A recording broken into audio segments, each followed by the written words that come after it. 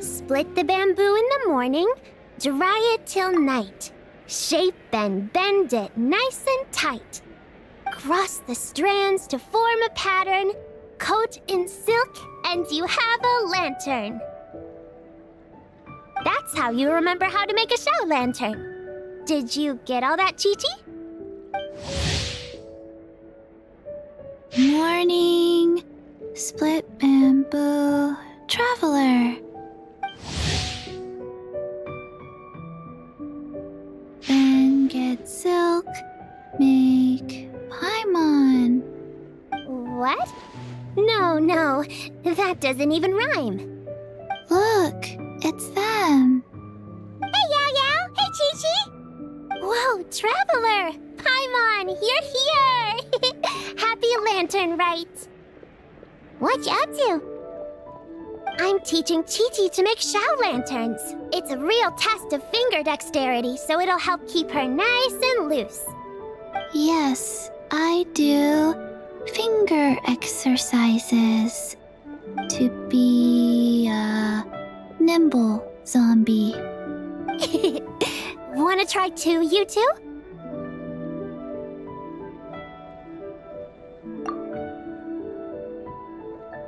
Oh, okay. Well, we need a whole bunch this year so it doesn't get too dark at night. Too dark? What does that mean? Dr. Baiju has patients who got hurt walking at night. The moon disappeared, so it was too dark to see. The moon disappeared? Like, behind the clouds? It was Jeonju, the moon devourer. Changshan told me about it, but now I forgot. It's an old myth from Chenyu Vale about a giant toad in the sky that eats the moon. What? The moon gets eaten? It's just a story. It's not like there's actually a giant toad in the sky. I asked Master about it, and she said myths are just insights into how the people of the past understood the world. Well, I didn't see it that night. But I've checked several nights since, and it's been there same as ever. According to Chi-Chi, though, the Ministry of Civil Affairs sent someone to do some kind of serious investigation. So, I don't know. Maybe something did happen. The Ministry of Civil Affairs? This is starting to sound bad. It's okay. You can fly. Even if it's too dark, you won't fall and get hurt. Yeah, exactly. So turn that frown upside down, Paimon, or someday you'll get a whole bunch of wrinkles and wake up looking like an old granny. What? Okay. No more frowning. But the Traveler can't fly. She could still fall and hurt herself, right? Don't worry. That's what the Xiao lanterns are for. As long as we make enough, Liyue Harbor will never go dark. Yeah, and there's the giant lantern too. Oh, right! I almost forgot. Look! This year's Grand Lantern commemorates the Adeptus who guards the moon. With her watching over it, the moon will be safe for sure. A white horse? Wait! So that's the white horse Adeptus? Yeah! Legend has it she used to live on the moon. So if it were ever in danger, I'm sure she wouldn't just stand by and watch. Huh! We've heard of the white horse Adeptus before, but we never heard the part about her living on the moon. Probably because it's a folk legend from Chenyu Vale, so not a lot of people know about it. But recently, some ancient artifacts were unearthed in Liyue, and the archaeological team even found evidence of ancient people worshipping an Adeptus who lived in a palace on the moon. It's kind of like how we write wishes on Xiao lanterns and release them during Lantern Rite. the White Horse Adeptus would descend from the moon in her jade carriage and grant people's wishes. Ooh! When did that happen? She sounds different from the other Adepti in Liyue. It must have been a super long time ago, 'cause even Master barely knows anything about this Adeptus. Nope. Kinda unbelievable, right? Yanfei said the White Horse Adeptus might even be a made-up legend, just like Janju the Moon Devourer. Yeah, a made-up horse and a made-up toad. You're mistaken, children. The White Horse Adeptus really does exist. Oh, Mr. Liu from the Baiju Guest House. But how do you know that for sure? Have you ever wondered how the guest house got its name, Yao Yao? Baiju... White Colt. So, it's named after the White Horse Adeptus? That's right. And that's because one of my ancestors was once blessed by the White Horse Adeptus. Wait, really? Tell us more! Tell us more! It was a long, long time ago, when this ancestor of mine was still a young girl. She was out gathering herbs and accidentally fell off a cliff, but the White Horse Adeptus rescued her. Oh, that's it? Paimon was expecting something a bit more... special? We've heard a whole bunch of stories like that before. Patience, young one. Let me finish. After the White Horse Adeptus saved my ancestor, she told her a story about the moon and the ancient kingdom of Langan. My ancestor was so captivated that she completely lost track of time. So much so, in fact, that when she returned to her village, she found nothing but a desolate ruin in its place. It was as if, without her knowledge, countless years had passed in the mortal world. Huh? The most extraordinary part of all is that it turned out to be a dream. When she woke up, she found herself at the bottom of the cliff, right where she had fallen. Other than her medicine basket, now filled to the brim with rare herbs, it was as if nothing had happened, until out of nowhere, a horse's whinny echoed through the air, and when she looked up, she saw a pristine white horse leaping over the cliff. A white horse leaping over the cliff? Wow, that sure is a crazy story. But now, it's starting to sound a bit too far-fetched. Another skeptic. You sound just like my son. But I know it's true. Ancestral records don't lie. Wait, so your son doesn't believe it happened? Don't get me started. Not believing is one thing, but he even wants to change the name of our guest house. It's a disgrace, I tell you, a disgrace. Well, it was getting about time for him to take over the guest house. And what's the first thing he does? Starts going on about how the name doesn't attract enough customers and how we're losing business to Wangshu Inn. Can you believe that? As if Baiju Guest House and Wangshu Inn aren't miles apart from each other. Oh, what about something like the Geo Lord's Rest? Paimon bets that would get people through the doors. Geo Lord's Rest. I like that one. This isn't about getting people through the doors. This is about disrespecting our ancestors. Oh, White Horse Adeptus, my wish is this. Let your divine power be known. Teach my foolish son the error of his ways. Paimon wants to learn more about this Adeptus. Hey, maybe we should ask Zhongli. Good idea! Mr. Zhongli is super knowledgeable. He can answer questions even Master has no clue about. Yeah, we just saw him having tea at third round knockout. All right, then that's our next stop. Chi-Chi and I are gonna keep making Xiao lanterns. Careful on the road! Goodbye, Paimon. Goodbye, traveler.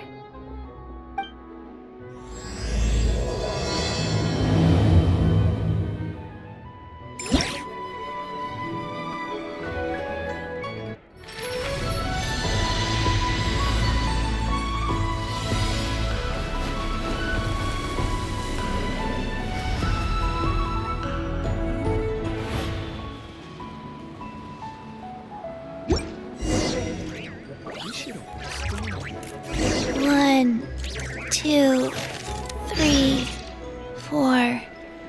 2, 2, 3, 4.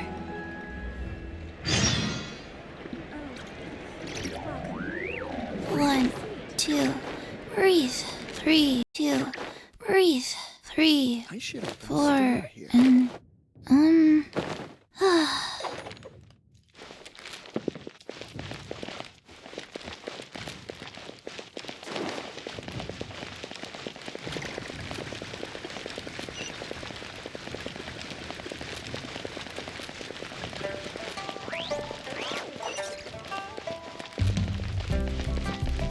faster? Okay, faster.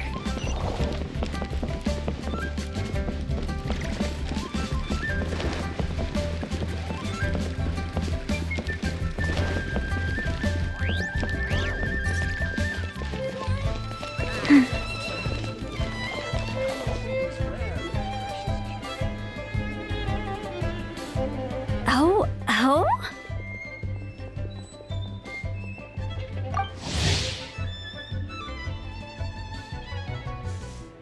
Oh.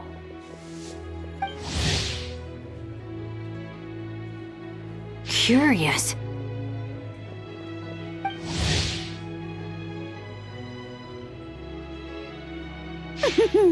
Impressive, right? What's with all the commotion over here? Oh, Traveler and Paimon! Perfect timing! I have something amazing to show you! What is it?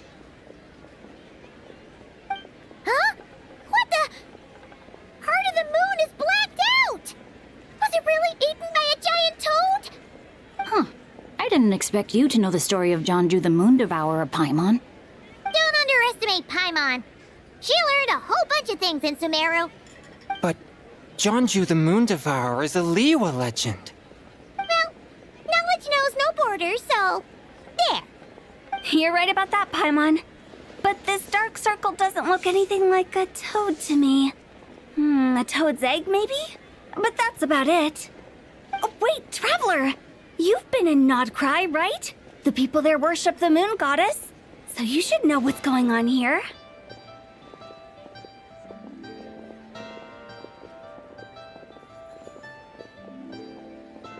Really? Not even in a place where people worship the moon? Huh.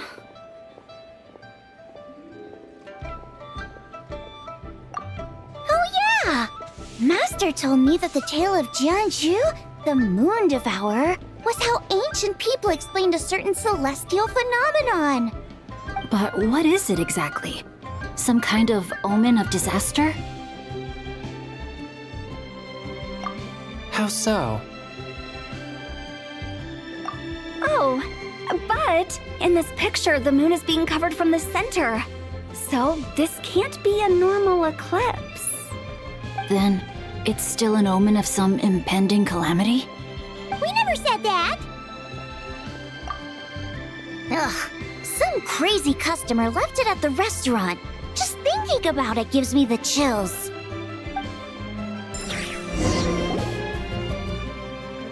Attention, everyone! As the auspicious festival season approaches, I have an announcement to make. I, Lu Xiong, am on the verge of becoming one of the most renowned archaeologists in all of Liyue Harbor. No, scratch that, in all of Tibet.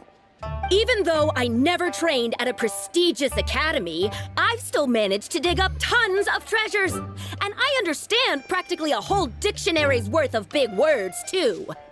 Like my pops always says, no pain, no gain. And I haven't had it easy, that's for sure. So, it's definitely my turn to make a name for myself. What's the deal with her? No idea. Maybe she ate a bad batch of perch stew? What? You don't believe me? I'm telling you, I dug up treasures from the ancient nation of Longan. I even got a picture of Jonju devouring the moon. Longan? Jonju? What is she even talking about? Sounds like she's a few perches short of a stew, if you know what I mean. So what if blackback perch stew is my favorite? Stop talking about me like I'm not here! Whoa, what are you doing? You're just a stupid, ignorant man, and I'm gonna kill you.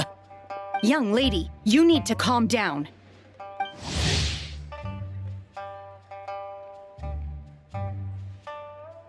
What? So you're looking down on me now too? How about I take you both out then? How does that sound? This is a place for dining. If you wish to take me out, you'll have to do it elsewhere. Don't act like you're better than me. Do you know who I am? I'm about to be the most famous archaeologist in all of Liyue. No, Tevat! Show me some respect. It's respect you want? Very well. For the sake of the other customers, we'll do this your way.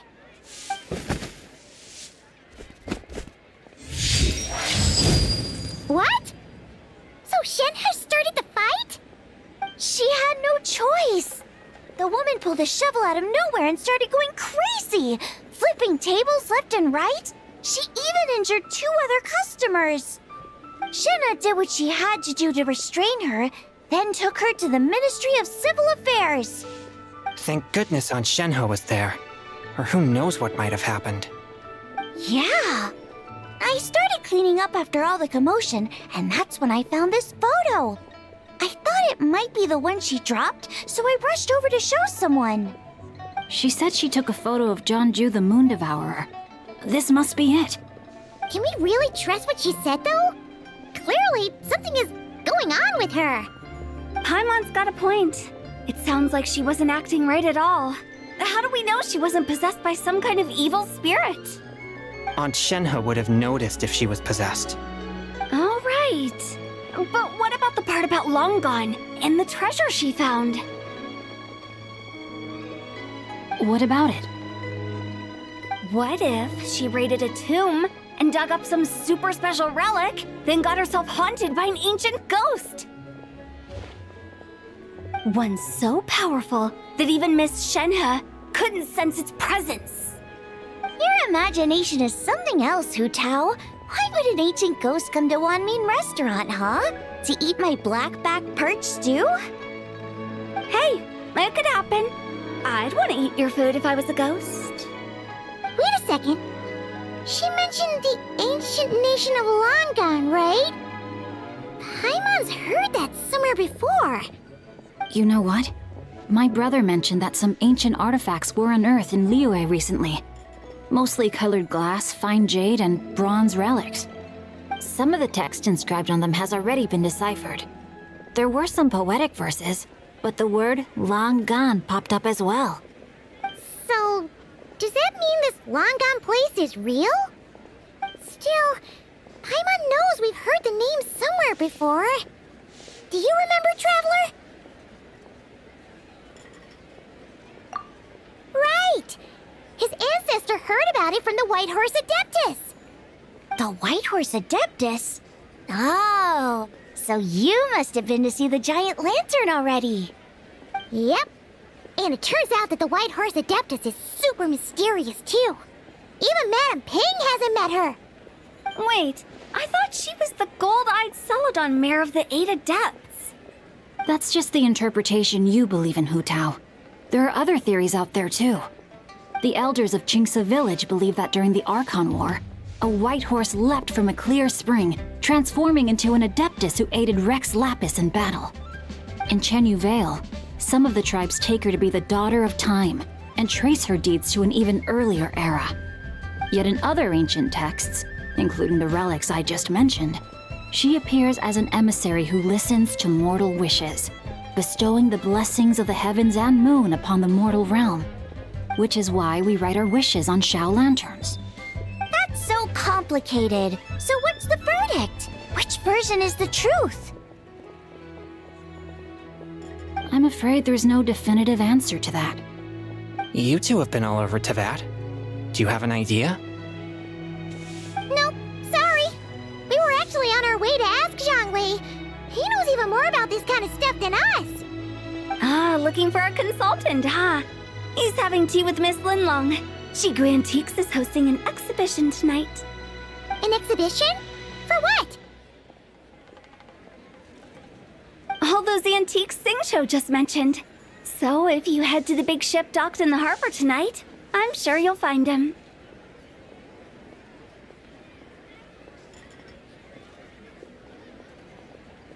So, where to next? How about we go to the Ministry of Civil Affairs to ask about the White Horse Adeptus? We might be able to find out more about the recent moon situation, too. If you're heading to the Ministry of Civil Affairs, could you give them this picture for me? Since it belongs to that customer, she deserves to get it back at least. It might even help the Ministry with their investigation.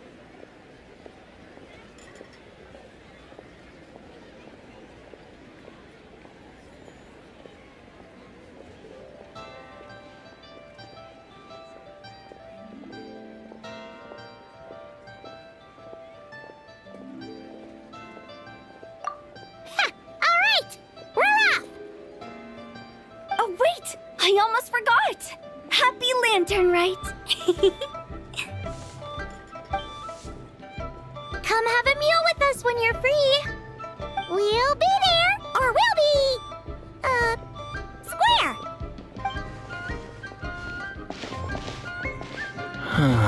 Thinking about it now, could it be possible that photograph was a fake? A fake? You mean like the customer fabricated it to gain academic recognition? Nice one, Changyun! I never even thought of it like that. How about we go check out that place tonight? I know exactly where it is. All right. I'll get scolded if I get home too late. Live a little, Xingqiu. You act like this is a first for you. Worst comes to worst, we'll get Xiangling to cook you something delicious, okay? Well, when you put it like that, I suppose it's worth the risk. You were just waiting for the promise of free food, weren't you? Fine. It's a plan then. We'll meet up tonight.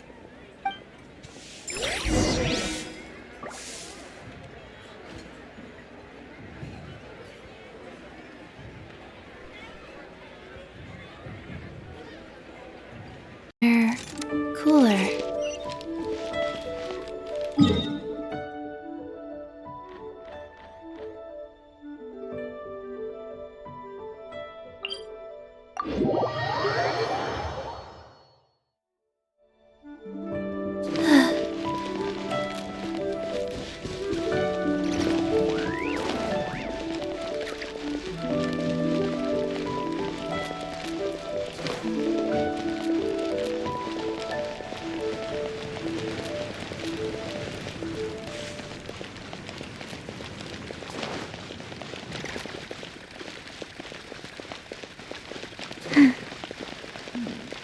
This is a peaceful neighborhood.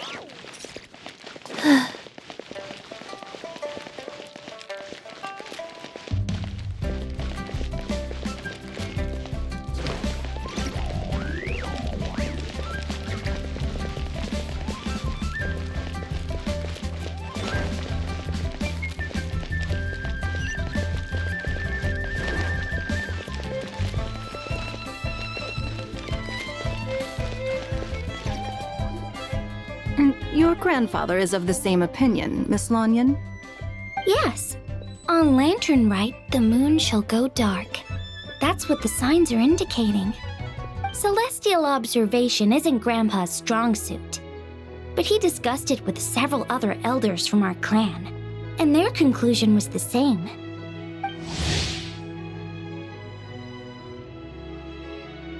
It's consistent with the information we've received from other sources as well.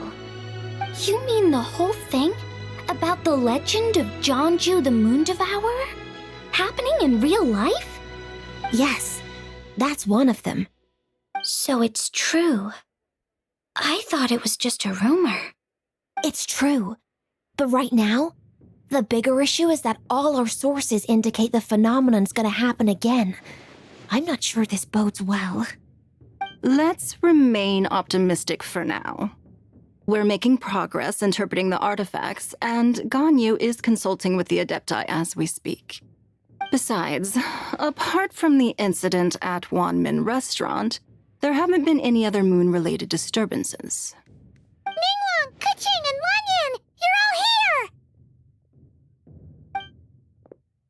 Oh, Traveler! And Paimon! It's been a while. Happy Lantern Rite. Yes, happy Lantern Rite. What brings you here, though? I thought you'd be in the harbor enjoying the Xiao lanterns. You're certainly not the type to visit Yujing Terrace for no reason. Is there something I can help you with?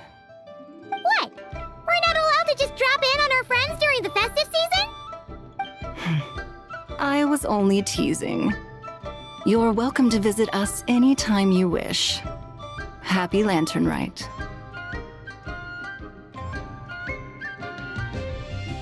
Oh, and about all the moon business you were just talking about? We have something to show you. Here, take a look! Whoa! Something really did take a chunk out of the moon. Someone managed to capture a picture of it. Is this Zhanju, the Moon Devourer, then? Even though we confirmed this event took place, I still can't quite believe what I'm seeing. Where did you get this picture? From Xiangling! She found it when she was cleaning up after that customer caused a scene. She thinks they must have dropped it. Wait, is this Chuang Terrace? No, it's just where I'm from. It said that Chuang Terrace was where the ancient people of Chenyu Vale communicated with the heavens. And in this picture, the moon happens to be right above Chuang Terrace. I was just surprised, that's all. It's probably just a coincidence. That's interesting because the ancient people of Chenyu Vale migrated there from the chasm area. The chasm? So, that place is involved too? According to our investigation, that customer you just mentioned, Lu Xiangxiang, her father and grandfather are merchants in Liyue Harbor, and her mother and grandmother grow tea in Chaoying Village. A few days ago, she left her home in Chaoying Village to join a civilian archaeological team funded by Hoishan Hall, and ended up excavating some artifacts in the chasm area. These artifacts were then entrusted to Shigu Antiques and are set to be featured in an upcoming exhibition. Then, of course, the incident at Wanmin Restaurant occurred. We suspect something happened during the excavation that left her with quite the shock. And now, it seems like she also went to Chuang Terrace and took that picture of the moon disappearing. The chasm? Chuang Terrace? Things are getting pretty complicated. She's not in a good mental state, so we took her to Boo Boo Pharmacy to get some help. Why don't you come with me to check up on her? At this point, you seem invested in this case too. Then let's head there now.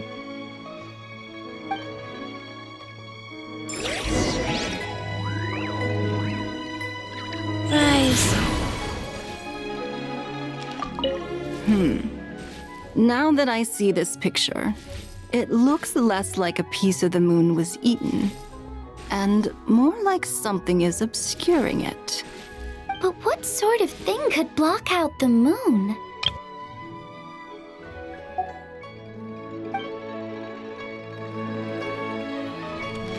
Faster? Okay, faster.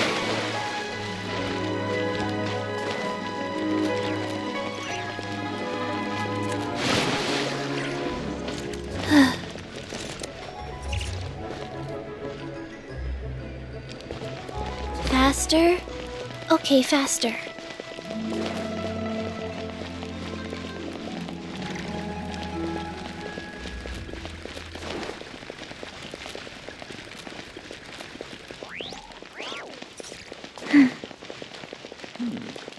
This is a peaceful neighborhood.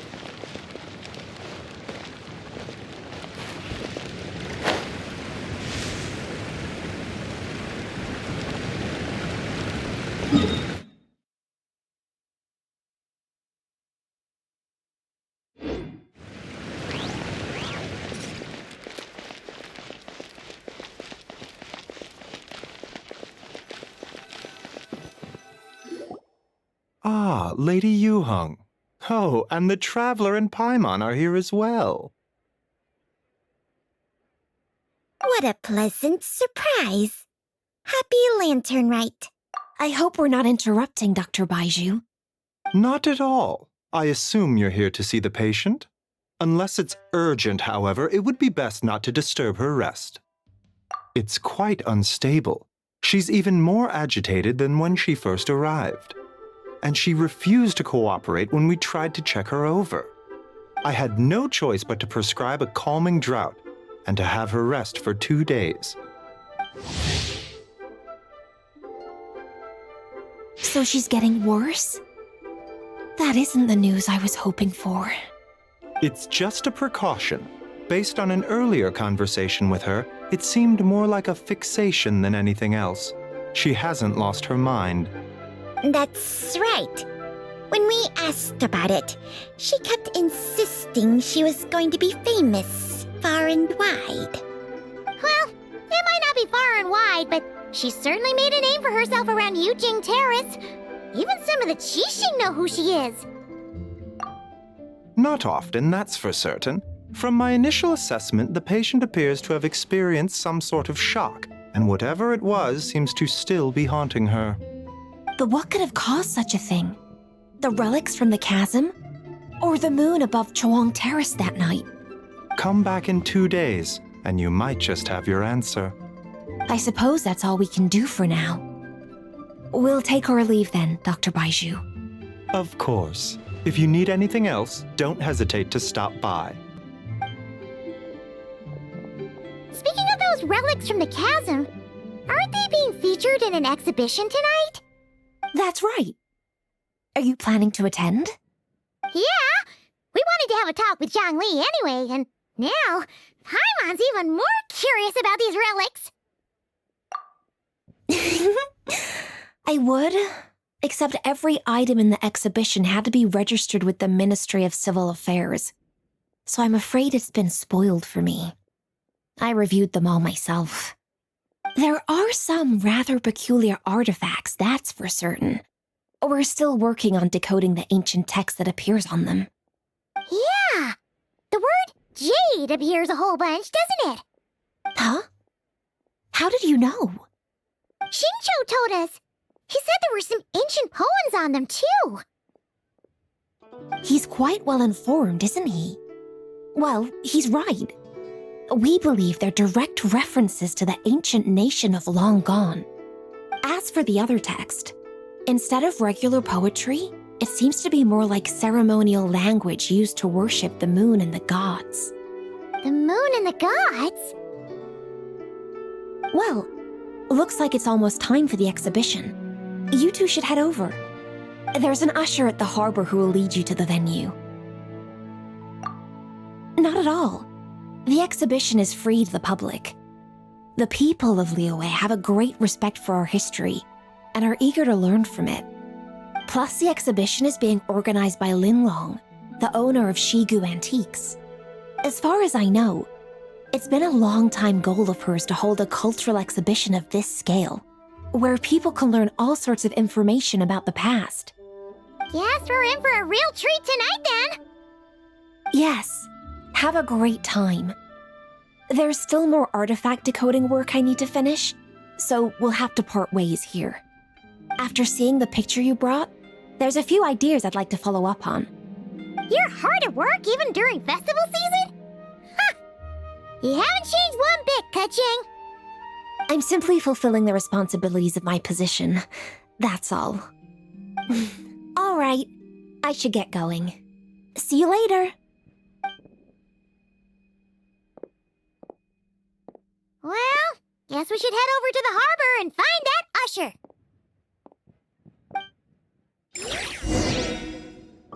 Please, show me your prescription.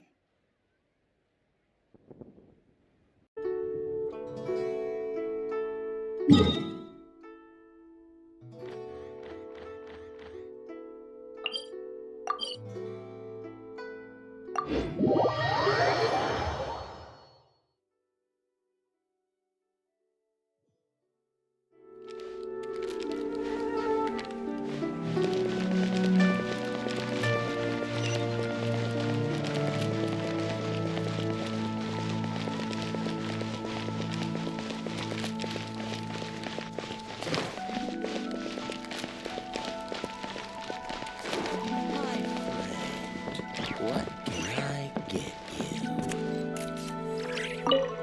Ah, here for the exhibition? I can take you aboard. After you.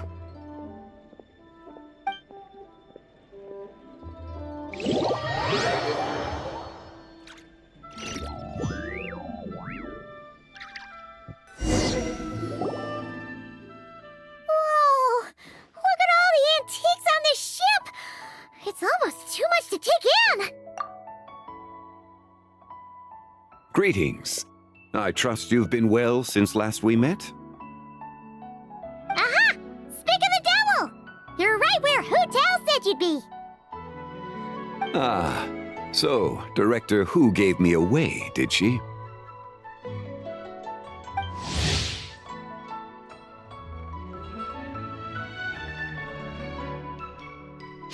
Like you're up to some super secret business. We know you just do whatever you feel like.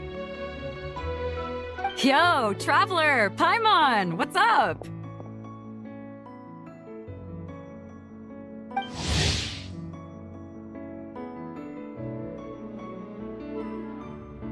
It's been a while, you two. Happy Lantern Rite.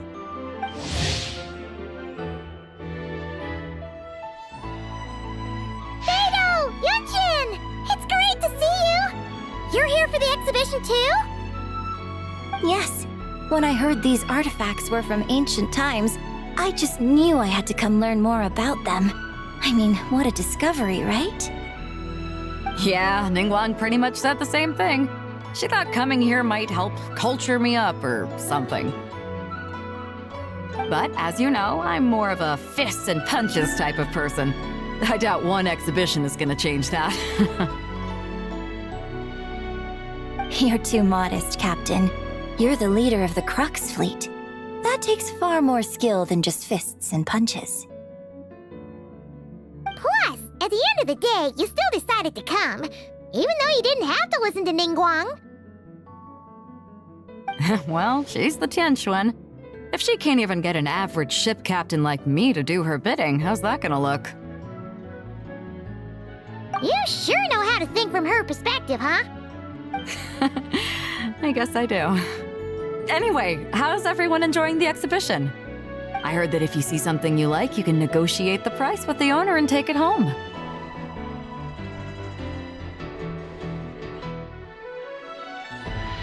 Wait, so we can buy this stuff? Indeed. Although Shigu Antiques is hosting this exhibition, many of the items come from private collectors. As long as both parties reach an agreement, you can make an offer of mora or an equivalent trade. Well, shall we continue our conversation as we look around? Let's go! I'm super curious about all this stuff.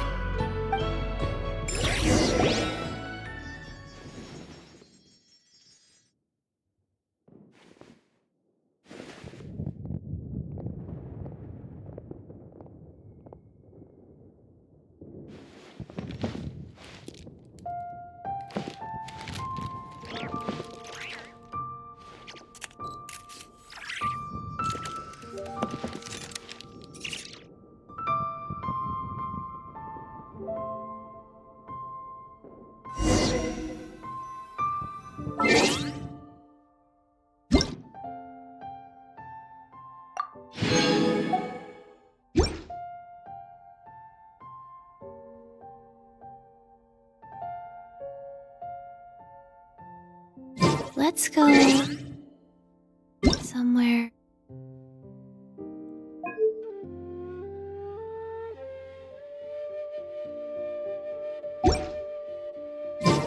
Cooler. Whoa, look at this painting! There's a huge toad on it! Could it be... Huh. This material is quite unusual. It doesn't look like paper. More like silk, or some other kind of fabric. Yeah, I was thinking the same thing. Well spotted. This is a painting of Jianju, the Moon Devourer, made primarily with mulberry silk. Such craftsmanship is rarely seen in modern-day Liyue. Ha! Jianju the Moon Devourer! Paimon knew it! That food made it super obvious. What's that? A new dish at Wanmin restaurant? No! It's a kind of lunar eclipse. You heard about how the moon disappeared recently, right? Oh, yeah. You're saying a toad did that? That's what the legend says. So, nothing to do with food then. Noted. And the figure next to the toad, is that the white horse Adeptus? From the stories I've heard, her palace lies on the moon. That would seem to be a logical assumption. No. In fact, this item was discovered in Chenyu Vale, and many years ago at that. Oh, so it's from Chenyu Vale? Actually, that's not quite right. You see, this painting is primarily comprised of mineral-based pigments, such as cinnabar and azurite, which are usually found within stratified rock. This suggests its place of origin may very well have been the chasm. You could have just started with that. You're as knowledgeable as ever, Mr. Zhongli. I had only ever heard the legend of Jianzhu the Moon Devourer, but now seeing it depicted in this painting, I wonder, if I purchased it, perhaps it could serve as inspiration for a new opera. Though I'm not quite sure who the painting belongs to right now. A splendid idea, Miss Yoon. Perhaps in lieu of Mora, you could offer the lyrics to said opera as recompense.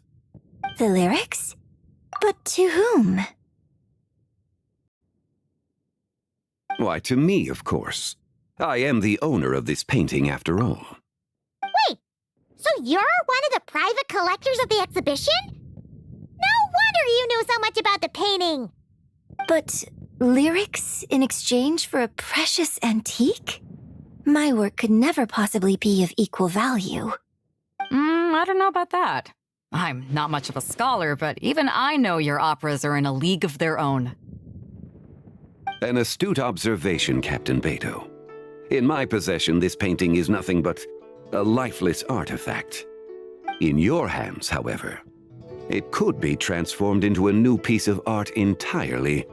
Quite the worthy exchange, no? But I'm not sure when I'll be able to finish writing it. It certainly won't be ready this year. Allow me to be equally forthright, Miss Yoon. This silk painting is merely a copy I made of the original work. There is no need for such concern over its value. Huh? So it's a fake? I had no idea you were such a skilled artist, Mr. Zhongli. I pride myself on having some knowledge of antiques, but I didn't notice anything that would point to it being a replica. You never cease to amaze me, Mr. Zhongli. You flatter me. All that said, Miss Yoon, you must accept. Truly, I insist. Huh. He's gone from handing out fake Mora to fake paintings now, huh?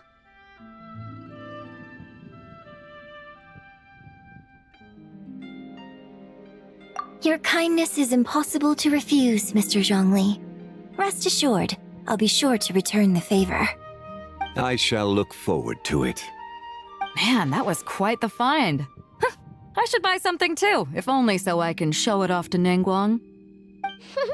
Let's keep going and see what we can find.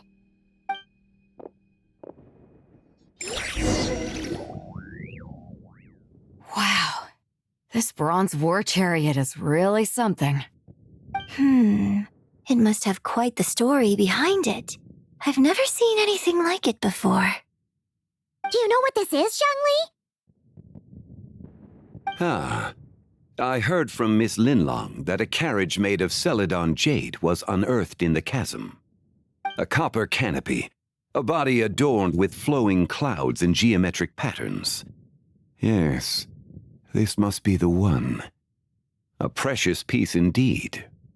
This thing's gotta be thousands of years old, right? Crazy to think people back then were capable of such intricate metalwork.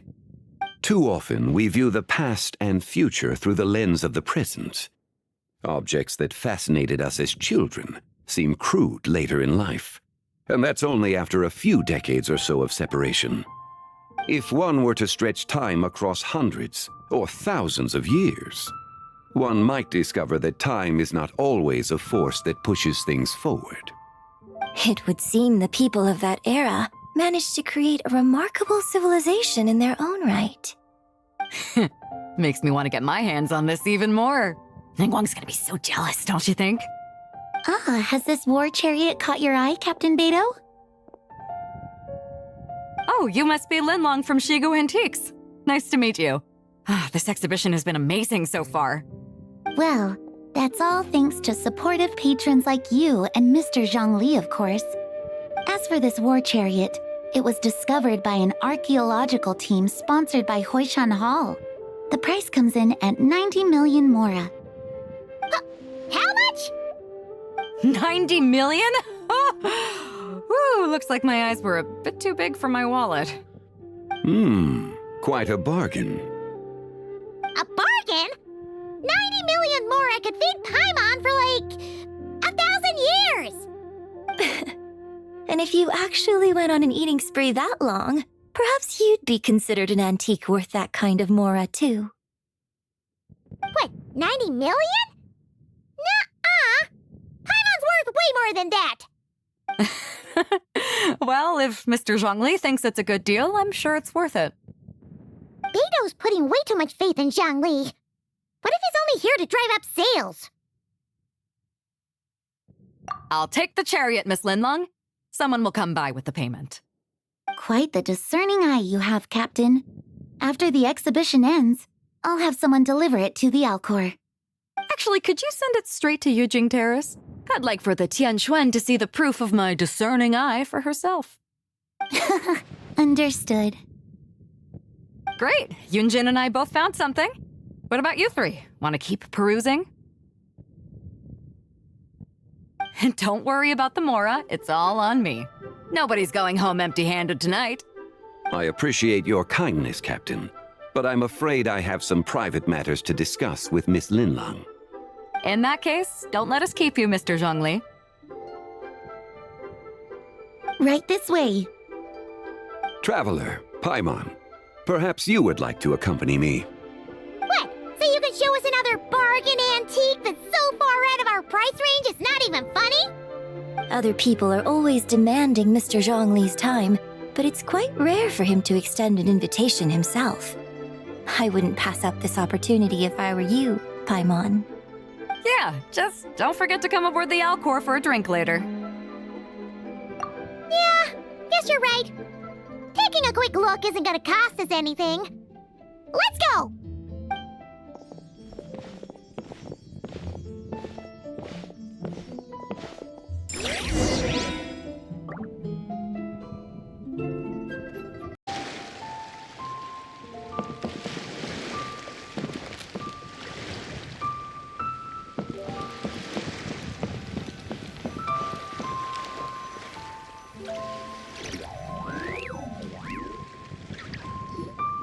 These are all the jade pieces that were found, Mr. Zhongli. Wow! So many styles! What kind are these? These are a type of ceremonial jade. You're familiar with Chenyu Vale's rain jade, right, yes? Oh, yeah! So these pieces are all used in the rain jade ceremony? Well, you may not know, Paimon, but before the rain jade rite came into practice, Chenyu Vale was known for a different ceremonial tradition that also involved jade. The Bi is used to honor heaven, the Tsong to honor earth, the Gui to honor the east, the Jiang to honor the south, the Hu to honor the west, and the Huang to honor the north. These form the 6 ritual jades. It's unfortunate, however, that Miss Linlong's set is missing both the Gui and Hu pieces. Oh, I know. These jade artifacts are from such an ancient time.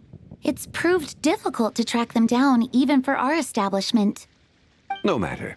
You happen to have precisely the piece I was looking for. Huh? This broken jade token? I didn't expect this to catch your eye, Mr. Zhongli. It isn't one of the 6 ritual jades. An affect belonging to an old acquaintance of mine. An old acquaintance? One of your collector friends, Mr. Zhongli? You could say that. Traveler, take a closer look.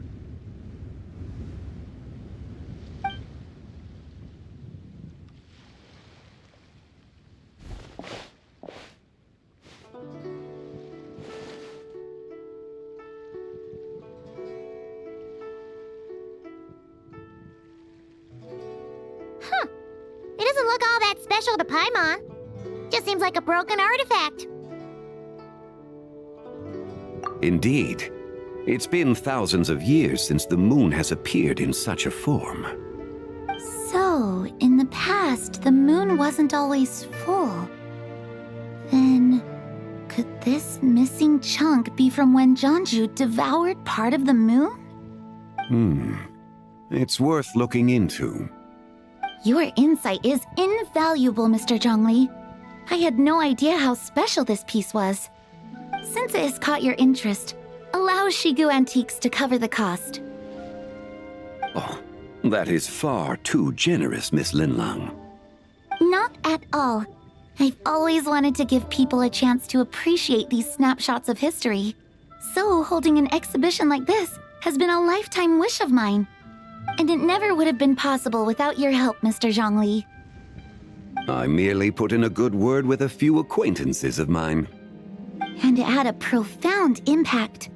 Without your recommendation, I doubt half of these collectors would have come to the exhibition. So, on both a personal and professional level, I owe you my thanks, Mr. Zhongli. Wow! Zhongli actually did something useful for once.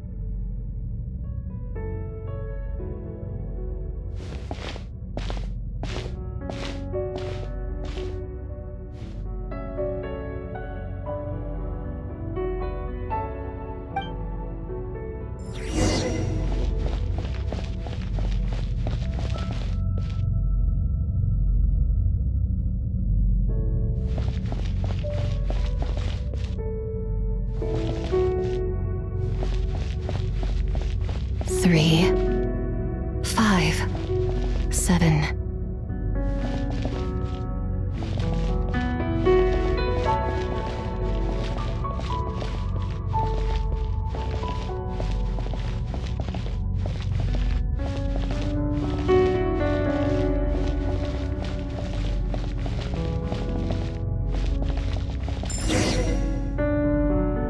Eleven, 13, 17, 19, 23, 29.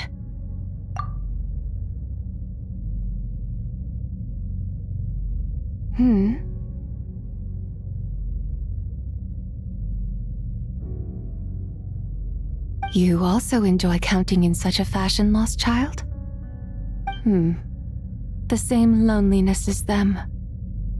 It seems to exist in your heart as well. Me?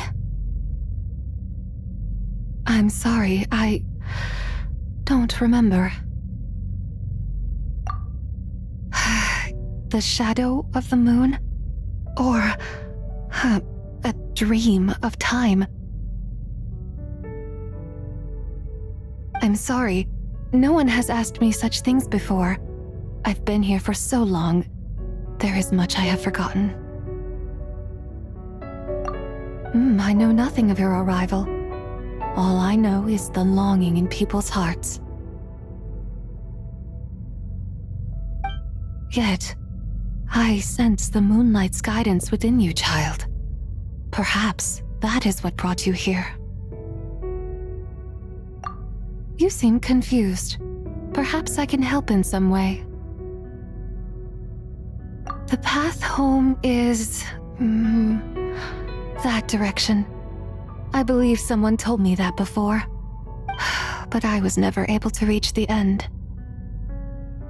You should take a look. No need. It would seem my time has already run out. Farewell. May the moonlight ever shine upon you.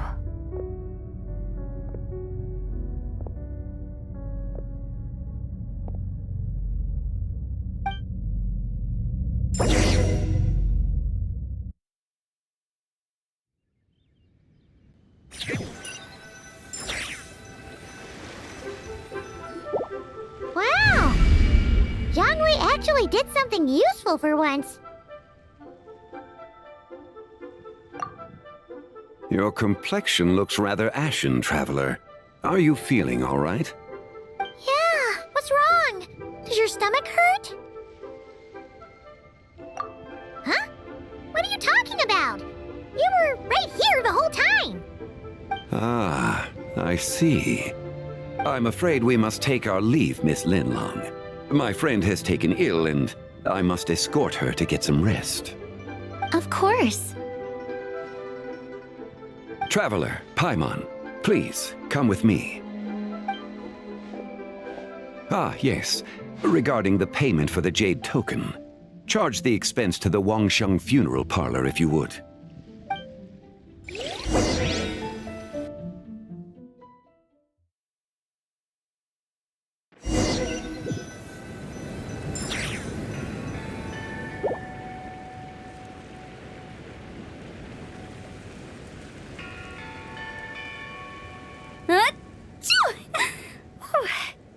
Guess someone's thinking of me. But this late at night? Must be that consultant of yours. I bet he's out there spending all year more at the exhibition. Yeah, he'd be the perfect employee if he just knew how to rein in the spending. But never mind him. Let's focus on the moon. We gotta see if it gets eaten tonight. I don't think it's going to happen. We've been out here all night, and the moon's the same as ever. It is quite late, and Chongyun's getting tired. How about we head back?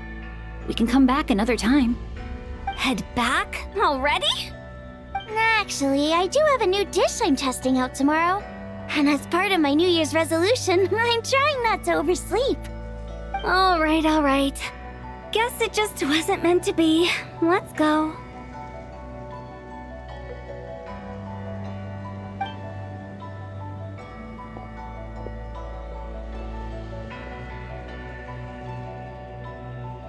When the sun's out, bathe in sunlight.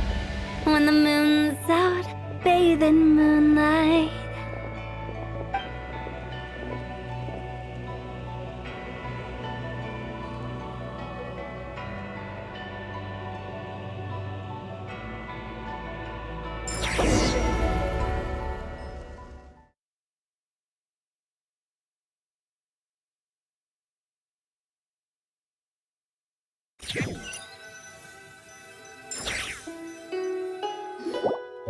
Wait, weren't we going to rest?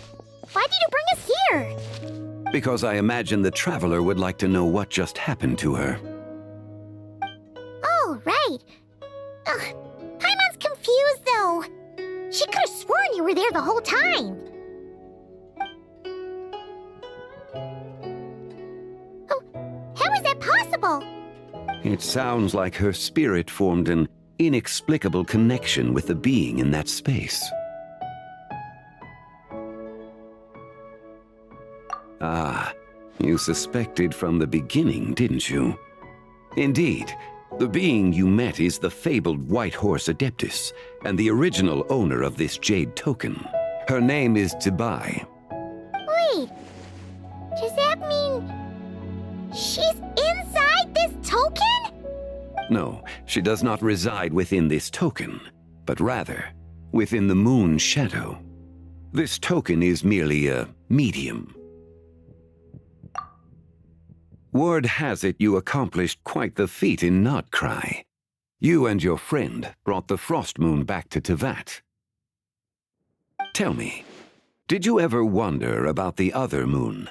The one that hung in its place for thousands of years?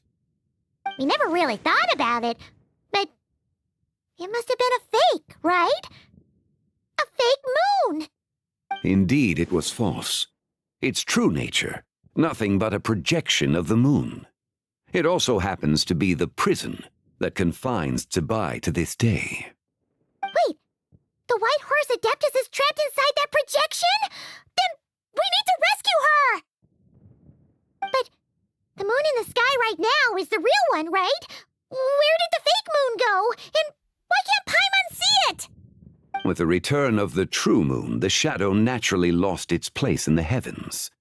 Now, it is disintegrating bit by bit. It's a process that comes and goes. When it occurs, it looks like the moon is being obscured by a black shadow.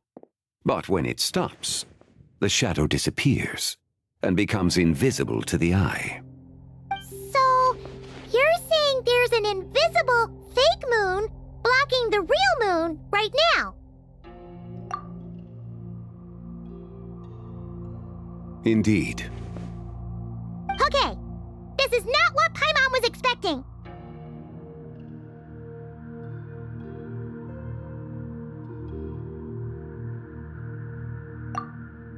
My hypothesis is that people's wishes could be what trigger the periods of disintegration. After all, when you experienced that episode just now, it was precisely when Miss Linlong spoke of her own wish. Wait, is that because the White Horse Adeptus answers people's wishes? The legend must be true then. So, that means the more wishes we make, the faster the fake moon will disintegrate, right? Then it won't be long before the White Horse Adeptus is free! Quite the contrary. After countless years trapped inside, the two have merged into one. When the moon shadow is gone, Zibai will cease to exist in this world. Oh no!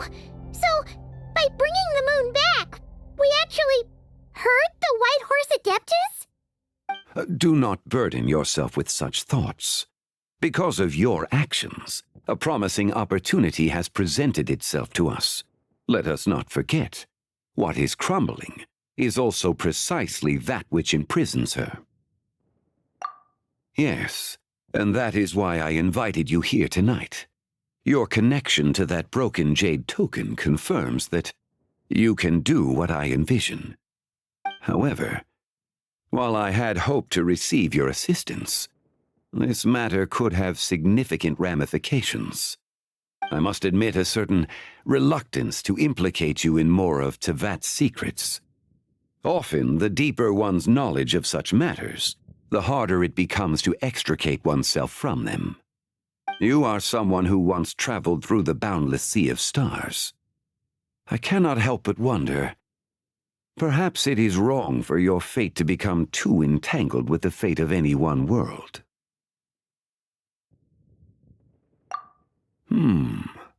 Such is your conviction, then.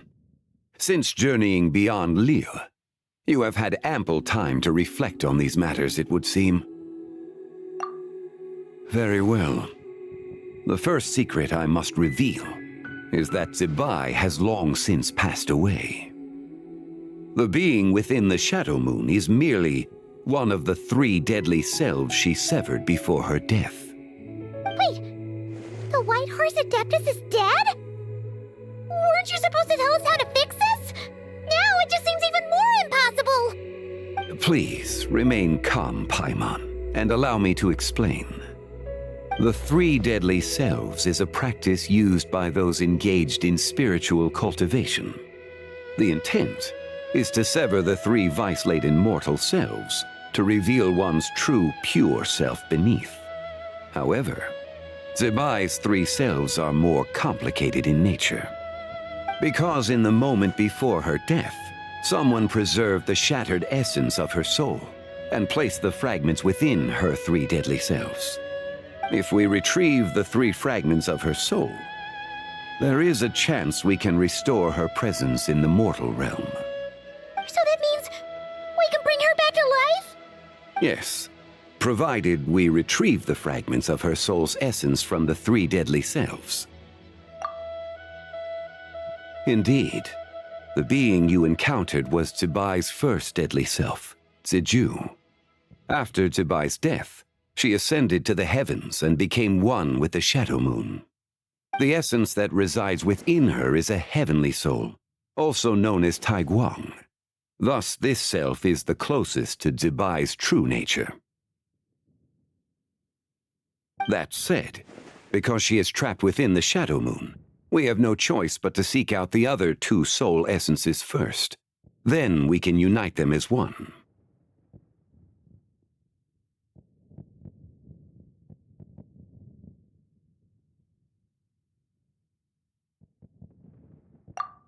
Her second deadly self is called Ziji.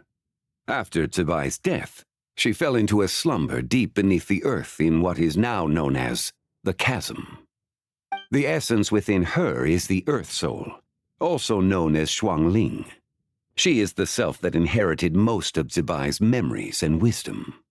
The chasm? So, do we have to go there to find her? That won't be necessary. I sensed her presence on the jade carriage from earlier, the one at the exhibition. It's possible the return of the Frost Moon awakened her, and she emerged from the chasm alongside that batch of ancient artifacts. Wait! That must be why you agreed to help with the exhibition! To investigate the artifacts! Indeed. So in truth, Miss Linlong was the one who helped me. The third deadly self is Zichao. The essence within her is the human soul, also known as Yojing, Zibai's shade. Thus she is the most free-spirited among the three. She lent me her aid during the Archon War 1,000 years ago. But later, as her powers waned, she retreated into the mountains. I imagine finding Zichao should prove the most troublesome, so I shall take it upon myself to track her down. So, we need to find the second deadly self, right? But where do we even start? Locating her should not prove difficult. In life, Zibai was fond of mortals, and as the self who inherited most of her memories and wisdom, Ziju should be the same. It's possible she has possessed someone, and is meandering the bustling streets of Liyue Harbor as we speak. Possess someone? Wait! Are you thinking what Paimon's thinking, Traveler? What if she raided a tomb and dug up some super special relic, then got herself haunted by an ancient ghost? Exactly! Lu Xiangxiang! It seems you have a lead in mind already. She'd still be at Boo Boo Pharmacy. She was super agitated when she first got there, so Baishu gave her some calming medicine and told us to come back in 2 days. Do you think it could be her, Zhengli? It's quite possible. The deadly selves are impure beings that can easily influence mortal minds.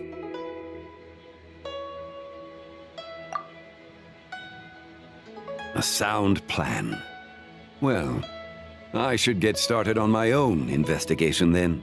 But you're leaving already? I must. Zichao went into hiding after the Archon War.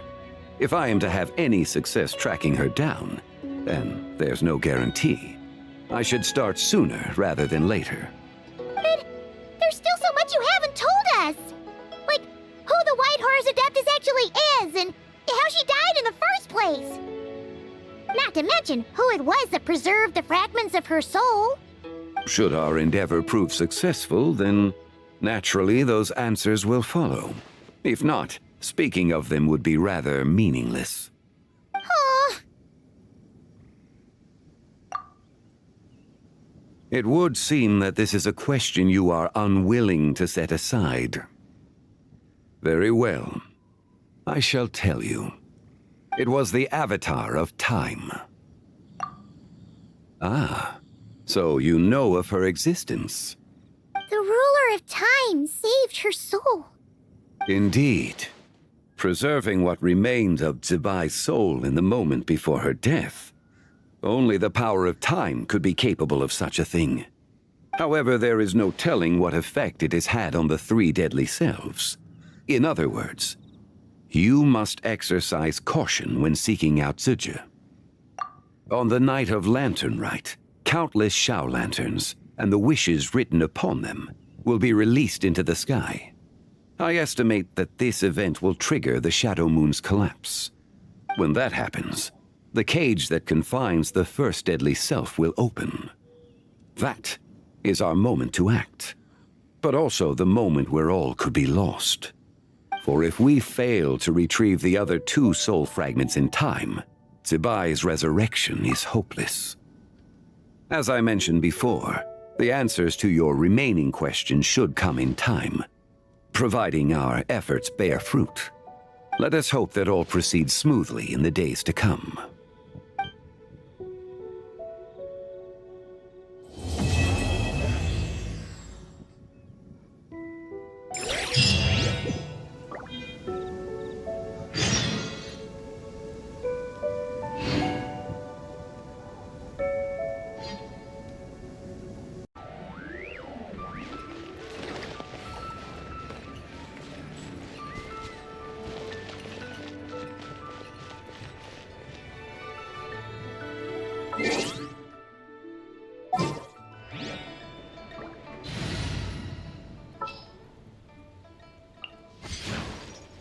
I'm here.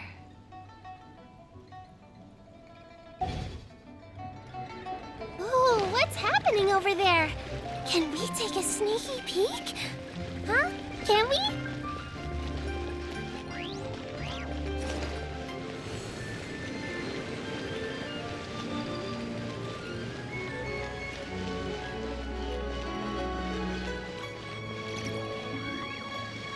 So let me get this straight. The patient disappeared right as you were delivering the medicine. I know it's hard to believe, but that's exactly what happened. It's true. 1 minute she was there, and the next she was nowhere to be seen. Hey, it's Yelan! Fancy seeing you here! Oh, is this a bad time? Not at all. Just a small roadblock in the case I'm working. Mingguang asked me to investigate a patient named Lu Xiangshan. If you're here to find her too, then you're out of luck, I'm afraid. She went missing this morning. What? According to Dr. Baizhu, the patient vanished right under his nose. But it just seems like that should be impossible. There 1 second and gone the next? Pretty sure Xiao can do something like that. Then you're suggesting this Lu Xiangshan is the vigilant Yaksha in disguise? Or some other adeptus? Guess not. But this is so weird. How can a living person just vanish into thin air? Unless Linny decided to take his act to Liyue? Who is this Linny you speak of? He's... Oh, never mind. Paimon's just grasping at straws. Let's set aside the how for now, and focus more on the where. You mentioned this patient has a strong obsession with achieving fame and recognition? Yes. She kept talking about becoming a renowned archaeologist and making a name for herself. So, are we looking for a place where it's super easy to become famous? I think we should check out the Xiao Lantern crafting stalls. Because it's easy to become famous by making Xiao lanterns? Not exactly. When the people of Liyue need a solution to a problem, their first thought would be to pray to the gods and the Adepti. If her wish is to become famous, she might write it on a Xiao lantern in the hopes that the fabled White Horse Adeptus might make it come true. That certainly sounds probable. Turns out, the White Horse Adeptus might be a lot closer to home than she thinks.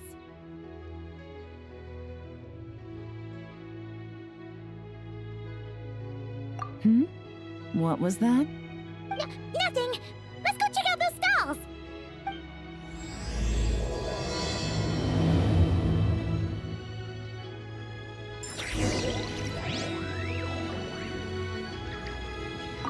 Is it possible I was just imagining things?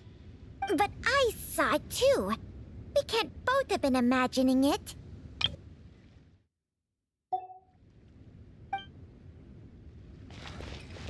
can't read Show what me this your says. prescription.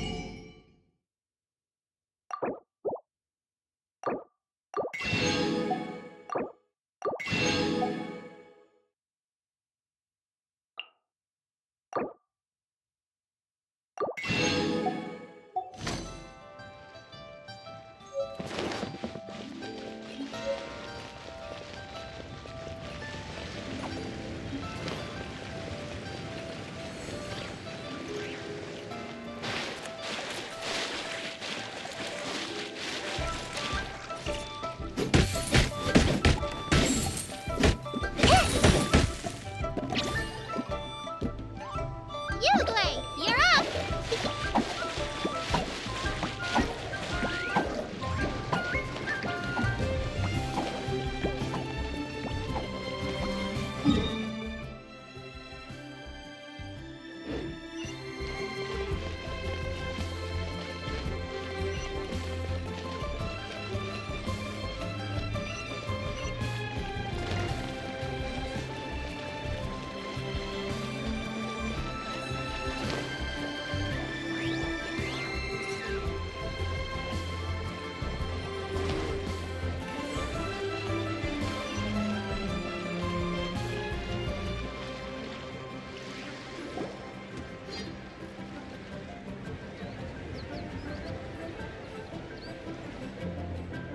Alright, we're here!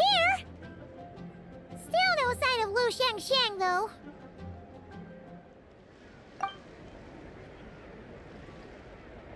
As long as you're patient enough, Paimon, you'll find that hunting down people is no different from hunting boars. We need to blend into the environment, or we risk alerting the target. So as far as everyone here is concerned, we're just ordinary tourists. Oh, okay. If we need to blend in, then let's make some Xiao lanterns and write our wishes down, like everyone else. What's your New Year's wish, Yelan? I haven't given it much thought. Oh, and it can't be work-related. You gotta take a break once in a while, right? You're always sticking out this suspect, tailing that criminal, hunting down this gang or that. Which is super amazing and all, but it's gotta be exhausting. Really getting into this, huh? You said to blend in, right? Come on! It's all part of the act! So you gotta think of something! Then, I suppose, it'd be to go traveling, the next time I get the chance. Traveling? That's our bread and butter! Wanna join us?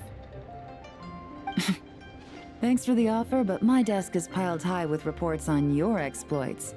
And that's not quite the kind of traveling I had in mind. I was thinking more the lie down and do absolutely nothing kind of travel. Ah, something a bit more easy and breezy, right? Hey, wait! We know just the place! The Easy Breeze Holiday Resort in Netland. It's super relaxing and full of fun activities. You've got the beautiful ocean and tons of cute little creatures called Asha. Seriously, you gotta go! Huh. I suppose I'll have to check it out. Hey guys, happy Lantern Rite!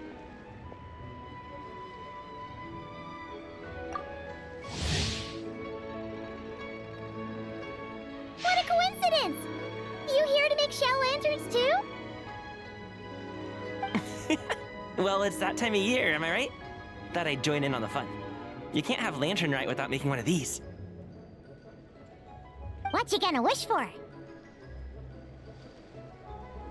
Aw, man, it's kind of embarrassing, but whatever. The truth is, the mighty mythical beasts are seriously struggling with recruitment. So I'm hoping to find a few apprentices and teach them the art of wushu dancing. Awesome! Sure, Fugami, here we come! Whoa there, Paimon! One step at a time. I actually need to find people first. Yeah, but Paimon bets people will jump at the chance to learn from you. Well, I wouldn't be so sure. Wushu dancing is super physical and takes a lot of hard work to master, so it's not easy to find people. At this point, if the Adepti can't help me, no one can. I'll do it! Huh? You just said you wanted an apprentice, right? Well, I'm offering. What do you think? Whoa, the White Horse Adeptus works faster than I thought. Traveler, it's her. Lu Shangshan. Our target! Hey! Didn't you hear me? I said I wanted to be your apprentice! No need to shout. I heard you the first time. What's your name? Step back a bit, Gaming. This person could be dangerous. What? Hey! What are you trying to do? Do you know who I am? Get back! Lu Shangshang, we have no intention of harming you. We just need to ask you a few questions. Get back, I said! Try to remain calm. If you come any closer, I'll...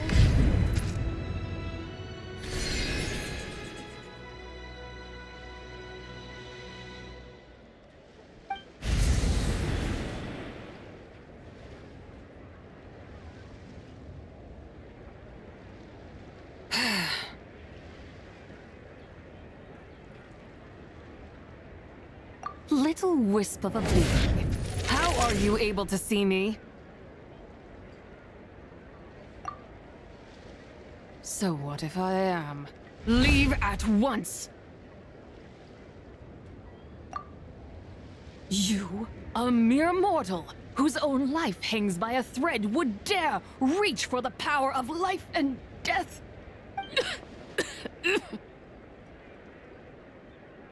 Unless you wish to be condemned to eternal damnation, you would do well to abandon this foolish endeavor. I shall speak on this no further. Don't come any closer. How did I get here? Who are you people? Playing dumb, are we? Save it. We know you attacked those people at Wanmin Restaurant. What? No, I would never. You must be mistaking me for someone else. You don't remember? Of course not. How could I do such a thing? What about the photo you took near Chuang Terrace?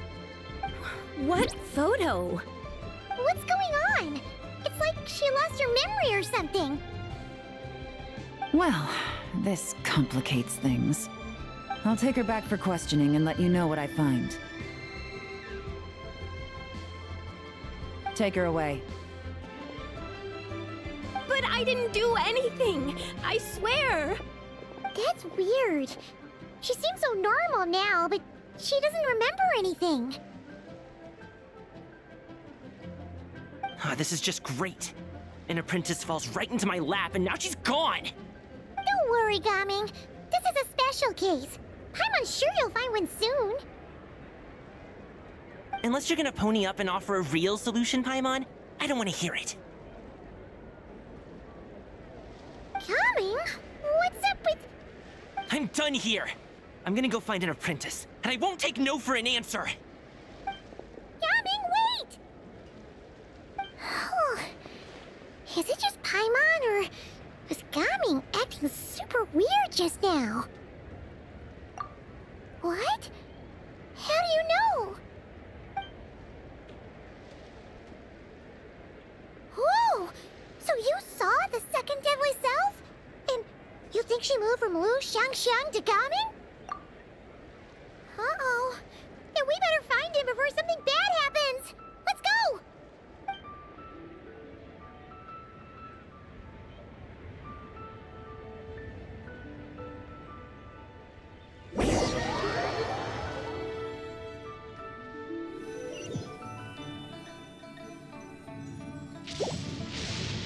Alas, why must Cloud Retainer inflict such woe upon us, Mooncarver? By the order of Rex Lapis, we were supposed to make haste to the harbor to stand watch. Yet we arrived late, for you, in your inscrutable wisdom, chose that very moment to tend the mint. It is no wonder Cloud Retainer banished us to the wilderness in anger. A pity only that I, blameless as I am, was made to share in the punishment. Blameless indeed. You speak as if it was not you who decided to plant all that mint in the first place.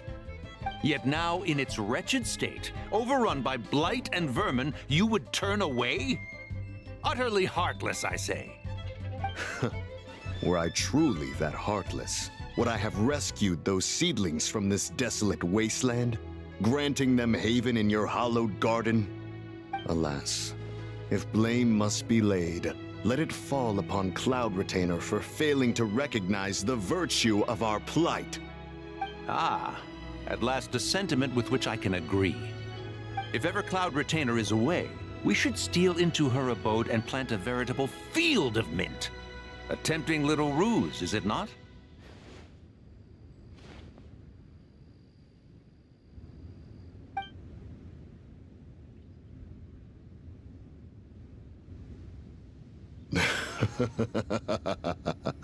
Positively ingenious. Please stop chasing us. Just let us go. Get back here! If you keep running, I'll kill you! Please, we don't know anything about wushu dancing. Just leave us alone. What? You think I'm not good enough to teach you? Just agree to be my apprentices, and then we can talk. That child looks somewhat familiar. Ah, it appears to be the wushu dancer from Liyue Harbor. I have seen him perform on occasion. Come, let us take a closer look. Has trouble befallen you, young one? Perhaps we can offer aid. Oh, thank the gods. Please, sir, you have to help us. This guy's trying to force us to become his wushu dancing apprentices, and he won't take no for an answer. Oh, so it is you who require aid, not the other way around. Get out of the way, old man! This is between us. Preposterous. You dare to presume we are of a mature age? Listen here, brazen youth. Skilled you may be in the art of dance, yet your offstage demeanor leaves much to be desired. Hold on, Mountain Shaper. Something is amiss. Look closer. Huh. Indeed, he bears the mark of something unclean. It spells trouble. You there, depart at once. Hey! You drove off my recruits, old man! You'll just have to take their place, even if you're a bit on the decrepit side. Many years it has been since a being has dared speak to us in such a manner. Now let us see what evildoer has sought to use you as its puppet, young one. You two, you're Adepti! Does that strike fear in your soul? Whoa! Two Adepti recruits just fall right into my lap? That white horse sure knows how to grant a wish. Coming! Slow down! Wait for us! Jeez, take a hint, will you? I told you to stop following me! Traveler, Paimon, keep your distance from this youth. Evil has taken a hold of him. We know! It's one of the White Horse Adeptus' deadly selves! She's possessing Ganing! The White Horse Adeptus' deadly selves? Could it be that Rex Lapis called us to Liyue Harbor for this very reason? Hey! What are you two whispering about over there? Who's gonna be first apprentice and who's gonna be second? It doesn't matter! I'm not the kind of Sufu who plays favorites. Insolent spirit! Be gone from this child at once!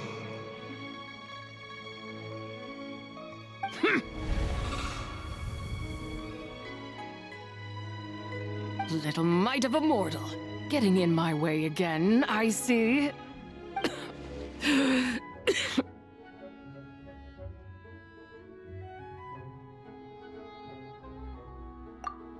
That is no concern of yours.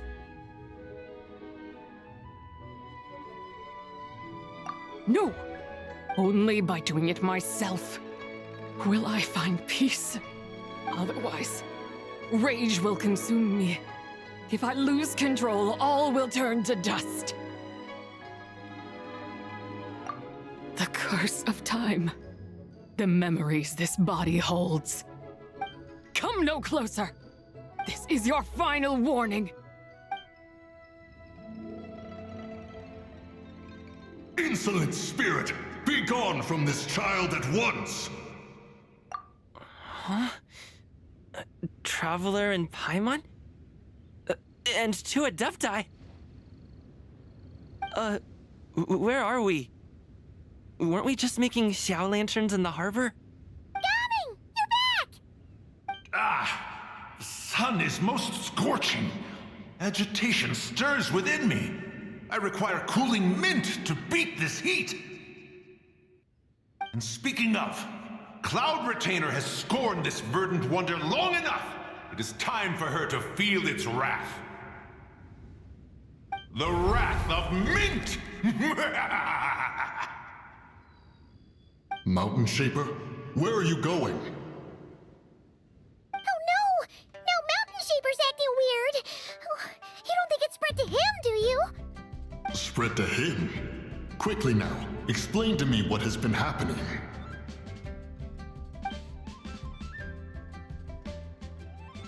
What? Was I really that rude? Jeez, someone get my dad to throw a slipper at me. I'm so...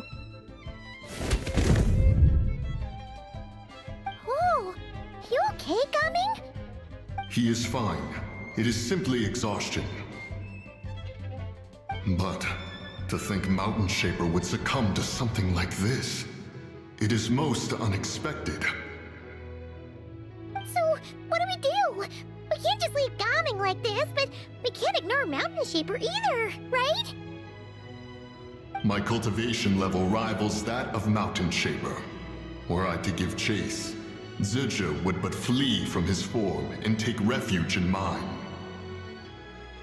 Seek out Streetward Rambler. Cloud Retainer and the Conqueror of Demons should be with her. I shall take this child back to the harbor and join you post-haste. Oh! What are all the Adepti doing together? Rex Lapis charged us with keeping watch over Liyue Harbor should danger rear its head. I dare say this is the very crisis he anticipated. Come, we must devise a strategy before confronting Zizha.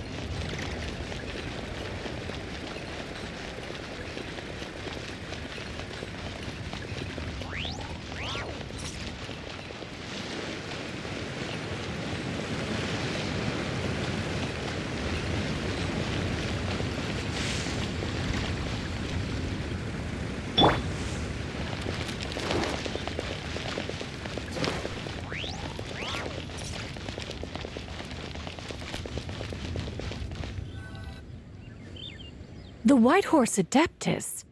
You mean the mysterious white mare that aided Rex Lapis during the Archon War? Even if it's not her, there must be some connection. She always avoided us back then, and I never knew why. Rex Lapis's recent trip seems to be related to this person as well. Xianyun! Madam Ping! Xiao! Great! You're out here!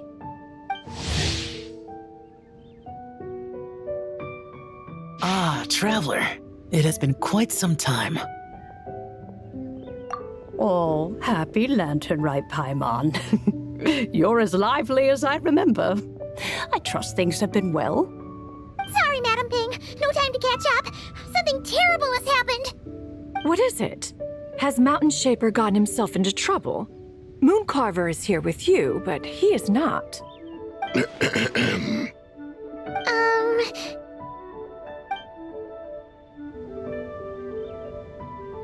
The Wrath of Mint? That old fool dares to utter such nonsense behind one's back. Yeah, that's not really our biggest concern here. So, even a mere deadly self of the White Horse Adeptus was able to possess Mountain Shaper and affect his mind. No wonder Rex Lapis told us to gather here and await his orders. Mountain Shaper's cultivation is inadequate. He was caught unprepared. Were it one of us, Zizhi would hardly have found a vessel quite so ready for the taking. Hey, that's not what you said earlier. Where is Mountain Shaper now? A question that hardly bears pondering. Obviously, he intends to plant mint in the vicinity of one's abode. Ah, then he poses no great threat. We might as well let him be. Once he fulfills his wish, it's possible that Zizhi will relinquish him of her own volition. Your ulterior motive is most obvious, Mountain Shaper. You two hope for Mount Eltsong to be covered in mint. One can see it clear as day. Not to mention, deadly selves are born of malevolent human desires, and naturally pose a great risk to the form and mind of all living beings. We cannot let this go unchecked. Let me handle it. I have relevant experience and know how to deal with such situations. One has no doubt of that. Yet your involvement would likely end in armed confrontation. In one's own estimation, the time for such measures has not yet come. Before his departure, Rex Lapis knew that Zizhi was active in Liyue Harbor, yet told us only to wait. It would seem, then, that Rex Lapis did not believe extreme measures were warranted here. Yes, this is quite a peculiar case. After all, Zizhi's possession does not seem to come with ill intent. It's more like she's guiding those she possesses to fulfill their own wishes. There is another matter of import, however. I sense tremendous resentment emanating from her. What could be its source to render her so unable to find peace? She was talking about the White Horse Adeptus memories, right? From what the Traveler said, it seemed like she was about to explode with rage. But why? With Rex Lapis away, if we wish to understand that which occurred in the past, we shall have to ask her directly. She also mentioned the Curse of Time. What could that be about? Perhaps erosion. Indeed. We are of the same mind. I heard that ancient clans in the mountains once regarded the White Horse Adeptus as the daughter of time. It seems there was some truth to that, after all. The Daughter of Time. Cursed by time? Time does not treat everyone equally. The longer you dwell in this world, the more it takes from you. Then what do we do? One has devised a solution. Based on what you have told us, it seems that Zizhi is in the habit of leaping to a different host when provoked. One's plan is for us to block all escape routes while you confront Mountain Shaper, forcing Suja to reveal herself. Then, if prior experience stands, she will have no choice but to possess you. However, not only are you able to sense it, you are also unaffected by the peculiar state of stasis. In other words, in that moment, you would have the chance to either subdue or persuade her. That is akin to walking straight into the lion's den. Allow me to go instead. Yeah! Isn't this plan a bit too risky? Why doesn't Paimon try first? After all, even if she got possessed, it's not like she would pose a danger to anyone.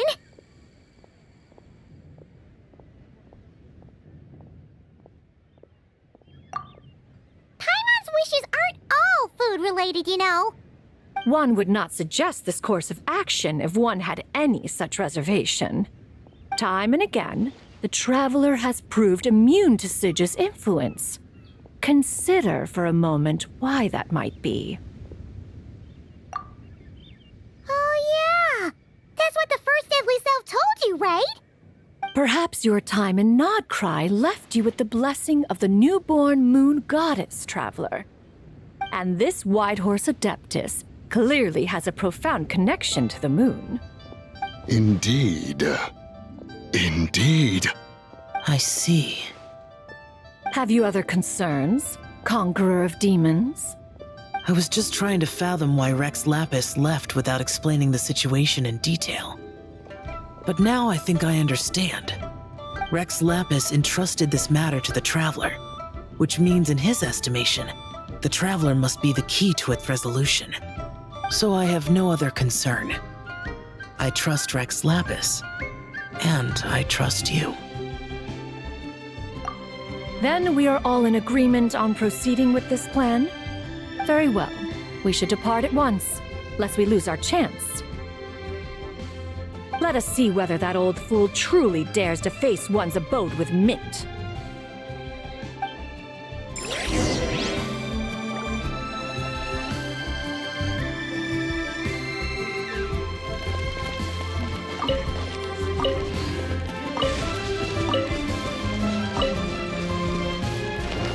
What if Master finds out?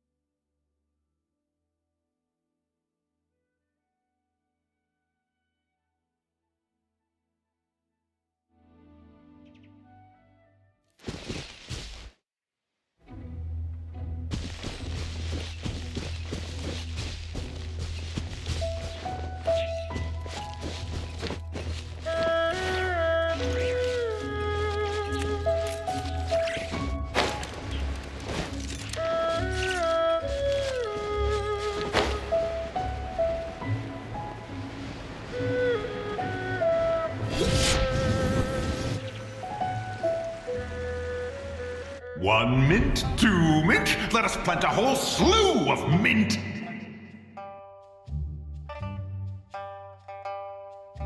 Once I reach 10,000, Cloud Retainer's abode shall be Mount Outsong no more, but rather Mount Mintsong!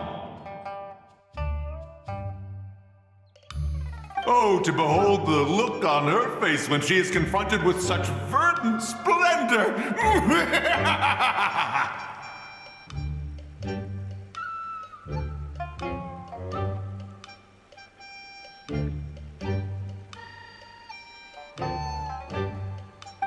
Mountain Shaper! You dare disturb the tranquility of one's abode!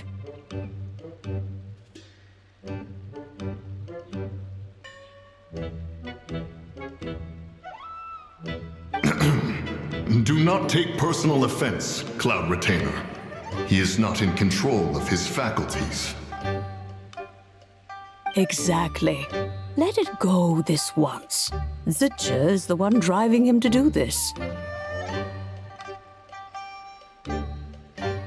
Huh?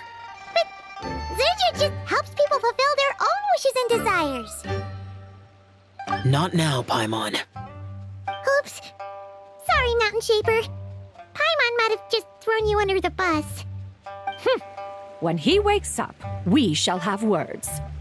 Everyone, to your positions.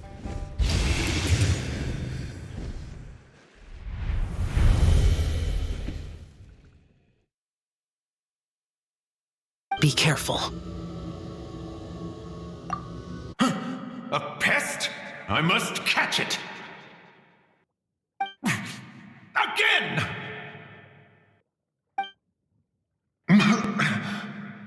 Oh, young one, it is you! Don't tell me. Cloud Retainer sent you? Ha! Such brazen insolence!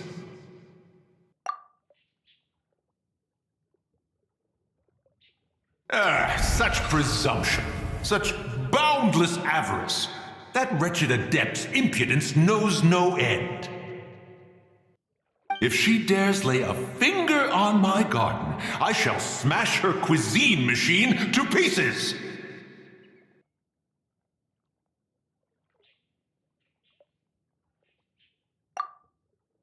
You think I am one to fold so easily?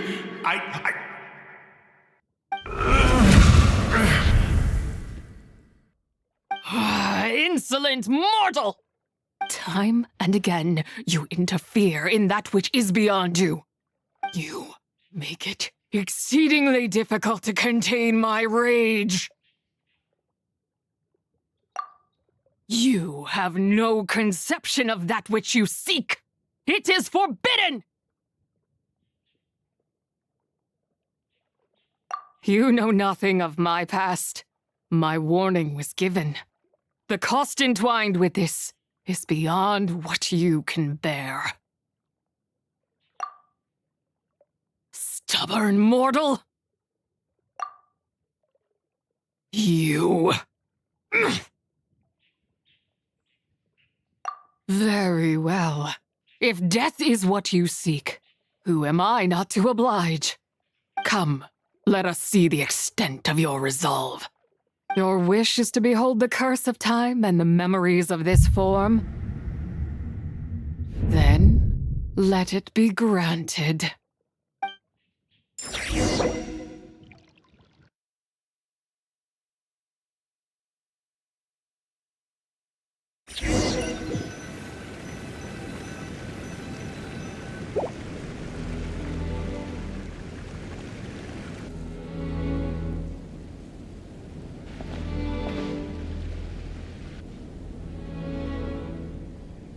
You who seek death, stand before me. My prison. I was merely a trace of impure energy within Zabai's immortal body. When her soul was shattered, it should have been the end of me. But then, the one who governs time descended from on high and froze the moment of her death. And so, I remain in this world, unable to find release.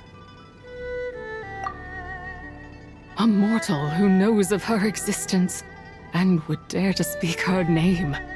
Who are you?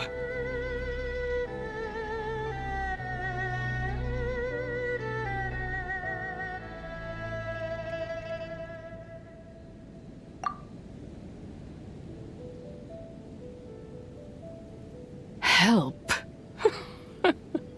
No, there is nothing we can do for each other. Her power the one who governs time. It has surrounded me ever since. A blessing and a prison, all at once. No, I have been asleep in this prison for countless years, until a familiar presence woke me. Then, through that mortal girl's eyes, I saw it. As pure and bright as ever, unchanged across the millennia. It was the moon. That place is called Chuang Terrace. Did later generations rebuild the altar in a new location? It looks just like the one used to honor Tsupai. Could it be that traces of what happened back then still remain in this world? That memory is embedded deep within the essence of Tsubai's soul. It is one that should have been forgotten. Yet, it is precisely that which haunts my every waking moment, fuels my rage, and denies me a modicum of peace. Now you, a mere mortal, come to seek that which is forbidden. So, let us see whether the fire that fuels your ambition is a hero's wisdom, or a fool's courage. I shall relinquish control over this body's curse, and let it devour everything within sight. Run as fast as you can, lest this prison become your grave. Look, it draws near.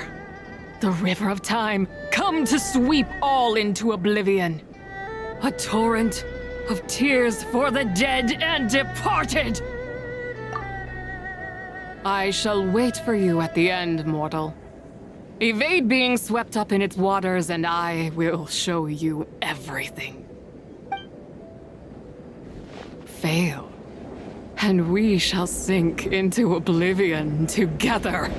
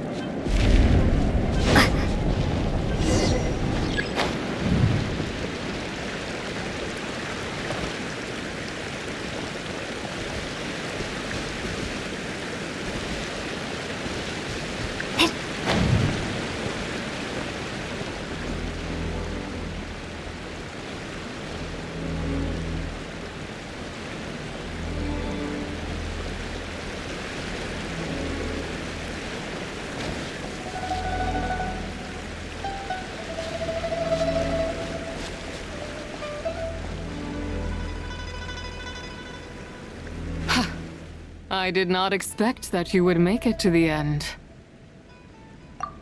Yes, it would seem even time cannot hold you back. In that case, perhaps this truth is one you can bear. Come, let your wish be granted.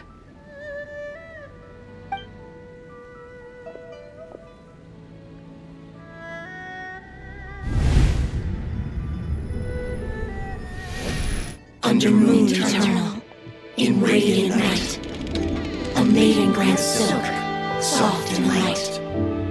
Under moon iridescent, in night divine, a maiden grants fiber for cloth so fine. Under moon of the frost, in night so great, a maiden grants tools to divine our fate. What are Mom and Dad doing? Shh, just make a wish. The kind Adeptus on the moon is listening.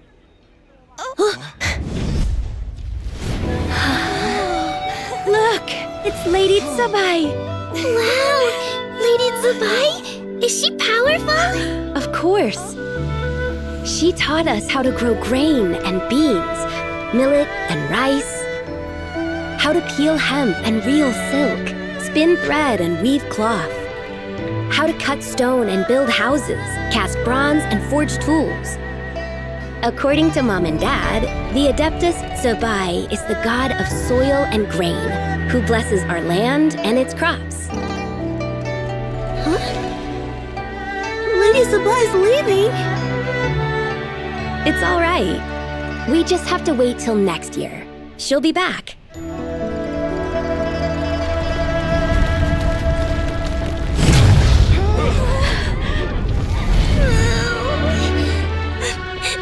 Mom and Dad are gone. Why hasn't Lady Tsubai returned? She'll come. We just have to believe.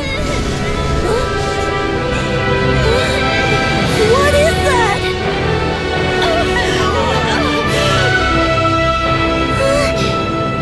Lady Tsubai abandoned us.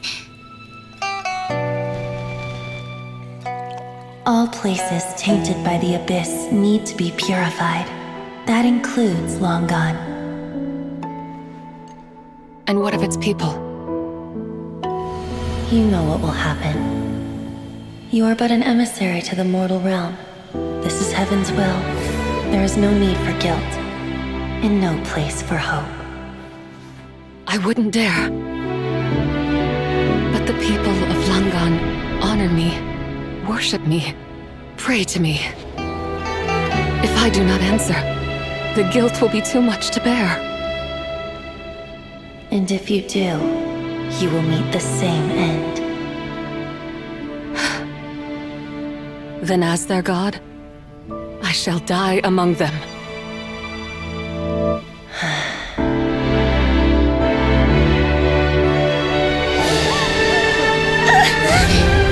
Look! Lady Tsubai came to save us! I knew she wouldn't abandon us! Run!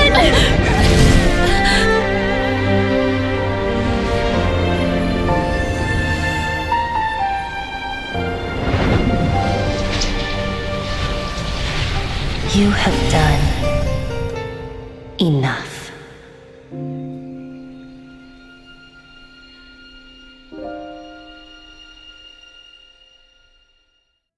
Now you know the truth. These are the memories that suffocate me where I stand and crush me under their weight.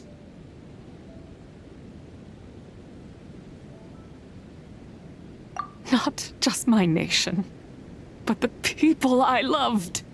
Were it within my power, I would ignite a blaze fierce enough to burn a hole through the heavens themselves.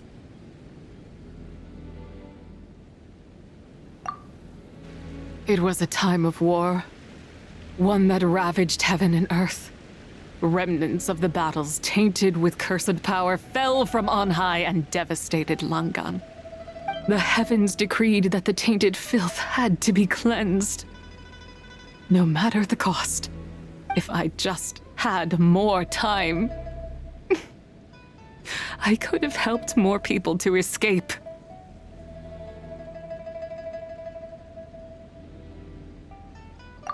But it wasn't enough.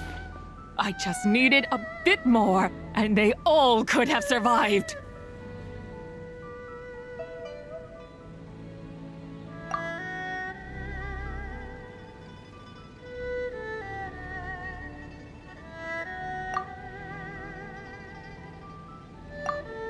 I never imagined there would come a day where I found peace. So long this rage has been within me. Yet here in this moment, it has stilled at last. Thank you. If you wish to bring Tsubai back to life, mortal, then you may take the part of her soul that lives in me. Just remember, from this moment onward, the fate of Langan's fallen rests on your shoulders. And that cannot now be changed. As I said before, I am but a remnant of Zebai's adeptal form, a manifestation of her wrath that was not meant to linger in this world. By taking away this fragment of her soul, you take away my shackles as well. So, let it be done. Ah, it's your turn to grant one of my wishes, is it? Very well. In regard to my fate, and that of Langan's fallen, I know there is little I can demand of you. However, should another raise a war banner against the heavens someday, let my name be set upon its cloth. I ask for this, and nothing more. Now, take what you came for. I was a lone moon, shrouded and dimmed in cloud-veiled night. Now darkness breaks, free and unburdened. I reclaim my light.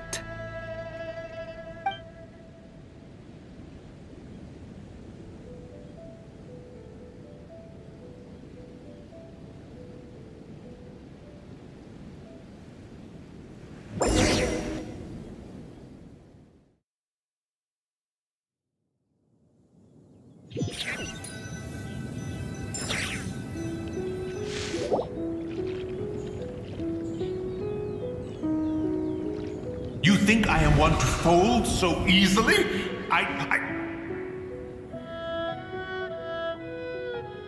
Ah, young one. What brings you here? My, what exquisite mint seedlings. Was it you who planted them? I had not taken you for one so versed in the horticultural arts.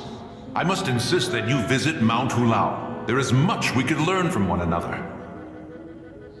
Ah, but this is Cloud Retainer's abode. She does not appreciate the verdant wonder that is mint. We should leave at once. If she sees us here, there is little I can do to protect you. You weren't?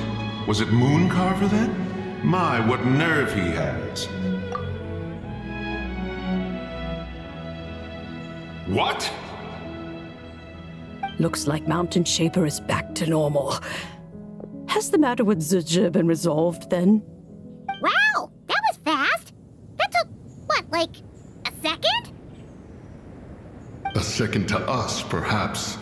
But for the Traveler, I imagine it felt much longer than that. One's plan was most successful then. And you're all right, Traveler. You don't feel strange in any way?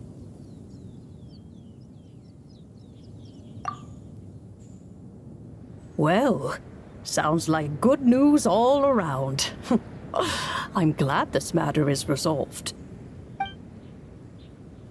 What is this matter you speak of? The possession of that mortal child? The matter of Zizhi may have been resolved, but there is another that is far from over. The mint you planted around my abode. Perhaps you have a moment to spare for a little chat, Mountain Shaper.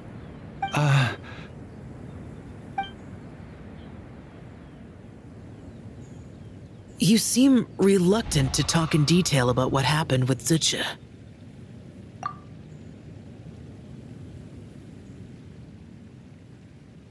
Don't worry. I won't ask you to reveal her secrets to me.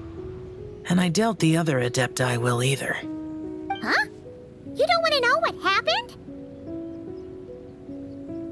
The expression on your face. I know it well, Traveler. It's one I've seen Rex Lapis wear on many occasions. Whatever you learned, it must be too heavy to share. But you're okay, right, Traveler? That deadly self didn't hurt you, did she? Well, as long as you're not hurt, Paimon doesn't need to know anything else. Even so, I hope you feel like you can entrust me with it. If I learned anything from our time together, it's that one should not have to shoulder such a weight alone. Not to mention that certain knowledge brings danger in its wake. I would never want you to feel forced to be the sole keeper of such secrets. Yeah. Kinda like how one person can't finish a whole slime, you know? Better to grab a bunch of friends and eat it all together.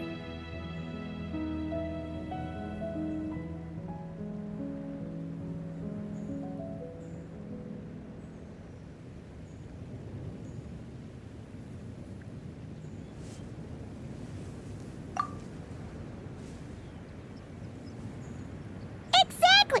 Wait, no! Paimon's just saying we've got loads of friends who'll be more than willing to lend an ear.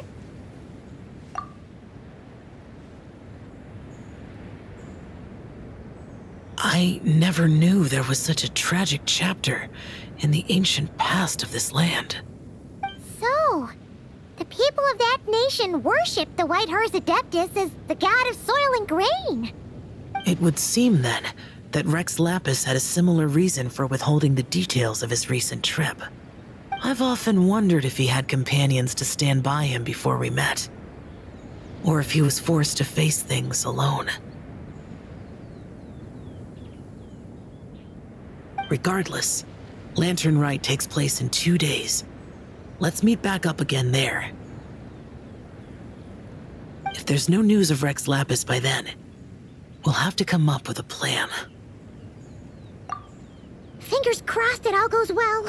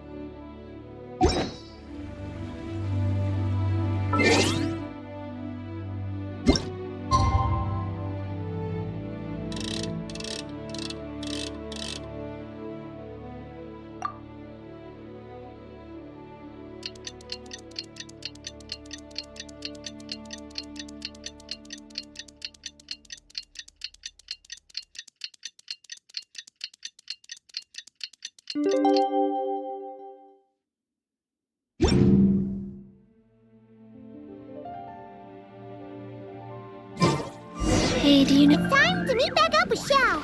Let's hack him out.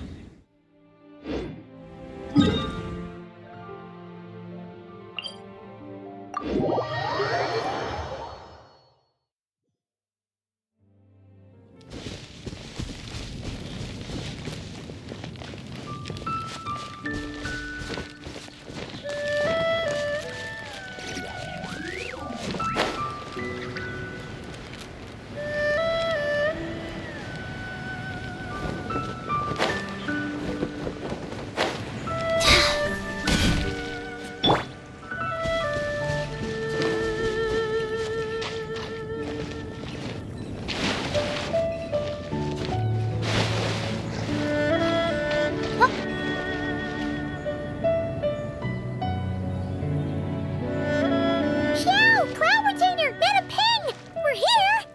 Any news on Zhongli? Wait, are we missing 2 Adepti? Well, Shenyun banned Mountain Shaper from Mount Outsong for 3 days. Oh, then what about Mooncarver? The scheme to plant mint in one's abode was one those 2 fools devised together? And when it comes to punishment, one does not discriminate. His banishment ends in 3 days as well. Wow, that's pretty harsh, Cloud Retainer. Let's get down to business. We have news of Rex Lapis. Huh? Isn't that... Yes, Rex Lapis's Geopillar. It descended from on high this morning. He must have sent it for a reason, but it does not respond to our touch. So, what does it mean? Is he in trouble? Not necessarily. It could be a message only a specific person is meant to receive. Traveler, you alone spoke to Rex Lapis before he left. Oh, so it must be for the Traveler. Give it a try.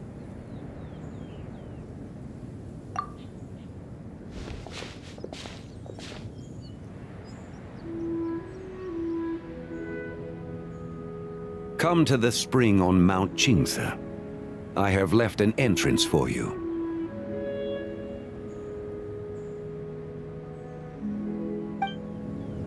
Well? Just as one surmised, it seems that Rex Lapis will not countenance our involvement in this matter. That would not surprise me in the slightest. He's always had a soft spot for the traveler, after all. But be that as it may, we have served Rex Lapis for millennia now. In other words, I'm sure this has nothing to do with favoritism. He's probably just trying to protect us. That's right. So you mustn't let your guard down, even if Rex Lapis is by your side. All right, let's get going. We'll try not to keep you all waiting.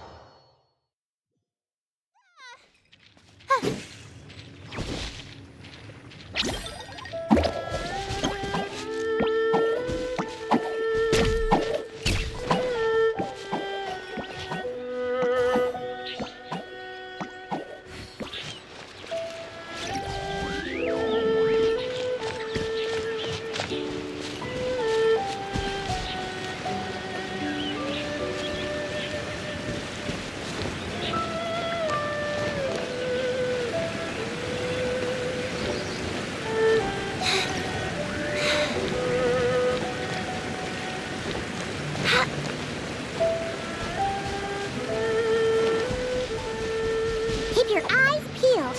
He should be around here somewhere. Don't be scared!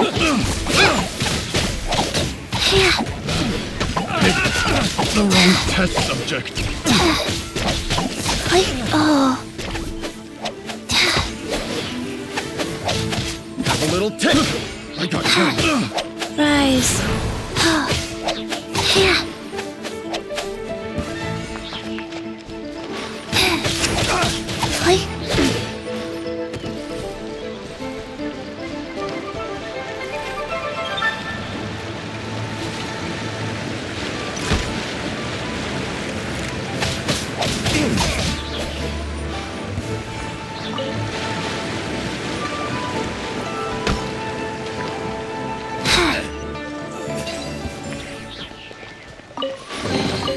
Treasure chests. Do we like treasure chests?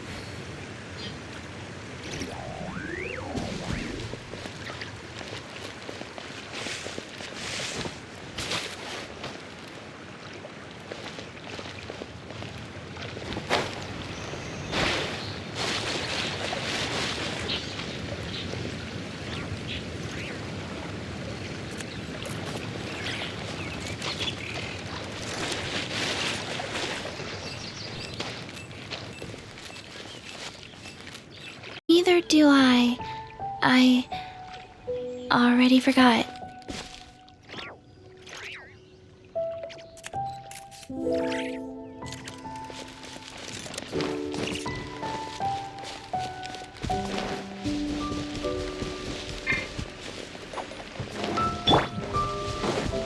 Show me praise! Wheel of Life. Stay put!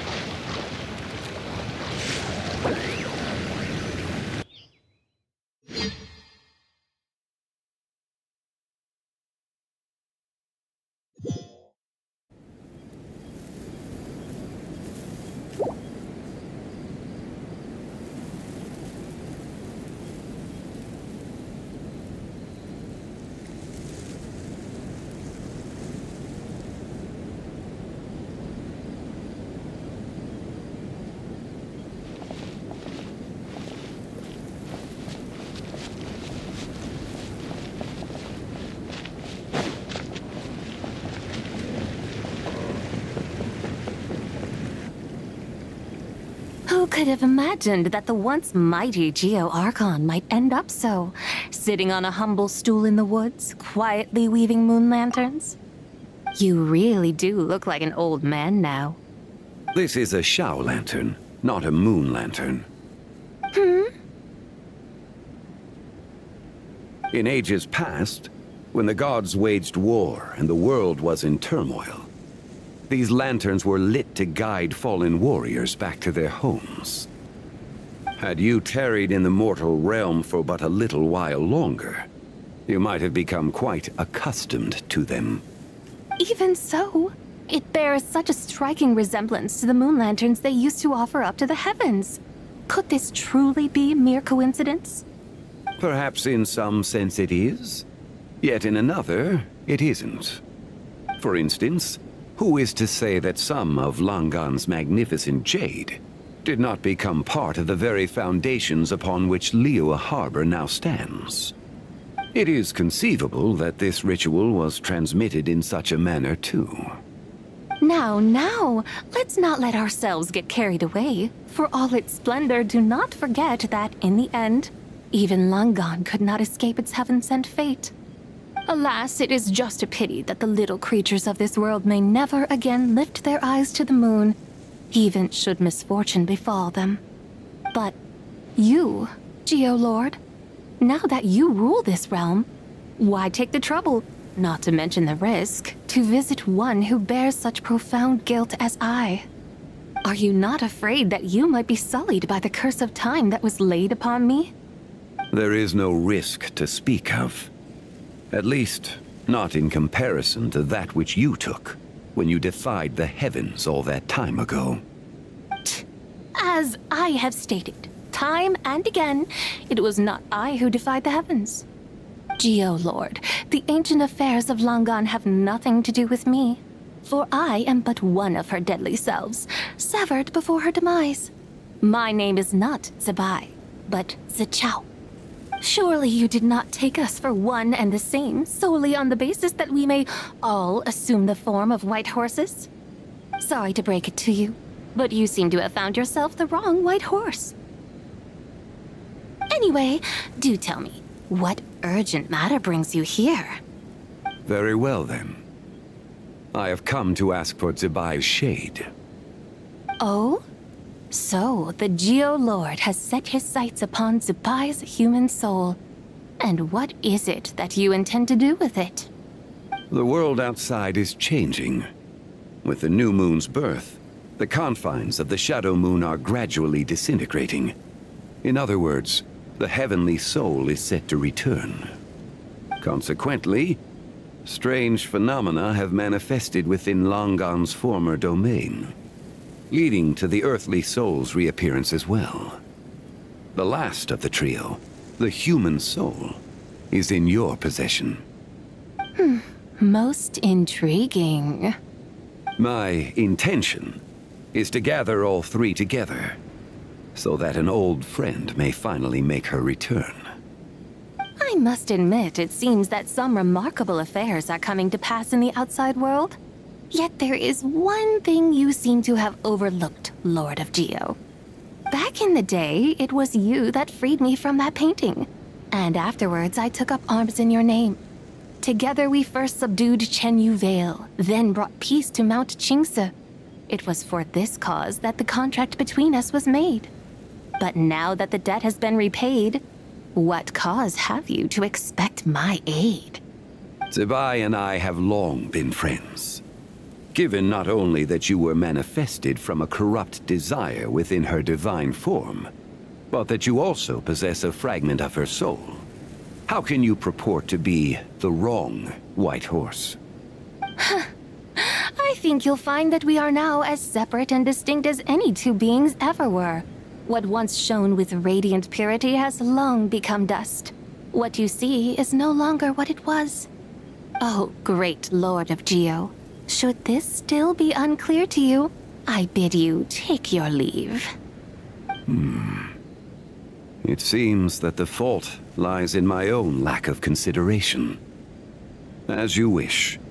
I shall let this matter rest. Wait! One moment, if you will. Should this not be your opportunity to propose a new contract? The part where you make me an offer I simply couldn't refuse? Even those puny mortals know how to haggle when striking their bargains. Should you, the famed god of contracts, not likewise strive for success through negotiation? Come now, enough with the posturing. It's time to name your price. Very well. I had, in truth, prepared a new contract for your consideration. I knew you would not come before me unprepared. Yet, you should know that I want for nothing, for I live in the mountains, carefree and untroubled. Occasionally, I even find sport in teasing the mortals who stumble into my presence. Then why persist in telling them those ancient stories? I speak of what transpired before the sky collapsed and the earth sank into itself. That is merely my way of passing the time. And what of it? Would any believe, much less remember, the ramblings of a mountain hermit? Those tales have long since spread throughout the mortal realm. Who?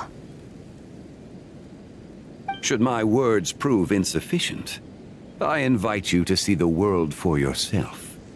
To this end, I have found you a pair of trusty guides. The Lantern Rite is presently underway in Liyue, and should prove quite intriguing for you. So this, then, is the contract you have prepared for me? Indeed it is. Think of it as a contract for a one-day festive excursion. Surely you do not hope to offer this in exchange for Tsubai's shade. The foundation of my very existence for a little excursion seems a little steep, wouldn't you say? Why not see for yourself? You can always decide afterwards. The final determination, of course, shall rest with you. Is that so?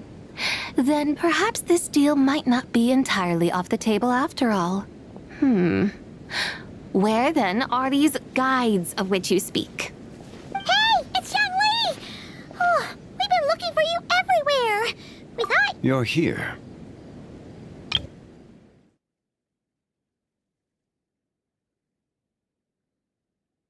Hey, it's Xiangli! Oh, we've been looking for you everywhere. We thought you might have gone missing. So these are my guides. Well, well. They certainly look the part, I'll give you that. Guides? Oh, you poor innocent little creatures. The benevolent Lord of Geo has soaked you to me, which means that for the rest of this day, you belong to me. Sold us to you? Just what have you gotten us into, Xiangli? The situation is not quite as dire as that would sound. I ask only that you accompany my Adeptus friend on a tour of Liyue. I would suspect that depends on how well you entertain me.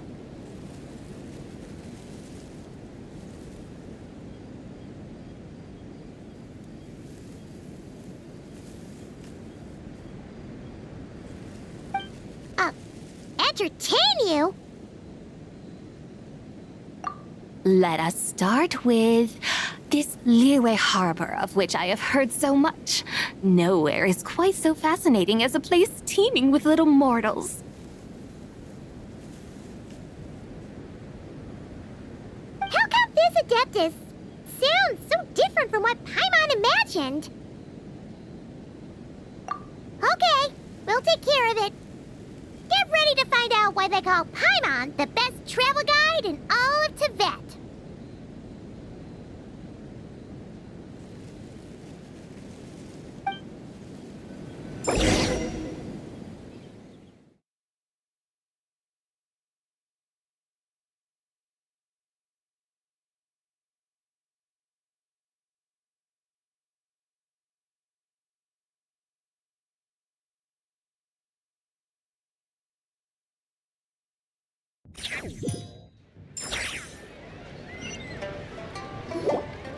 Look! We've arrived at Liyue Harbor! Not only is it Teyvat's busiest port, it's also the beating heart of Liyue. So, dear Madam Adeptus, where would you like to go first? With humble fare and wine to sip, in comfort clothed and soul at ease, one eats, and all the heart's ills cease.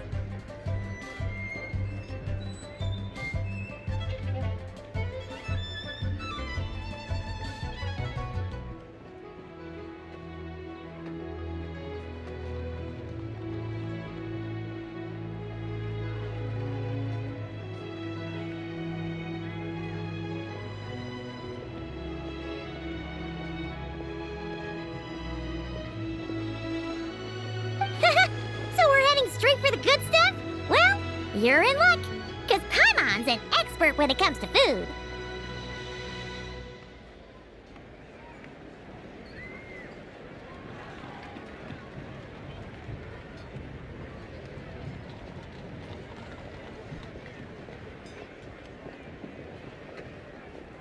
There are two main cooking styles in Liyue. Li cuisine, which is all about mountain delicacies, and Yue cuisine, which is centered on seafood. The most famous restaurants are Liuli Pavilion and Shinyue Kiosk.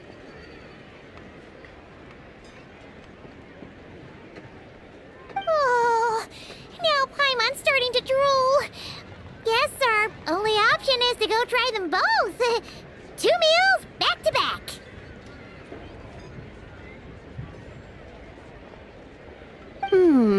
Both sound like excellent options to me. Are these the kind of establishments that most people might visit on a regular basis?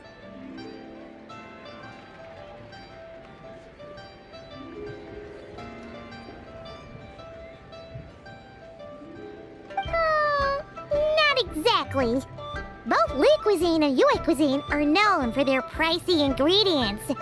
Definitely not what you'd call the budget options. But don't you worry about that.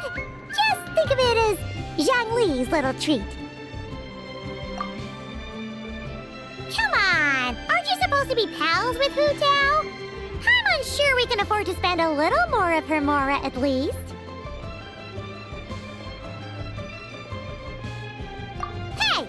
All Paimon wants is to provide our Adeptus with the best possible experience here. Don't you want that too? Both certainly sound like worthy choices. Just now, though, I happened to see a porter pass this way. Where might individuals like him go to eat? A hungry porter, huh? Oh! Paimon knows just the place! Yep. Nothing fancy schmancy there. Just tasty dishes made with simple ingredients in a variety of different styles. Most importantly, it's great value for money, too. No wonder everyone loves it, huh? Oh, and the owner happens to be a good friend of ours, too. One mean restaurant. Yes, even the name itself feels lively and down to earth. All right, let's make it our first stop. Yippee! That's a great choice, too. Alrighty, let's head over there right away. Paimon can't wait to dig in. Wamin Restaurant, here we come.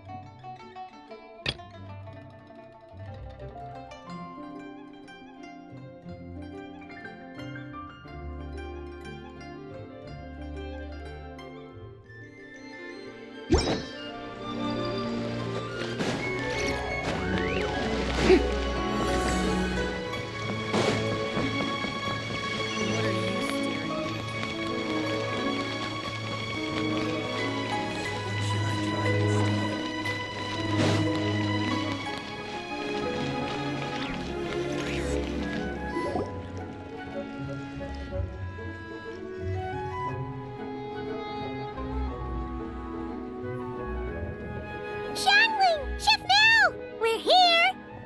Oh, hello there. What a surprise to see you two. Welcome, welcome.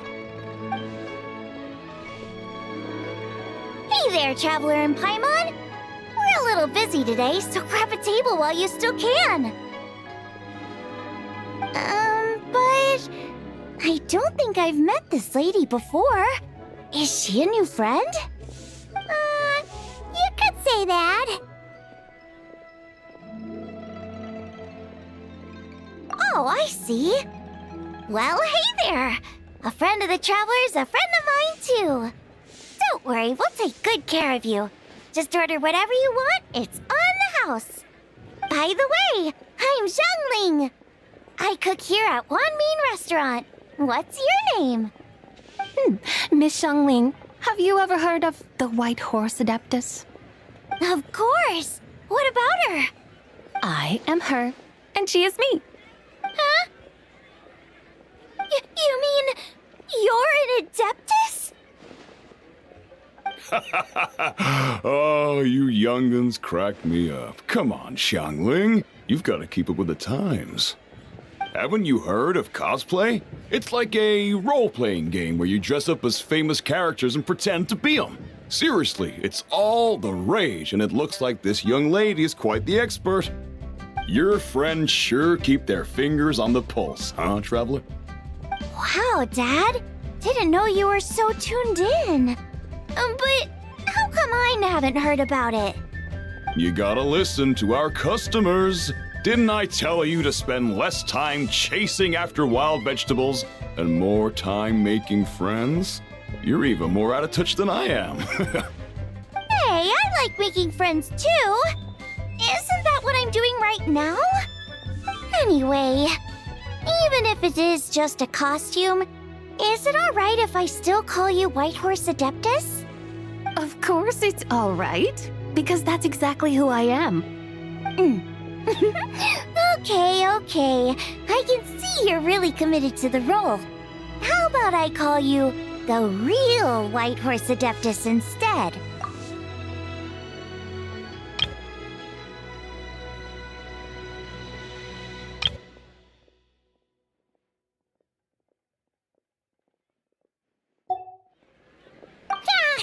In that case, you can call Paimon the real Traveler. You're right. You could have at least switched outfits. Puny mortals. Nevertheless, I suppose it might be amusing to indulge in your little charade for a while at least. All right, go grab yourselves a table. I'll come take your order in a bit.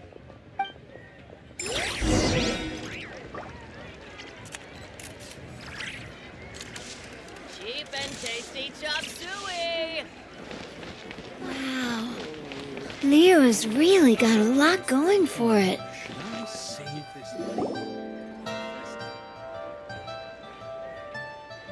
Hello. May I ask if Miss Xiangling and Chef Mao are here? Yeah, they're just over there. Wait a sec. Aren't you? So, what would you like to... Huh? You're... Hello, Miss Xiangling. It's me, Lu Xiangxiang, the one who broke some stuff here at your restaurant a few days ago. I just wanted you to know how sorry I am. I honestly don't know what came over me. Please forgive me. Oh, it's you. You really gave me a fright that day, young lady. You didn't actually get food poisoning from our black-back perch stew, right? Come on, Dad. She's come to say sorry. It's all right, Miss Lu. You must have been feeling a bit off that day. You're looking so much better now, though. Why don't you grab a table, too? This one's on the house. No, I couldn't possibly. Hey, it's totally okay. We all feel under the weather sometimes, especially when we're away from home. Go on, find yourself a... yikes.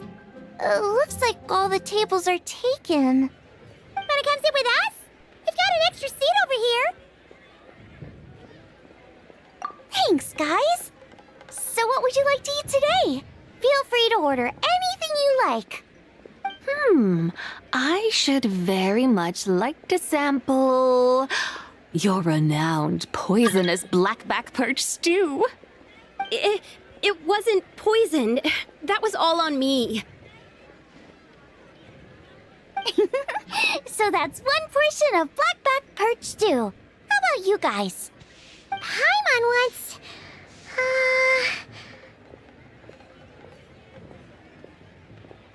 Sure thing. Looks like Paimon's having trouble making up her mind. Anyway, I guarantee you'll love it. Let me think. Well, since the blackback perch stew is on the spicier side, I guess it makes sense to balance it out with a serving of stir-fried shrimp. And since it's Lantern Rite season, you better try out the triple-layered consommé and come and get it too. Those are our seasonal specialties. As for the carbs, since we've got a full table, how about some right at home? Along with our special chili mince cornbread buns. Trust me, you won't be disappointed. Then for dessert, I'll whip you up some Lucky Snow Delight. I just came up with it a few days ago, and I can't wait for you to try it. Wow! Sounds like quite the feast! Looks like Paimon's in luck today! Am I the only one who thinks that's way too much? Not at all. Don't worry, I know what I'm doing. And to top it all off, our star dish, Adeptus Temptation. You should know that we don't often serve this here at Wanmin Restaurant. But since this is my first time cooking for the White Horse Adeptus, I'm pulling out all the stops. Okie dokie, just sit back and relax. I'll have your dishes out in no time. Hold on. Did I just hear Miss Xiangling mention the White Horse Adeptus? You did indeed. And you're looking right at her. That's a joke, by the way. She's cosplaying. Oh, I see. Phew, almost believed you there for a moment. Tell me, little one, what business might you have with the White Horse Adeptus? It's a long story. Basically, a while back, I took part in an archaeological dig over at the chasm. While we were there, we discovered a number of relics. Our findings show that they date back to the era of Long Gone, an ancient nation whose people are said to have been the ancestors of some of the modern-day inhabitants of Chenyu Vale. And why might such matters concern the White Horse Adeptus? Because some of those relics not only seem to contain textual references to her, but even depictions of what she looked like. There have long been legends claiming that the White Horse Adeptus was a deity of that era, but there are plenty of other theories out there too. If I could just locate some more detailed records, I'm sure we'd be able to find out so much more. So you're into history? Well, to tell you the truth, I actually joined the archaeological team by sheer accident. But once I'd started down this path, I knew that I wanted to make something of myself. Recently, though, things seem to have taken a turn for the worse. I still can't believe I caused such a mess and even ended up hurting someone. Oh, so you're considering becoming a martial artist now instead? No, I mean, they weren't seriously hurt. It was just a few scratches, and they let it go after my mother compensated them. Either way, my career's pretty much over. And even though both the victim and the Ministry of Civil Affairs say they won't be pursuing the matter any further, my father says he's going to punish me according to our family rules. Family rules?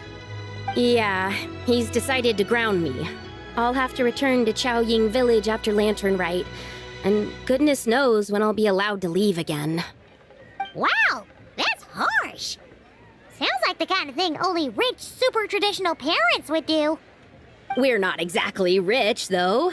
All we own are a few tea fields in Xiaoying Village and a guest house in Liyue Harbor. A guest house? It isn't Baiju Guest House by any chance?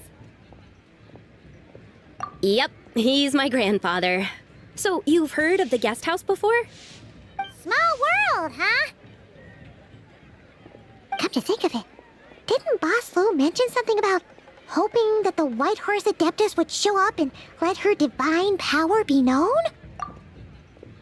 Sure, but Paimon's guessing this wasn't exactly what he had in mind.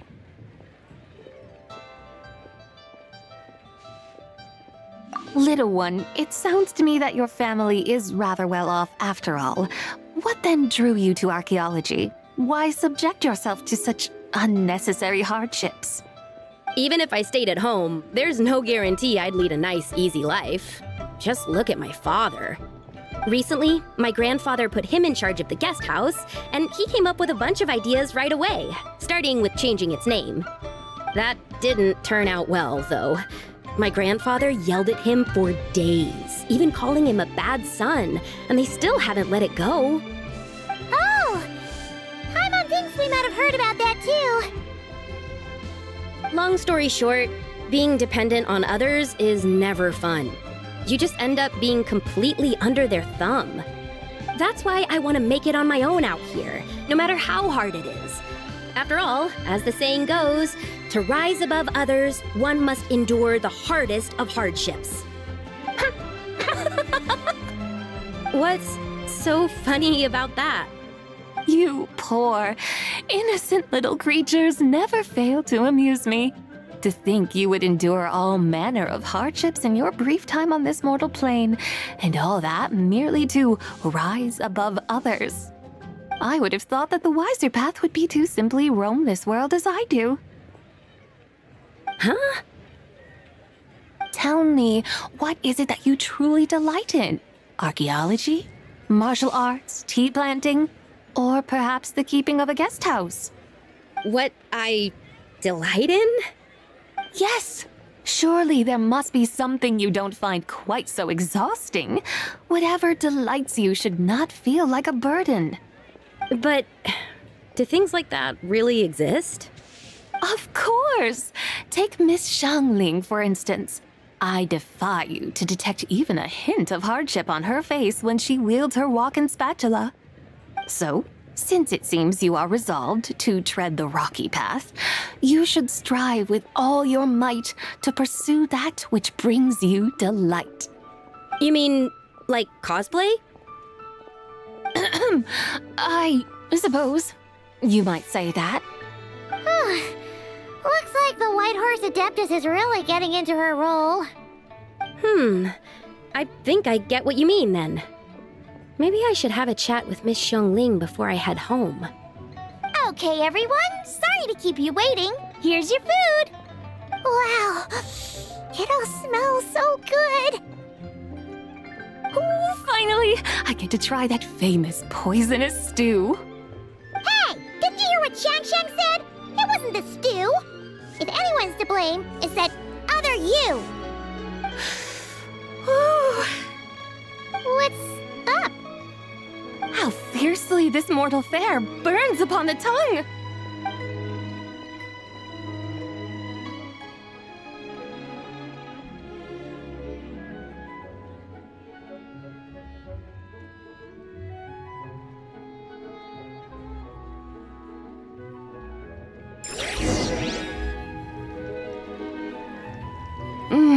Most satisfying as poisonous stews go.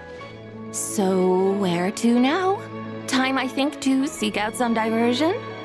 Oh, there's plenty of entertainment options in Liyue. Paimon will tell you that. The locals like to drink tea, walk their pets, play chess, watch operas, attend storytelling performances. Storytelling performances? You know, like listening to people telling stories. They're usually based on old Liyue legends, just like their operas. Stuff like The Divine Damsel of Devastation, Through the Eyes of a Dragon, or The Sanctification of Tao Do. What about the story of the bright moon that sits in the sky above us? Paimon doesn't think she's heard that one. Still, the moon does come up quite a lot. It's even in the name itself. The Yue in Liyue actually means moon. Since we're on the subject, you like telling stories yourself, right? Why don't we go check it out? In that case, I'll have to trouble the two of you to lead the way. Awesome! Let's go! Third round knockout, here we come!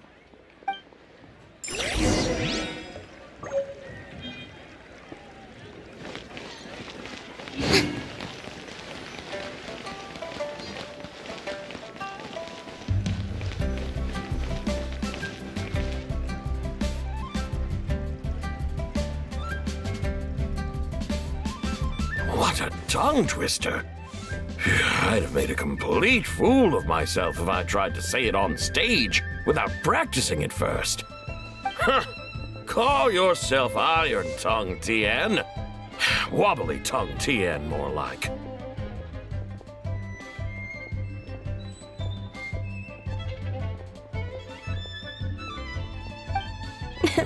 I used to have that problem a lot. But if you just take your time to grasp the meaning and commit it to memory, you'll be able to say it smoothly in no time. You're right, Miss Yoon. I'll give it another try. Hey, Yunjin! Fancy seeing you here! What are you two talking about? Ah, Traveler and Paimon, we meet again. And who, may I ask, is this? You may call me the White Horse Adeptus.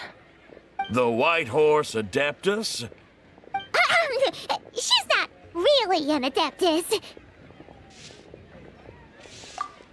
I see. Well, it certainly looks like a lot of fun. Oh, funny you mention it. This type of thing is actually something I'm quite familiar with. Once, to perform Through the Eyes of a Dragon, I decided to imagine that I was Rex Lapis himself. It was the only way to truly inhabit his mindset and understand his resolve to quell those demons. Sounds like you just wanted an excuse to feel all big and powerful. Hey, that's...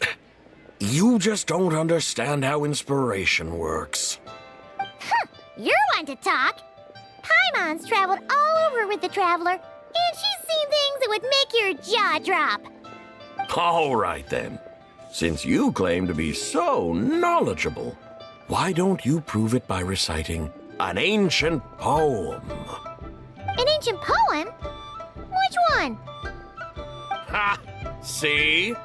You mean to tell me you've never even heard of the ancient poem called An Ancient Poem? What kind of a title is that? Quit teasing, Paimon. We only just found out about that ourselves. He's talking about the writing on those ancient relics. When we first saw it, we couldn't figure out what it all meant.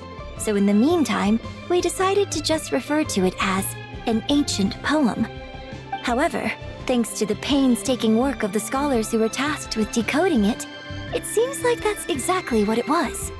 Or rather, an ode offered in veneration of the moon and the White Horse Adeptus. Oh yeah! Didn't Keqing mention that before? It's got something to do with Long Gone, right?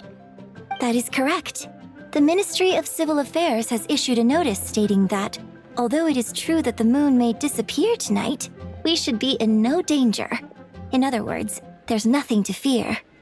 But if you're worried, we can always take a leaf from the Book of the Ancients. By reciting this poem, I mean, and calling for the White Horse Adeptus's aid. If we do that, I'm certain she'll protect our moon and keep us safe. Oh, seriously? Paimon has to get a look at this.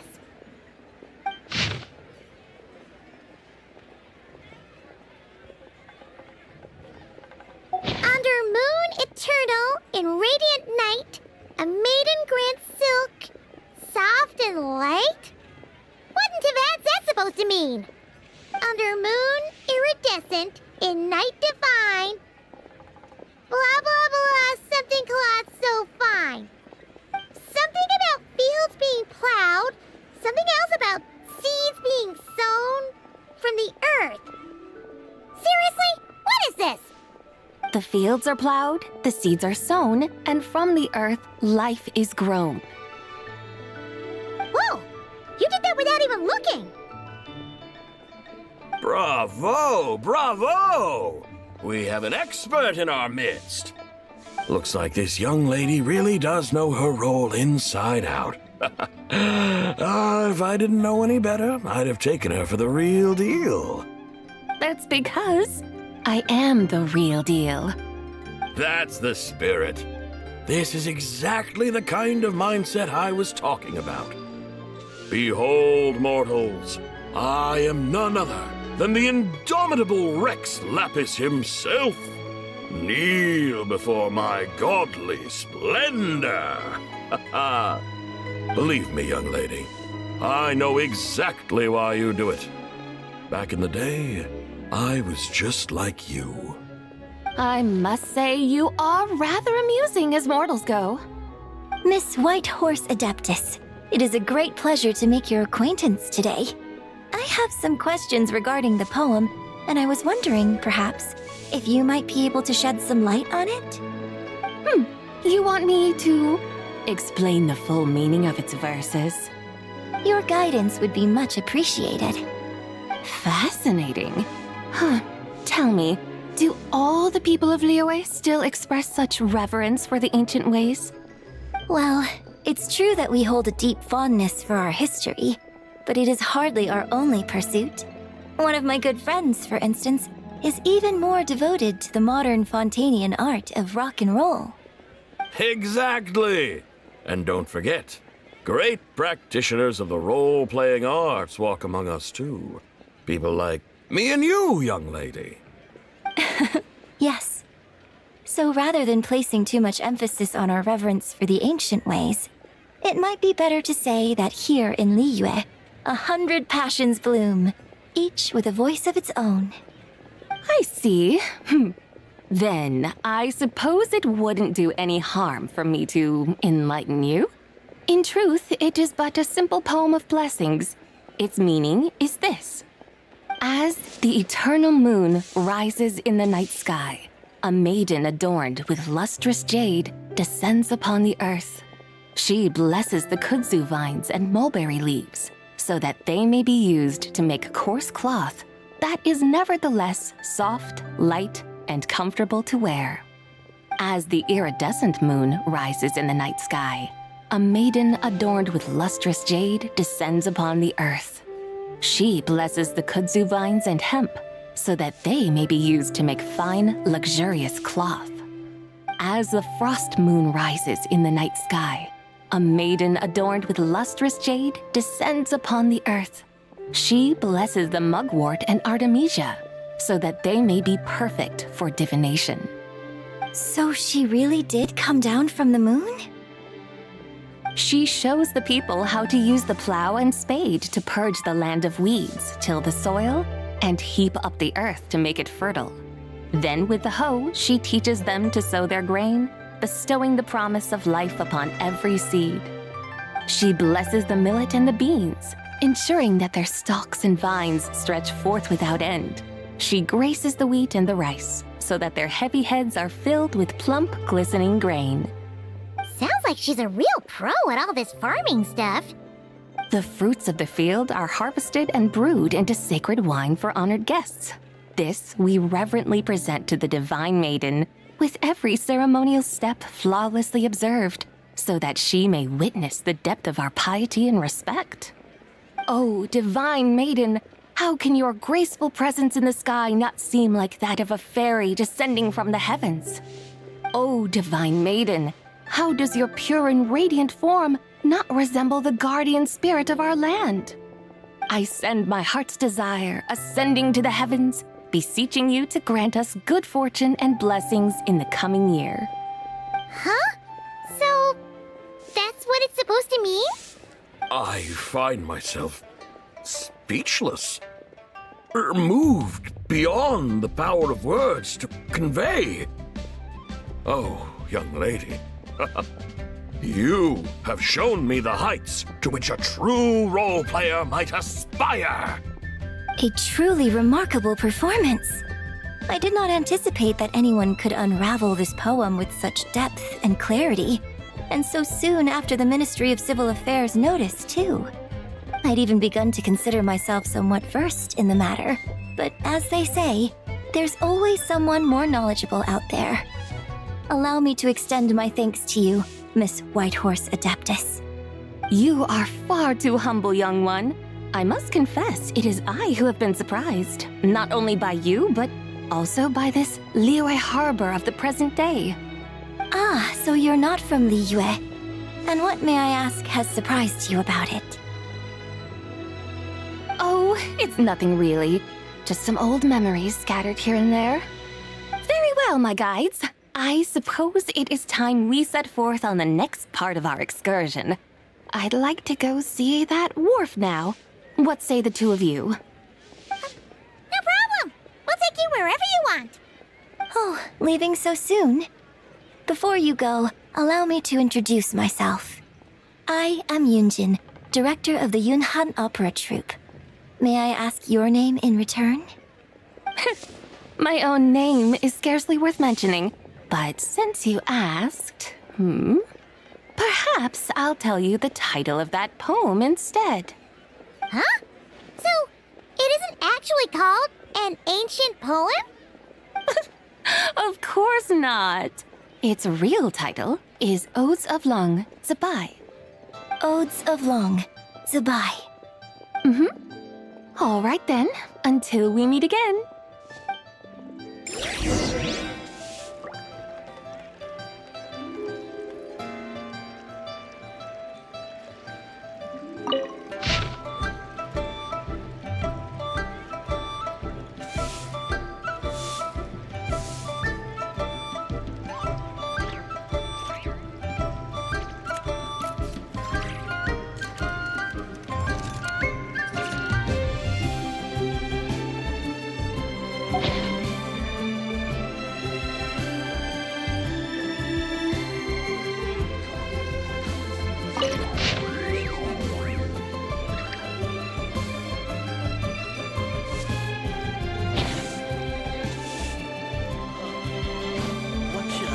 This time.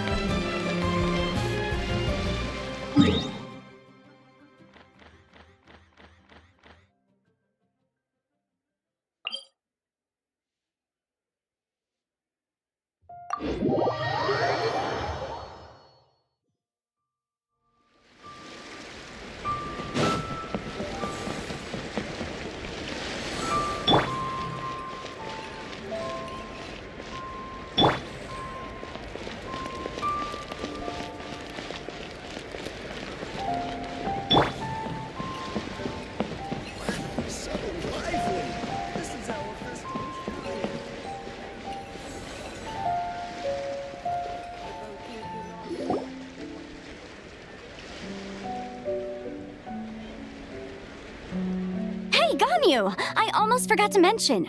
On my recent trip to Notcry, I came across something really fascinating in the Frost Moon Scion's library. I found records in their collection of another divine envoy living on the moon. A divine envoy on the moon? You don't think it could have been referring to the White Horse Adeptus too, do you? No way to say for sure. Still, the similarities between our legends are intriguing, to say the least.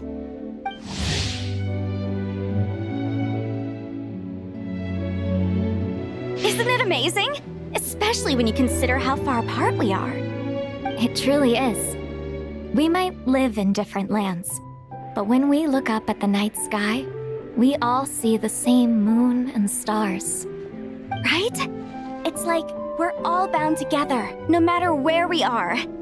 When you think of it like that, it's almost as if our friends from other nations will be right here celebrating with us. Isn't that a wonderful thought? No wonder you were so excited to go see the giant lantern when you first got back. Sounds like you're a real fan of the White Horse Adeptus, huh? I guess you could say that. Just a pity she's so elusive. Even Granny's never met her, you know? Maybe she really is just a legend after all. Hey, Yanfei and Ganyu! Trust, Paimon. The White Horse Adeptus is as real can be. Huh? Oh, look! It's the Traveler and Paimon! Feels like I haven't seen you two in, like, forever. Happy Lantern Rite. It's so good to see you again. Hey, you two. Happy Lantern Rite. Did I hear you right just now, Paimon? Does that mean you've actually seen the White Horse Adeptus? She has indeed. And now, so have you. Huh? And you are? Why, who else? The White Horse Adeptus, of course. Could you maybe start with something else next time? You're the White Horse Adeptus?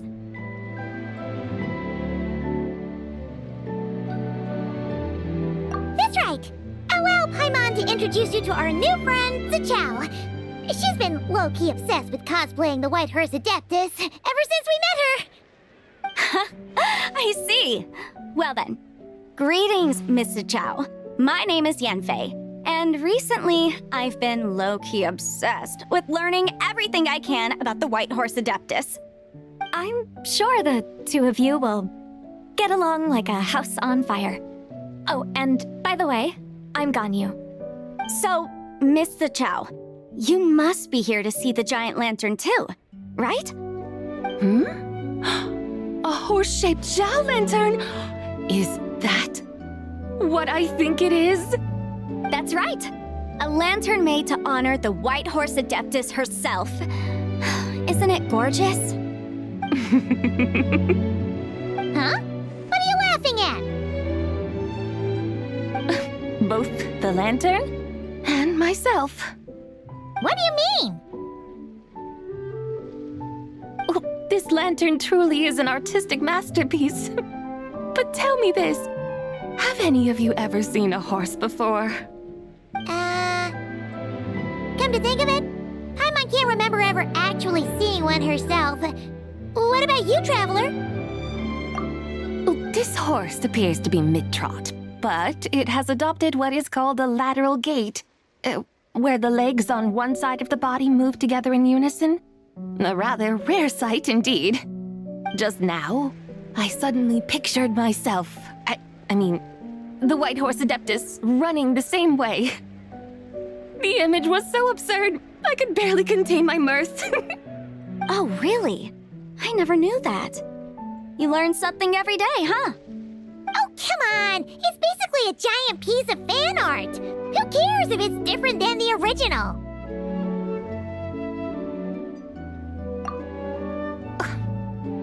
I was merely laughing at my own ignorance. I came here thinking that the White Horse Adeptus's tale had been long forgotten. Yet here I am, gazing upon a lantern made in her honor. Well, you couldn't have been more mistaken. There are so many tales about the White Horse Adeptus, I'm starting to lose count. Just off the top of my head... Just so you know, Yanfei, we've heard it all like a million times before. Aha! But there's one thing I can guarantee that you haven't. Huh? You mean like a new chapter of her stories come to light? Mm-hmm. And I heard it from Ganyu just yesterday. Hey, why don't you share it with the others? Sure, no problem. Where to begin? Do you guys still remember what Liyue's Moon Chase Festival is about? Of course! It's a festival held in honor of the Stove God. That's right. But it took a really long time for the Stove God Festival to become what it is today. In its earliest form, it was actually an adeptal ritual known as the Moon Chase Rite. Paimon remembers Madame Ping mentioning that before, but she never explained exactly what it was. According to Cloud Retainer, the Moon Chase Rite was originally a ritual meant for communicating with the moon. Communicating with the moon? But for what purpose? At first, Cloud Retainer wasn't entirely sure either, as it was always Rex Lapis who performed the ritual. Whoa! Rex Lapis did it himself? Must have been a really important ritual. That's right. Unfortunately, despite numerous attempts, they never actually received any response from the moon, which is why they eventually stopped performing it. But then, just yesterday, Kutching took a picture of the moon being obscured by a dark hole to Cloud Retainer and asked if it had anything to do with the moon chase rite. The moment Cloud Retainer saw it, it suddenly dawned on her that the rite might have been an attempt to reach the White Horse Adeptus all along. Does that mean Zhongli's been trying to bring back the White Horse Adeptus all this time? So how about that? Bet you never thought there might even be a link between the White Horse Adeptus and the Moon Chase Festival.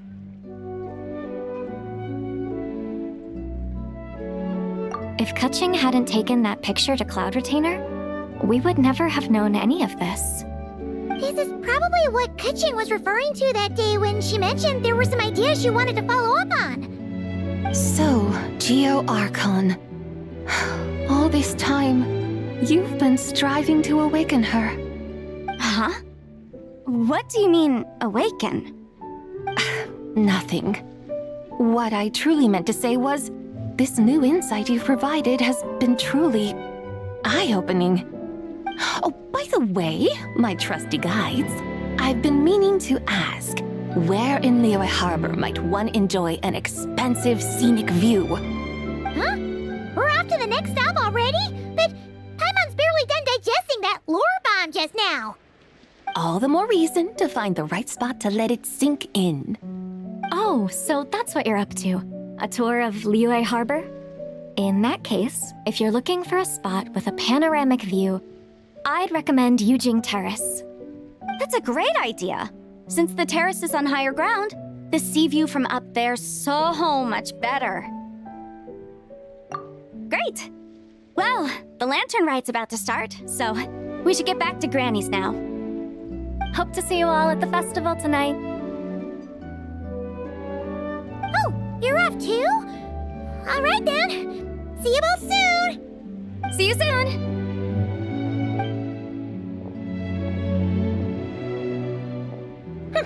Very well, my guides. What are we waiting for? Okay, you're the boss. Yujing Terrace it is. After all, the customer's always right.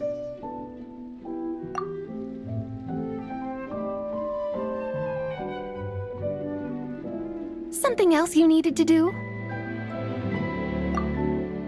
Oh, Paimon likes that idea. And what, may I ask, is a photo? It's this awesome invention that lets you record moments in the blink of an eye. Except, you've got to try not to actually blink. Oh? What must I do in preparation then? Nothing. All you gotta do is choose a pose. The Traveler will handle everything else.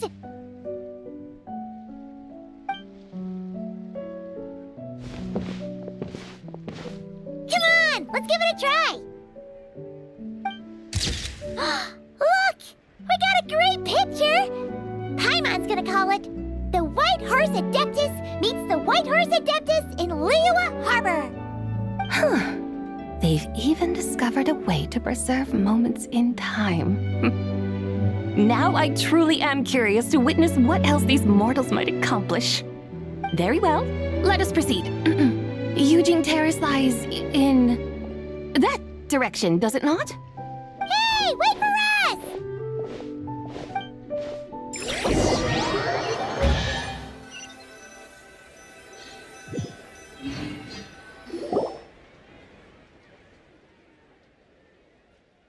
Truly a marvelous view if ever there was one. It seems the charm of this Liyue Harbor is only heightened by the sun's dying light. And soon, people will start releasing their Xiao lanterns to mark the most important day of the year. Practically everyone will be with their friends and family, eating a big meal, chatting, and even setting off fireworks. Trust Paimon, it'll look even more amazing then. What do you say? Want to stay to see that? No need. Let us bring this weary day to a close. Weary day? You mean You didn't enjoy your tour? I had imagined you would arrange for me to witness some grand spectacle. Perhaps the descent of divine beings, the manifestation of the sacred before mortal eyes, or the appearance of a selfless hero come to aid the helpless and downtrodden. Or, should that not come to pass, then at the very least spend a little more coin. For that, it seems, is how one finds true enjoyment. Alas, but there was none of these. Instead, we merely filled our bellies, listened to tales, and gazed upon a crude imitation of my likeness. And now the sun begins its descent. What a day of quiet tedium. Well, we're so sorry. If we'd known that was what you wanted, we'd have done it all differently. It's all that Zhang Li's fault for not making the customer's requirements clear. Well, it's too late now. Do you still believe I would part with that soul fragment, now so intertwined with my very being? But...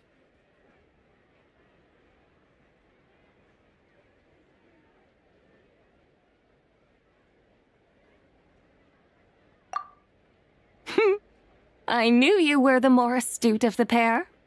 Huh? You were just trying to scare Paimon? It seems the realm of the Geo-Archon has a way of making one more stony-faced. So, you were just pulling Paimon's leg? Of course. I was merely engaging in a little banter with the two of you. Long ago, I shared tales with various mortals who chanced upon my mountain abode. Never did I imagine that those stories would endure. It seems I greatly underestimated them. Perhaps, as your Geolord said, a few pieces of ancient Langan's magnificent jade have truly become part of the very foundation of this land. So, you've decided to help us? Again, that goes without saying. I made up my mind some time ago now. When I beheld a rather intriguing scene as I set foot in this city, I saw porters passing through the alleys, setting down heavy wooden crates from their weary shoulders, peddlers pushing carts as the kites and lanterns upon them rustled gently in the breeze. I saw cooks cooking, actors acting, scholars reading, soldiers marching, children playing, elders resting, officials officiating, and the common folk absorbed in this or that, reveling in the simple joys of life. Some, it seems, have already found that which stirs their hearts, while others continue to fret, troubled by uncertain futures. Yet, in this gentle and serene order, each holds fast to their anticipation, not only for the celebrations to come, but also for the first light of the morrow. Scenes I once yearned to behold now unfold before me, no longer in Langan, but in Liyue Harbor, thousands of years on. How wondrous is this mortal realm! Thank you, Whitehurst Adeptus! Thank you so much!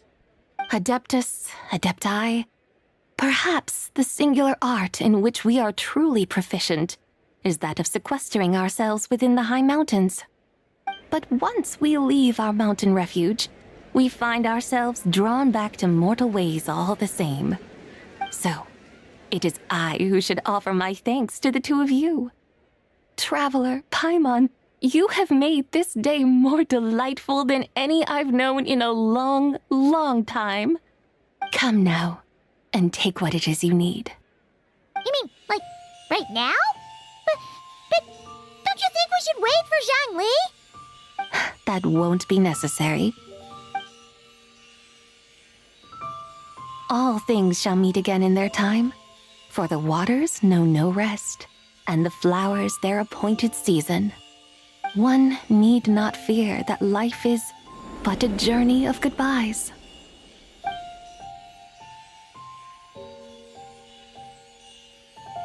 Is she gone?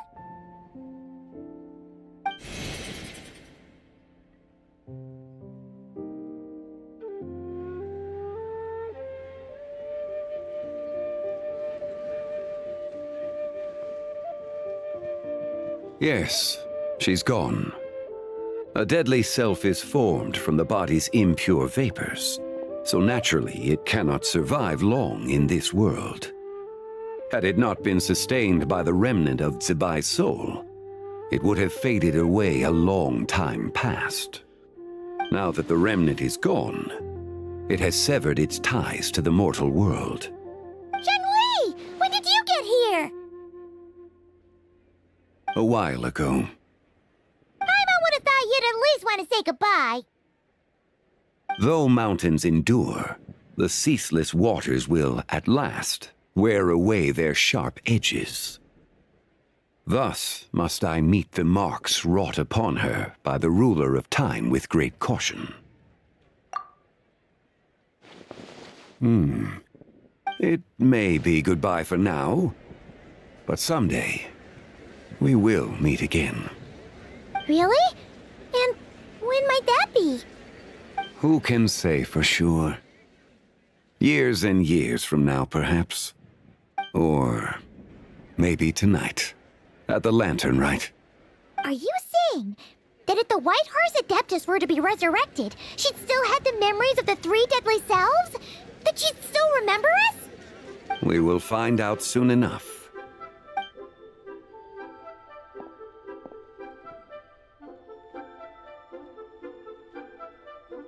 It is time. The rite is about to begin.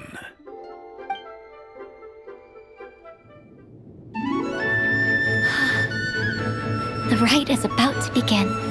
Is the moon really gonna disappear? Got your lanterns ready, everyone? All set. Might be about time to put eyes to the sky. Wouldn't you say, Tianquan? Look!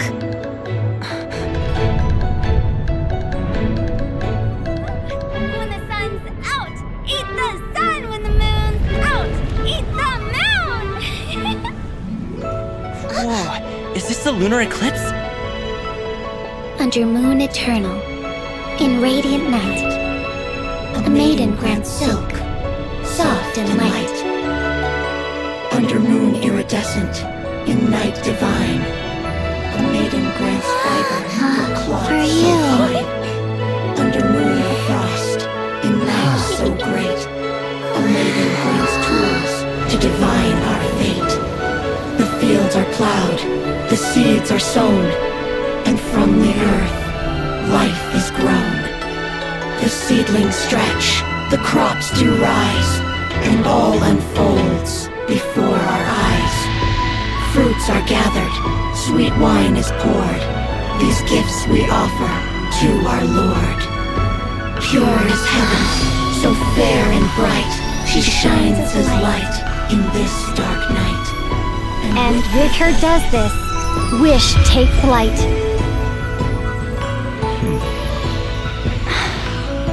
Devoted soul, scattered and unbound, let this lantern guide you home, by its light be found.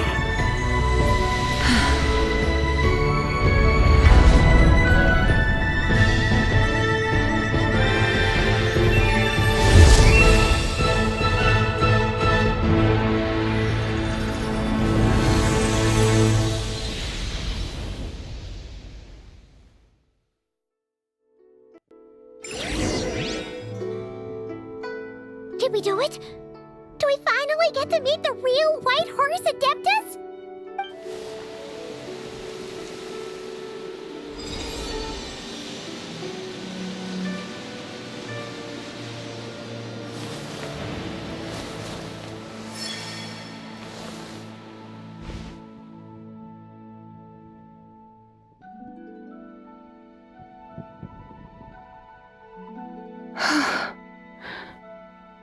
This place.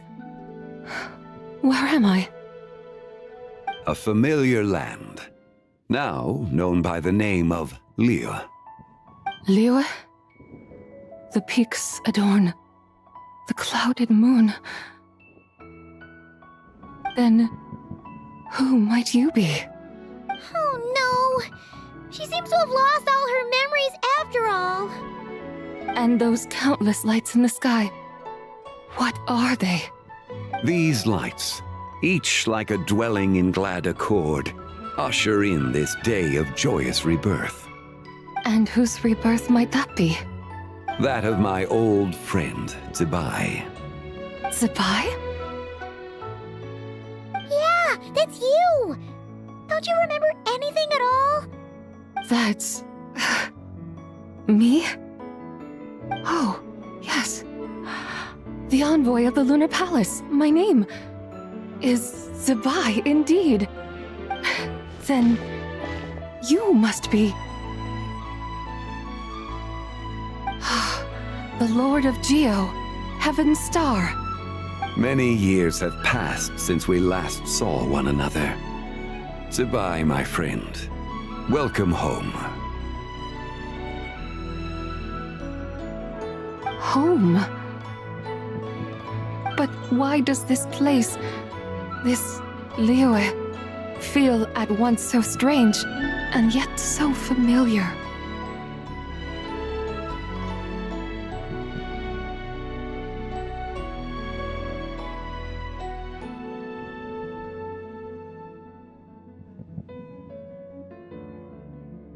Who you are? Who are you? Ah, yes, I remember now. You are that treasure-hunting damsel, the one stricken by the poisonous fish stew. How goes your quest for treasure? You must have achieved both fame and fortune by now, I trust. Hey, you've got it all wrong! You're talking about Lu Xiangxiang! And how many times do we have to tell you? She wasn't poisoned! Sheesh! Hmm? But I could have sworn... Oh, that's right. You're that impudent blonde youngster who kept meddling in my affairs. And to think you even had the audacity to presume yourselves worthy of being... What was it again? Ah, yes, of being my guides. How very wonderful to see you again, my most faithful and beloved guides. I trust all has been well in my absence? Well, she finally got it right. But that sudden mood swing felt even weirder. It's like her head's packed full of slimes. It is possible that her cells have not yet settled. After all, they've only just been brought back together. It may be some time before she fully recovers. Huh? You mean, kinda like she's still half asleep?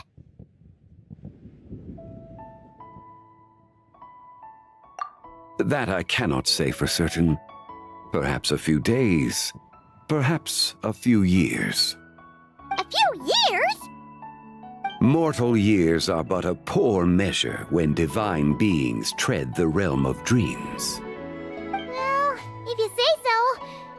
Anyway, at least she's whole again, right? That already seems like a pretty good outcome to Paimon. Yes, there is little cause for worry. We need only wait and let time take its course. Say, what are those little creatures over there up to? Celebrating Lantern Rite, of course! And those lights up in the sky? Those are all Xiao lanterns. This year, each and every one of them carries a little wish inside. Lantern Rite. Then, may I join in too? Of course! Why else do you think we've been running around like headless chickens these past few days? Tell you what, Traveler, why don't we take the White Horse Adeptus out to celebrate? Who knows? Maybe seeing some familiar faces might help her find her feet? Hey, Zhangli! You've got some time on your hands now, right? Why don't you come along with us? By no means a bad idea, Paimon. Oh, and Zibai, before Paimon forgets, when we meet the others later, remember to wish them a happy Lantern Rite! Happy... Lantern Rite? Happy Lantern Rite! Yes! Happy Lantern Rite indeed. Well then, let's go!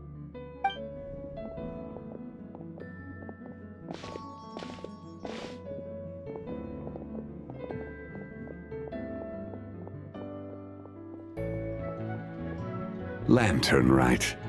A night of joy, reunion, and moonlit blessings for all.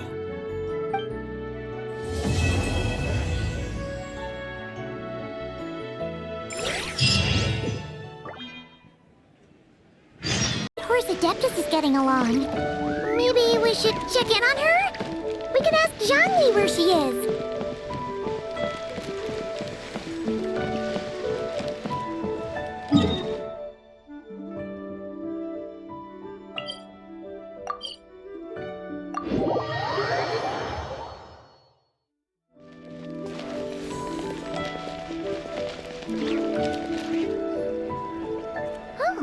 Looks like Zhangli hasn't stopped by for tea today.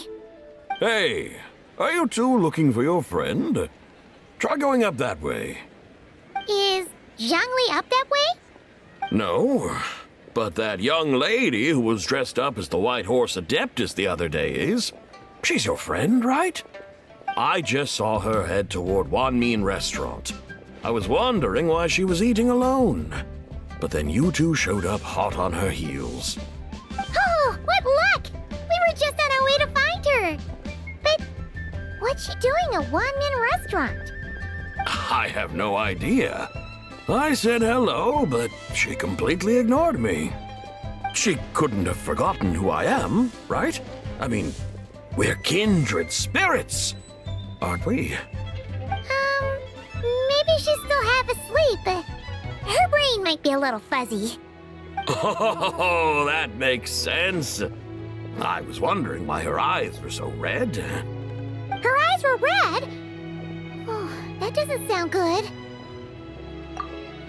You young people, staying up all night because you think you're invincible. Look at your friend, missing out on sleep so she can pretend to be the White Horse Adeptus. That's where that leaves you, you know. A word to your friend from someone who's older and wiser. She really needs some rest. Oh, Paimon won't be so certain about the older and wiser part. Yeah, what was that? Hurry along, then. Oh, and don't forget to come back and check out my Rex Lapis cosplay when you're done.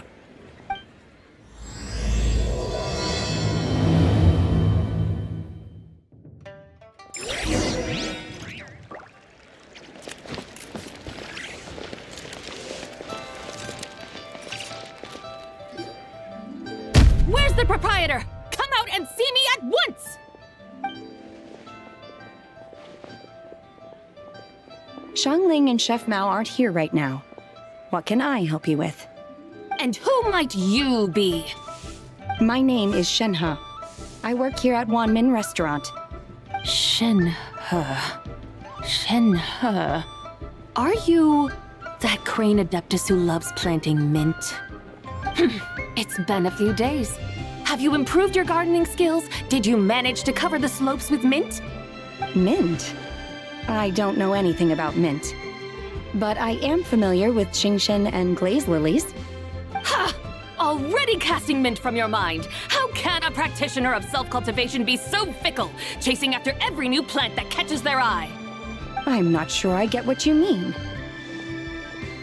Are you delirious from hunger? Would you like something to eat? Shenhe! White Horse Zabai! So this is where everyone is! Traveler, Paimon. It's been a long time. Happy Lantern Rite. Is this customer a friend of yours? Don't mind her, Shenhe. She's just a little cranky because, she didn't sleep well last night and she's only just woken up. Look how red her eyes are. I see. In that case, Miss Zabai, I have a tonic here infused with Genshin. It's cool and soothing when applied to the eyes. Would you like to try a few drops? Stop right there! Who are you two noisy children? Hey! Have you forgotten about us already? Guides. Yes, I seem to recall something about some guides. yes, now I remember. What luck! I was just looking for someone to show me the way to Elong Wharf. Huh. Is she starting to come around? Someone requested my help in purchasing some tea leaves. I was informed they have discounted prices during the festival and that I shall get a good deal there. Tea leaves? This sounds like Zhongli's doing. He sure knows how to get people running errands for him.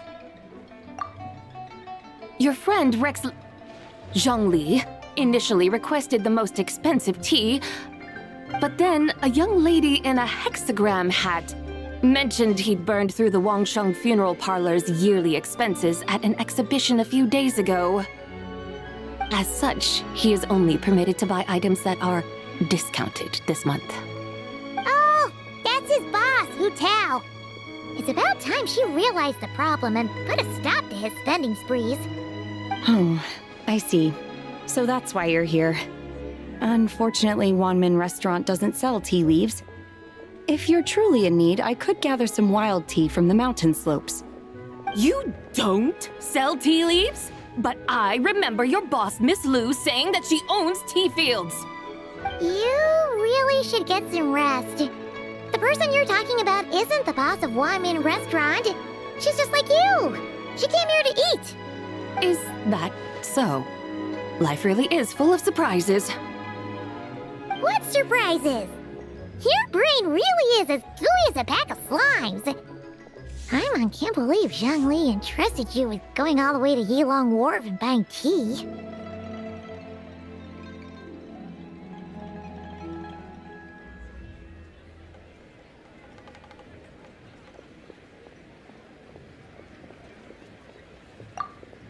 That would be excellent, my dutiful guides.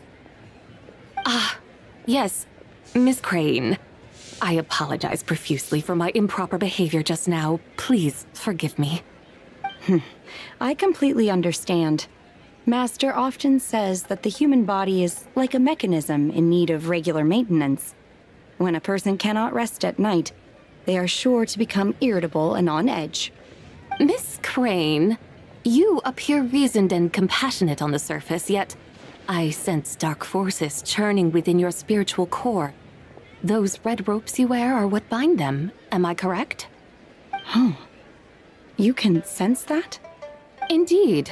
I also sense that with your strength, you might try undoing one or two of those bonds when training.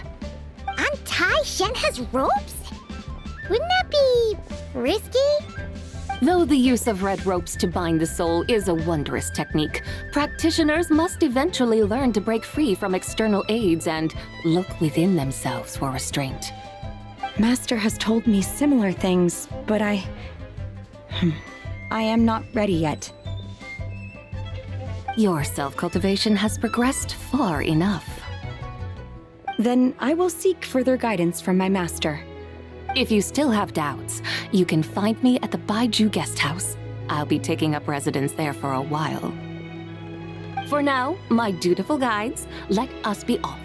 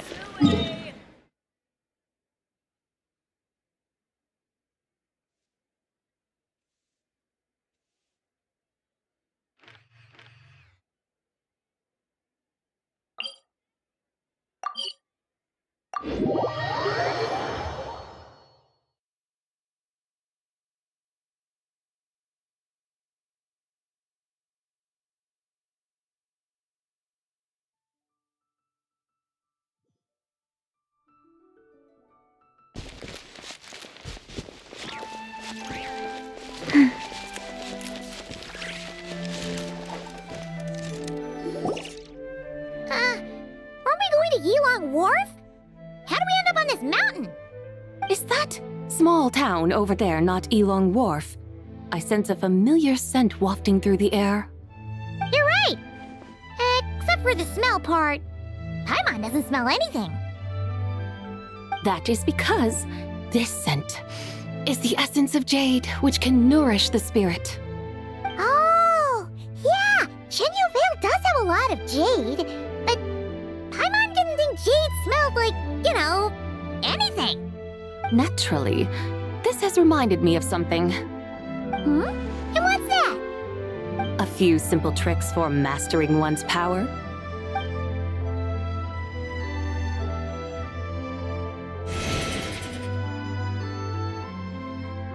What is that thing? I'm sure you've been to Elong Wharf many times before, but I wonder if you've done so while cruising through the air. You've been such dutiful, dedicated guides, so allow me to offer this fresh experience as recompense. Please step in.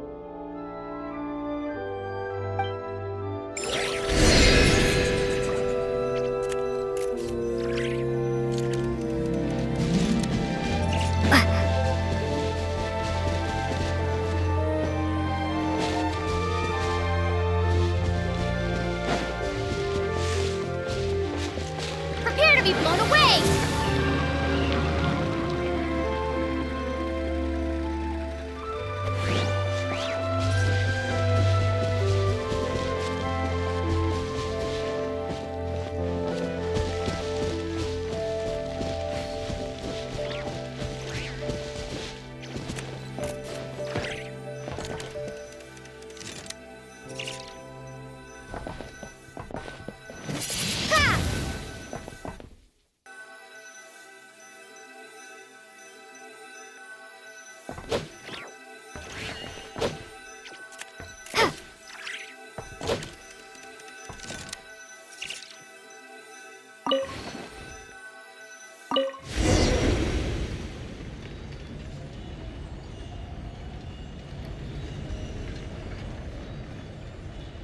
This is amazing! Paimon feels just like an Adeptus flying through the sky! What is this thing? I created it from my memories of the chariot of the Lunar Palace. Many years have passed since I last laid eyes upon it, so there may be some discrepancies. Nonetheless, it is functionally much the same. A lunar chariot? Wow! Paimon never imagined she'd get to ride in one! So, Sabai, does that mean you used to work on the moon? Work. That's an interesting way to phrase it, though I suppose you are correct. I was once an angel, a member of a race tasked with guiding humanity. Then, graced by serendipity, I became a moon envoy. Huh? What's a moon envoy? Some kind of super important angel? As you would understand it, a moon envoy is a job title. Any angel, or non-angel, can become a moon envoy. Does that mean you're not the only one? Of course not. Though my memories are still hazy, I vaguely remember some of my colleagues. There was one who liked to take on the form of an ibis. An ibis? Could it be... Can all moon envoys turn into animals? Does that mean Rauma could take that job? She can turn into a deer, and moon chanters are some sort of Luna envoy anyway, right? Moon chanter? I have no idea what those are. Oh, okay then.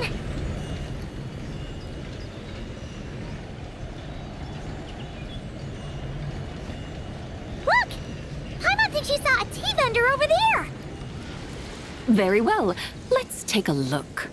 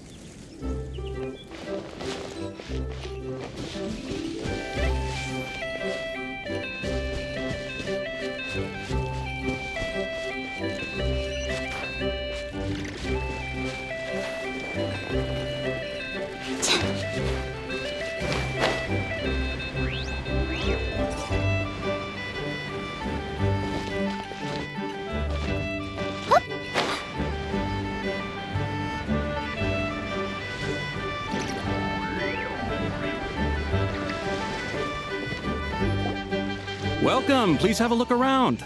We only sell teas of the finest quality sourced directly from Xiao Village. Right now we're offering a special discount for Lantern Rite. Look over there! Discounted tea!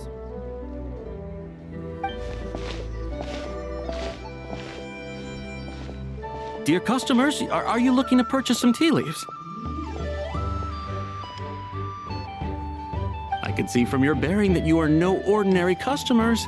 My humble shop has some exquisite teas that should satisfy your more refined tastes. We're not here for quality.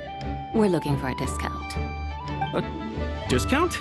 Well, that's a coincidence. Our Sunglaw tea is on sale right now. A special festive offer. Something about the name of that tea sounds familiar to Paimon. Buy 3 boxes of Sunglaw tea during the festival to get 10% off. Buy 4, get 20% off. Buy 10, but...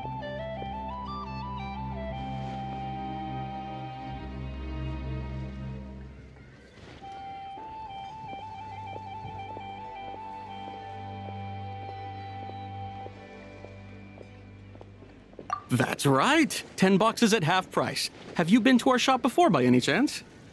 Oh, Paimon's definitely heard this spiel before. 3, 4, 10, 10, 20, 50. Zabai, what are you muttering about? When purchasing 3, 4, or 10 boxes, the corresponding discounts are 10, 20, and 50%. The intervals between the two sets of numbers are 1 and 6, and 10 and 30. Look! Her eyes turned blue! That's gotta be a first. If the differences between intervals remain equal, the interval after 6 should be 6 plus the difference between 6 and 1, which is 11. Similarly, after 30, the next interval should be 50. Therefore, extrapolating upward, the next two numbers in each set should be 21 and 100. You're making Paimon's head spin! Those numbers, what do they mean? They mean that if we buy 21 boxes of Sunglaw tea, we should get a 100% discount! 100% discount? You mean we'll get them for free? Oh, there was a pattern to the discounts! Is that right? The pattern we speak of is mathematics, little one. A pattern that is always right. That's amazing! You're a shopping genius, Zabai! Oh wait, something feels off here. I had no idea our shop's discounts were tied to the laws of nature. I've learned so much from you, dear customer. No need to thank me. Now, please give us our 21 boxes of free tea. Wait! What's the matter? Paimon just realized what it is that's not right.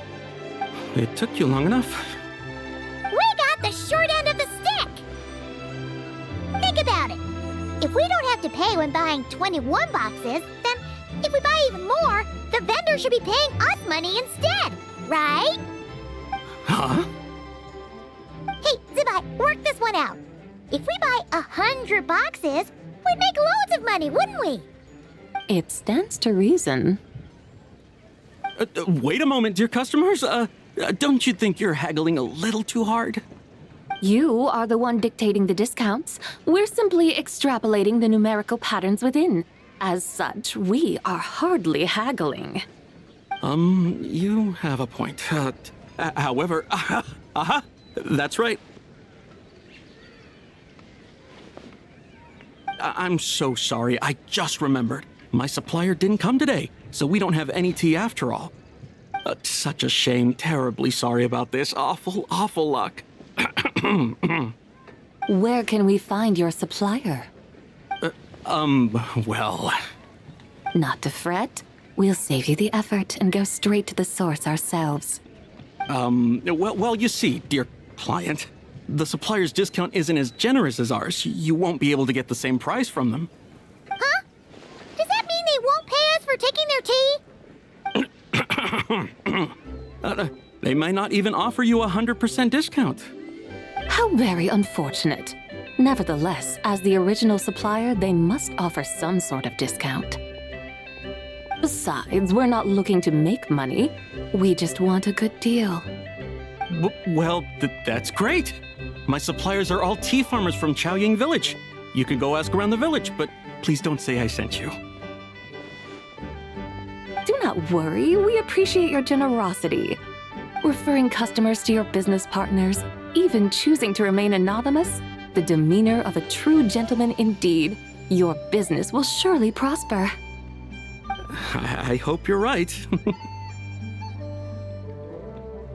Then let us head to Xiaoying Village. Do you know the way, my guides? Of course!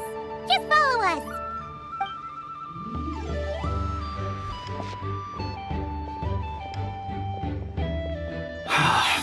What otherworldly beings were those? Thank the heavens I managed to send them on their way. I should hurry home and pray to the White Horse Adeptus.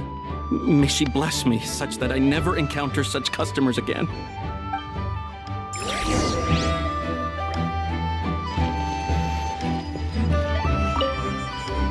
I should hurry home and pray to the White Horse Adeptus. May she bless me such that I never encounter such customers again.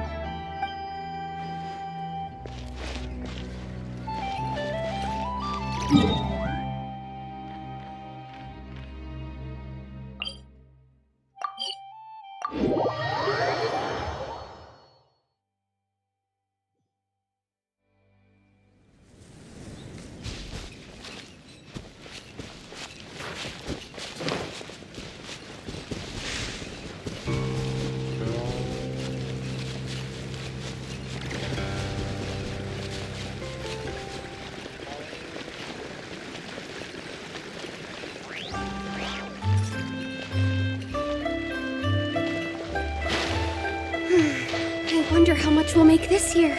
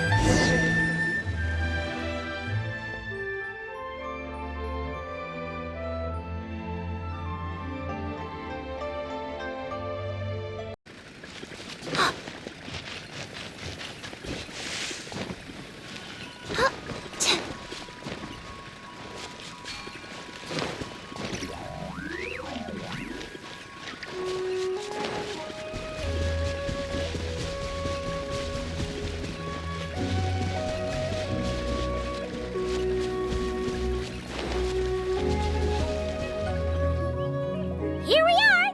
Xiaoying Village! The mountains and waters are pristine. They embody the beauty of heaven and earth. It's a good-looking place, all right. But it's hard to enjoy the scenery when Paimon can't stop thinking about all that tea-buying Mora we're missing out on. Should fate dictate, Mora will find its way to you sooner or later. Well, Morak certainly finds us often enough. He even sought us out in person this lantern rite. For now, let's look around and see if any tea farmers are selling their crop. We'll be able to see more clearly from up high. Let's take to the sky and enjoy the beautiful scenery while we're at it.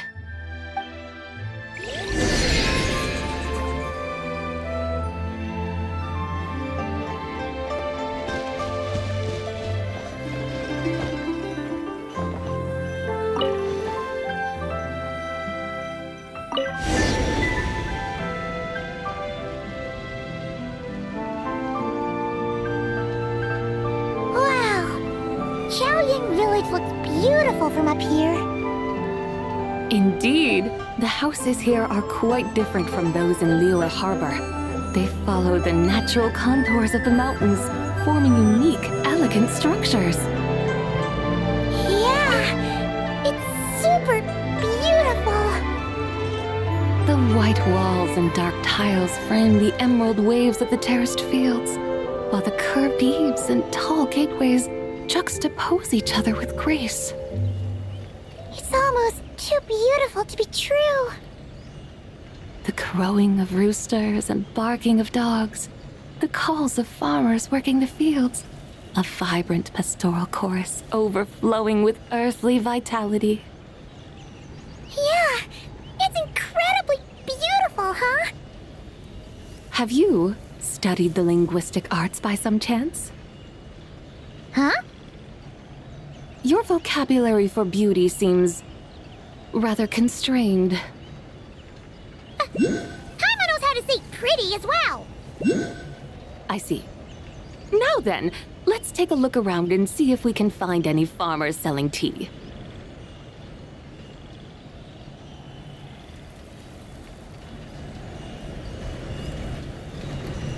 Look! There's someone in that tea field! And they look kind of familiar. Wait, is that Lu Xiangxiang? And who is that?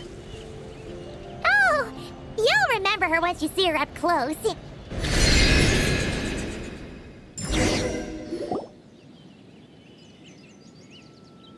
there, Lu Xiangxiang! It really is you! Huh? Paimon, Traveler, and the White Horse Adeptus. Fancy seeing you here. The White Horse Adeptus has a name now. You can call her Zabai. And you are... Wait. I remember now, you're... Don't say anything about food poisoning or fish. You're the young lady who wanted to rise above the rest, are you not? Yes, that's me, but I'm in a bit of a state right now. At best, I can say I've fallen below them. Fallen below them? What happened? Like I said the last time we met, I'm being punished according to family rules. My father, mother, grandfather, grandmother, other grandfather, other grandmother. Oh, that's a lot of family members. Yeah, and on the night of Lantern Rite, they held a family meeting to discuss my situation. So, they do care about you. There's no doubt they care. But they think that since I caused all that trouble in Liyue Harbor, it shows I can't be trusted on my own. They decided to ground me. Ground you? Yeah, though they're not confining me to my room. Instead, I have to personally nurture a tea seedling until it grows big enough to be sold at market. Aw, a tiny little tea baby. Do they want you to experience what it's like to be a parent? It's supposed to cultivate my character and temperament. They say this will help me calm down and reflect on my issues. What happened in Liyue Harbor really wasn't your fault. Oh well, at least this punishment doesn't sound too harsh. So, how long will it take for the little tea baby to grow? Actually, I don't know. I've never grown a tea tree before. It usually takes 2 or 3 years. 2 or 3 years? Yes, the tea in this garden requires 2 or 3 years to mature. That long? Zabai, you're not making this up, are you? How do you know so much about growing tea? When the plants thrive and grow, that is the meaning of my name. I can tell at a glance when their season of ripening will come. Do I really have to waste 2 or 3 years here? Why is this happening to me? I'd only just found my direction in life.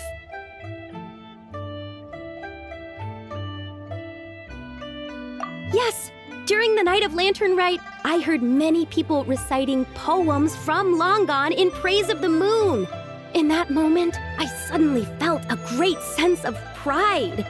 I mean, I helped excavate cultural artifacts from Long Gone, so I contributed to the revival of these poems too, right? So I decided to stay with the archaeological team.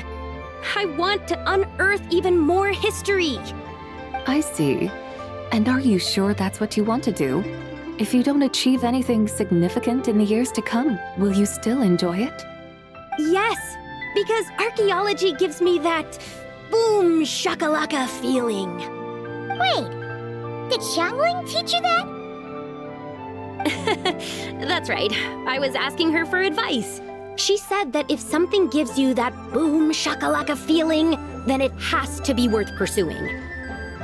I immediately thought about how, when I'm excavating in the ruins, I always feel like there's a ghost standing beside me, and not in a spooky way.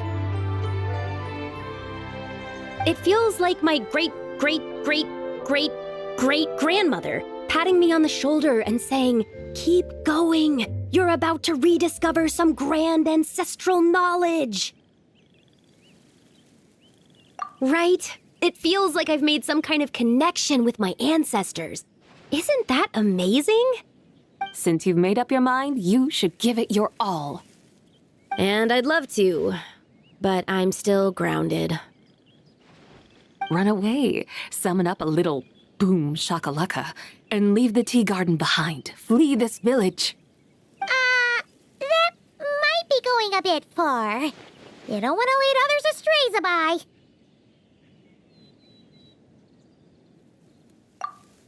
Yeah! Tell them about your great-great-great-great-great-grandmother. She must be the most super-duper ancestor to have ever risen above the rest, right? I'd be better off telling them about the White Horse Adeptus. After all, she's the supreme riser above the rest who saved my great-great-great-great-great-grandmother. Then it's settled. Tell your family that your decision has my blessing. Thank you, Tsubai, but I don't think cosplay is going to work on them. They won't listen. They don't need to listen. You need only follow the rules they've set out for you. What do you mean? As I'm sure you know, some ancient texts refer to the White Horse Adeptus as the Daughter of Time.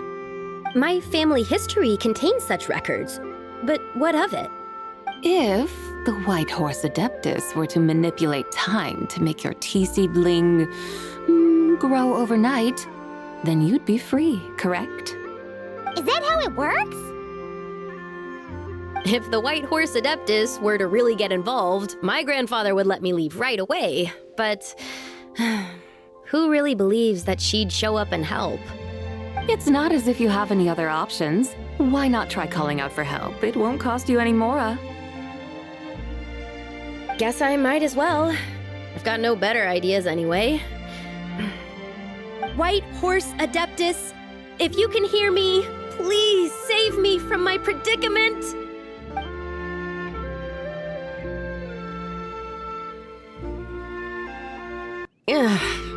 Nothing happened, as expected. Perhaps the White Horse Adeptus has already heard your prayer. Why not come back here tomorrow and take a look? By then, the seedling you planted may well have grown into a thriving tea tree. Thank you, Tsubai, for trying to comfort me. I do feel better now, kinda. But can't you really do something like that? Oh, it's getting late. Why don't you all stay at my house tonight? My family may be strict with me, but they're always welcoming to guests. That sounds great! Let's get some sleep and then come back here tomorrow to see if our tea baby has grown.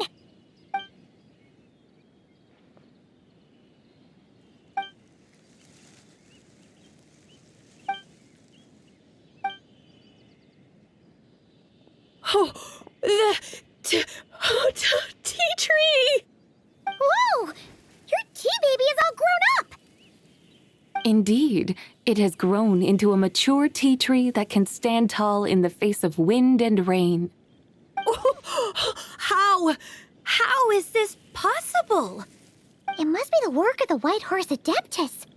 Her prayer must have moved her. Are you sure? Perhaps she heard your prayer and chose to answer the call. She once saved my great-great-great-great-great-grandmother. This time, she saved me. That's incredible! Your family must be blessed by the White Horse Adeptus. I guess so. I need to tell everyone the news right away. They'd better. Since this is the will of the White Horse Adeptus, I don't see how they could object. Go. And if you run into any more trouble, call out to the White Horse Adeptus just like yesterday. Thank you so much! Paimon really thought you were going to use Adeptal energy to make the tea baby grow, Zabai. When an Adeptus exerts effort, consuming their energy, is that not using Adeptal energy?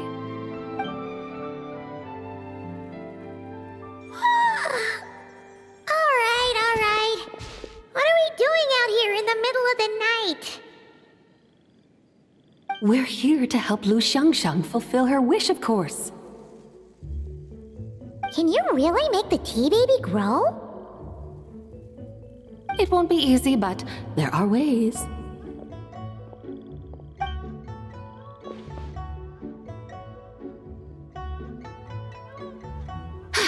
There, it's grown. Hey! You just transplanted a tea tree from over there! So, there's a mature tea tree here now, yes? Yeah, but... And am I not the White Horse Adeptus? Yeah! Is this tea tree then not a manifestation of the White Horse Adeptus's will? You're... not wrong. But again, there's something not quite right about this. Maybe this will become another mystical Adepti tale recorded in their family history. That would be marvelous. Paimon thinks so too. Hey, Traveler! Zabai seems to be doing much better now, don't you think? Oh! Paimon bets that's why Zhongli chose to send her on this errand. That's a great idea! We've already shown her Liyue Harbor, Yulong Wharf, and Xiaoying Village. How about we head to Qingce Village next? Qingce, that name sounds familiar. The scenery there is really beautiful. Pretty, too. It's the perfect sightseeing spot. How about we show you around? I must say, I have been mightily impressed by the mountains and waters of Liyue. Please lead the way, my dutiful guides. Alright, let's go!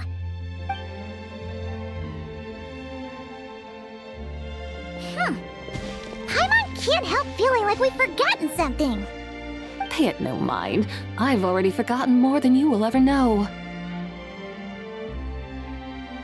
Alright. If we forgot something, it can't have been that important to begin with. Qingce Village, here we come!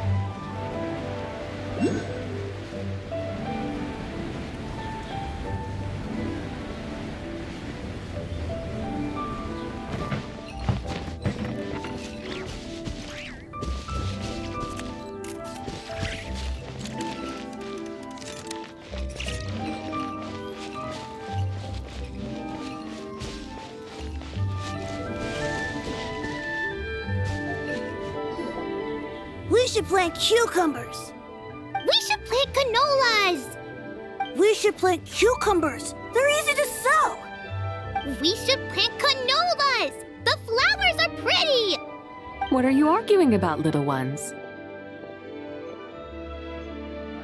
We're deciding what to plant in our field once Lantern Rite is over. Yeah. Dad gave us a small plot of land to grow our own crops. He said we can keep all the more we get from selling them.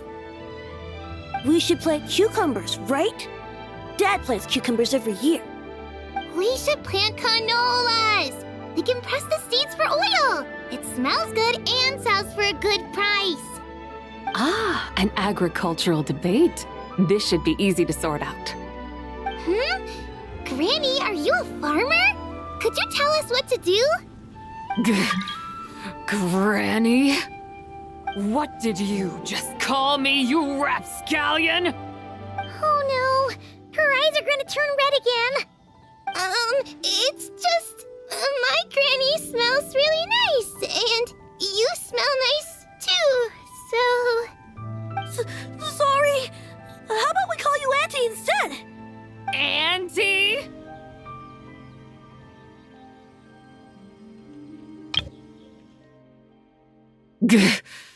Granny? Auntie?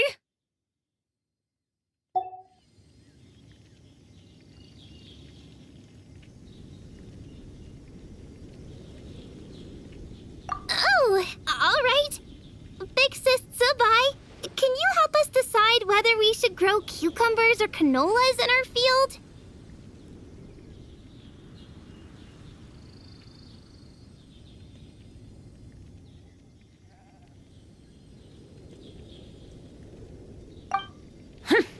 You little rascals!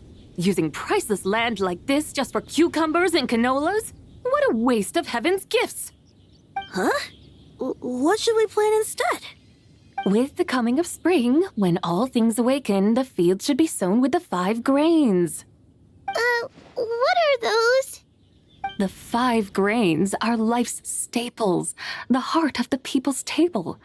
I notice the people here mostly eat rice, so that is where you should begin. Based on the local climate and soil, seedlings planted in mid to late spring should produce mature grain within 2 or 3 months. When autumn comes, you can plant a second crop, with time still to harvest it before the first frost. The rice you harvest can be sold at market or kept in your stores. It's a far better choice than cucumbers or canolas. Oh, but Big Sister Zubai, I like canolas. That's no issue. It is unsuitable for continuous cropping in any case. You can rotate it with rice to maximize your yields. After the second rice harvest, around wintertime will be the perfect opportunity to sow their seeds. And when they mature in mid to late spring, you shall be just in time to sow the first rice crop of the year in turn. This way, your field will sustain balance, rice and canola in a harmonious cycle. Wow, that means we'll have crops to harvest all year round. Wait a minute! If rice and canola take up the whole year, what about my cucumbers?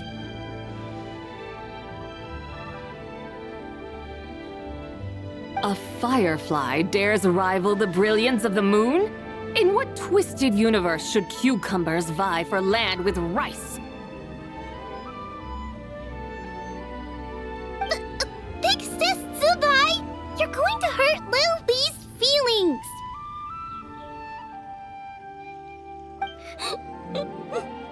Auntie hates cucumbers.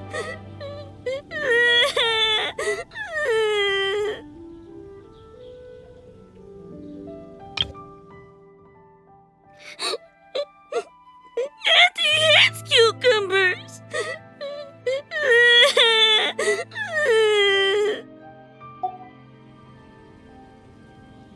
Stop crying this instant! I meant that cucumbers are simple enough to grow. There's no need to devote a whole field to them.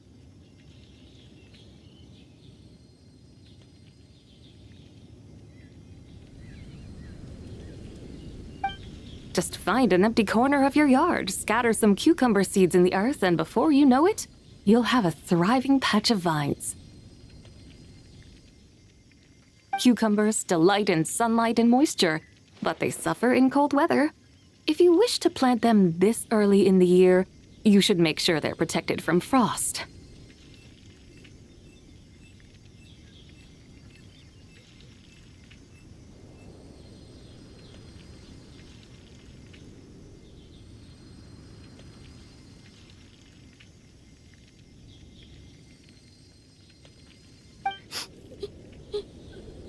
Wow. Is it really that simple? Let's hurry home and get started right away!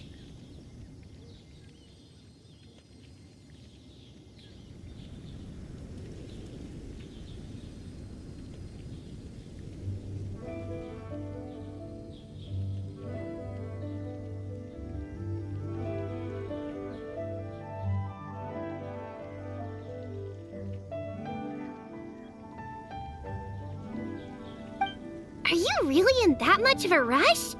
Well, thanks, Big Sis Tsubai, who's fierce but really good at farming. We gotta go!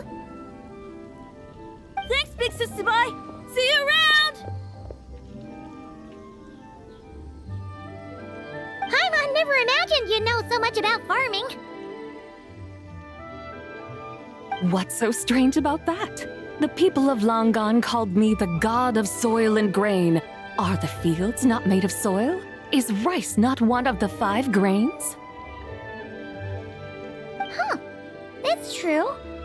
So, if the god of soil and grain is a farming god, that means the White Horse Adeptus must be a farming adeptus, right? Of course, the god of farming is down to earth. Mind your tongue, impertinent child. How dare you diminish the lofty bearing of an adeptus? Hey! You're the one who said the god of soil and grain is all about farming. Enough! It's time for us to take to the skies once more. Join me now. Witness the majesty of mountain, water, and field, and broaden your horizons.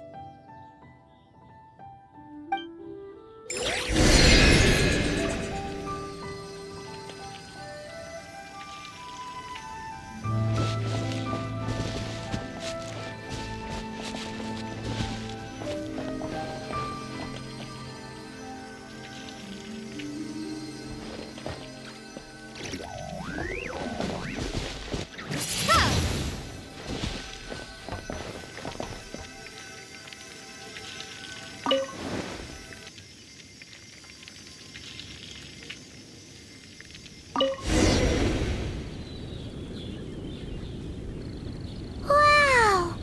The terraces look so pretty from up here. The mountains tower like pagodas, the hills coiling at their feet like shells. Layers built upon layers, rising and falling in harmony. A truly unique and mesmerizing sight. Thinking about it, you have a special connection to this place, you know. A special connection? Yeah! There's a local legend about a white horse leaping from a pure spring to follow Rex Lapis into battle. Don't you remember? You must have been living in seclusion around here. That does sound somewhat familiar. Oh, and if we keep going up this way, we'll reach a super duper spooky spot. You might have a connection to that place too. There's an ancient array that seals away the remains of a fallen god. A god's remains? Yeah! The people of Liyue turned that story into an opera called The Sanctification of Tao Do. Does that ring any bells? Tao Do. Huh. The 7 and 8 gates array. That's right, that's right! You do remember! Boone, the god of the underworld, who could pacify the forces of life and death. Huh? So, Tao Do had another name? Let's go take a look.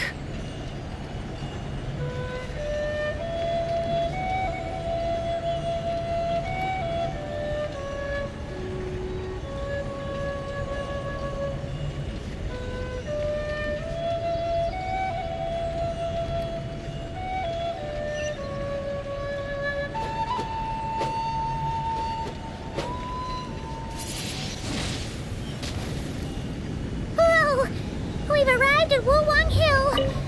The atmosphere just turned spooky. I can't help but feel there's something strange about this friend you haven't seen in ages. Huh? Paimon thought she heard someone's voice. Let's head down and check it out.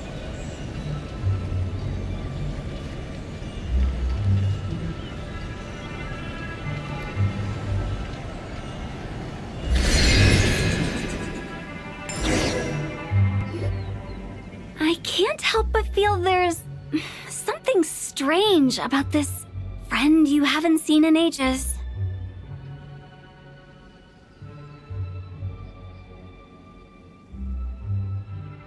Strange? Whatever do you mean? Her strangeness defies description. This Miss Zabai is a full-blown enigma, don't you think? I'm afraid I have no idea what you're talking about. Aren't you worried about sending her all the way to Yilong Wharf on her own to buy tea? What if she gets lost? Where there are people, there are paths. Now I'm the one with no clue what you're saying. She can ask for directions. And then what?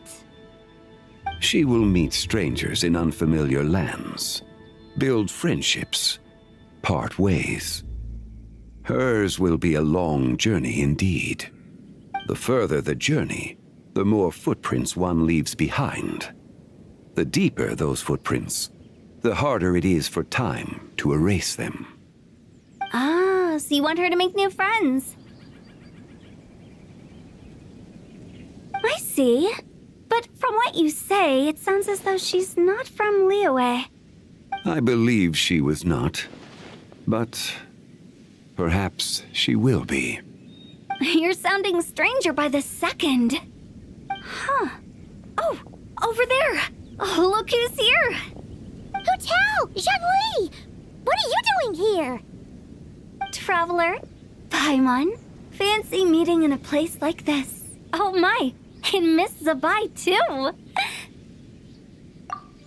Sounds like fate to me. We were taking Zabai to buy some tea from Yilong Wharf. Zhongli sent her there, though she didn't even know the way, and... Oh, drat! We forgot the tea! Oh, Paimon knew we were forgetting something!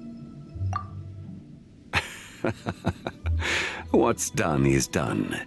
There's no need to dwell on it. Fresh tea grows with each passing year. Let fate deliver it as it wills. Exactly. You can get tea wherever you go. You're hardly running low now, are you? Paimon feels a lot better now that you've said that. Still, I'm a little confused. If you were buying tea, how did you end up all the way out here? We're taking Spy on a sightseeing tour. We started at Liyue Harbor, stopped in at Yilong Wharf, went sightseeing around Xiao Village, made our way to Qingce Village, and now we're here. Wow, that is quite the itinerary. Yeah, actually, Paimon thinks it's about time we headed back.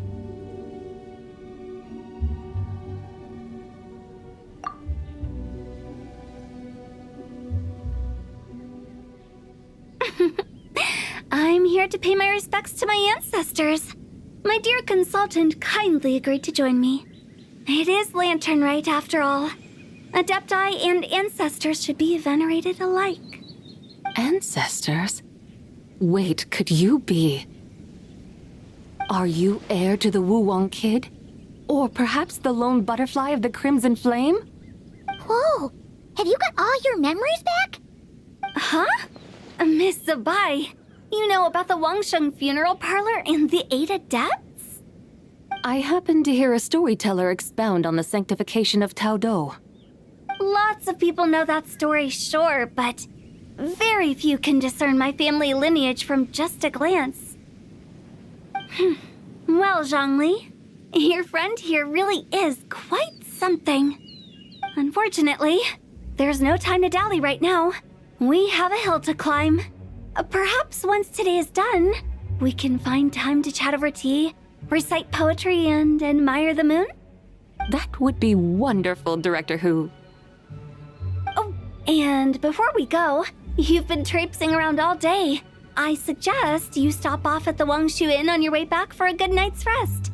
Wouldn't do to exhaust yourselves, Don't mention it. All right, we'll take our leave now. See you later. Hu Tao's so thoughtful. Why don't we follow her advice and stay at the Wangshu Inn tonight? Zabai, you can see the whole of Dihua Marsh from up there. The view's amazing. Plus, you can sample Smiley Yin Xiao's cooking. Wangshu, an intriguing name. It couldn't hurt to check it out.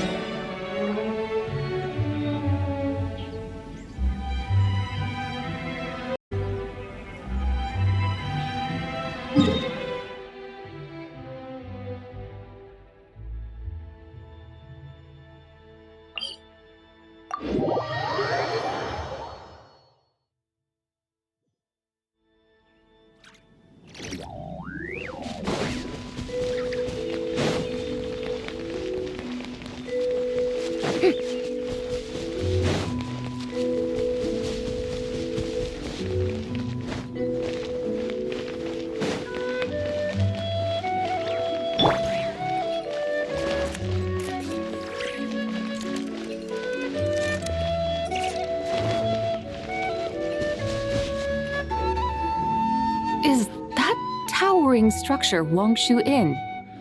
Sure is. We can take the lift up from over there. Always walking the path long trodden. Does retracing others' footsteps not tire you? Come on, get in. We'll fly to the top.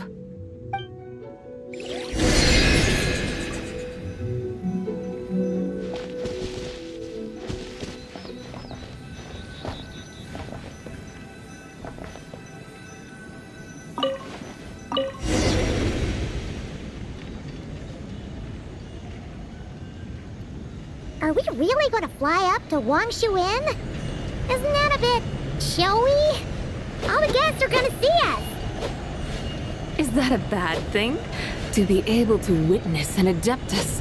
This will surely add to the inn's appeal, not to mention the room prices. The owner will thank us. You seem to really like showing off your powers. This inn's architecture is incredible, and the surrounding countryside radiates a picturesque charm. No wonder the new proprietor of the Baiju guest house thinks he can't compete and has decided to change his own establishment's name. The new proprietor? Ah, you mean Lu Shengsheng's dad. So you know about that too. Personally, Paimon thinks it should go with something like Rex's Rest. That's a contender's name if Paimon's ever heard one. A fitting name indeed. So you think the guest house should change its name too? Paimon kinda thought you'd say something like, such sacrosanct traditions must never change. Time flows ever onward. Why should the rules of yesterday be carried forward into the world of tomorrow? The people of today should determine what is to be kept. Huh. You're not as old-fashioned and stuffy as Paimon thought. The years ebb and flow, seas recede to reveal fields. In the vastness of time, I am but a wild horse in a boundless sea of dust. Even Rex Lapis, having waded through the waters of the river of time, is not quite the same as before. Zhongli? What was he like before? That is another story for another time.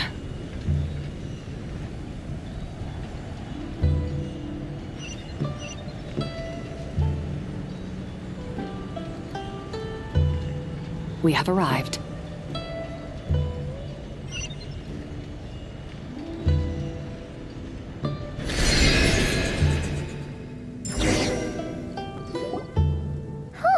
This is the first time Paimon's ever flown up to Wangshu Inn on a chariot. Everything's so different when you're up high. Wangshu. Like moon lanterns and Xiao lanterns. Might it all be a coincidence? What's a coincidence? Do you not know what Wangshu means? Wangshu can refer to the moon, but its original meaning is actually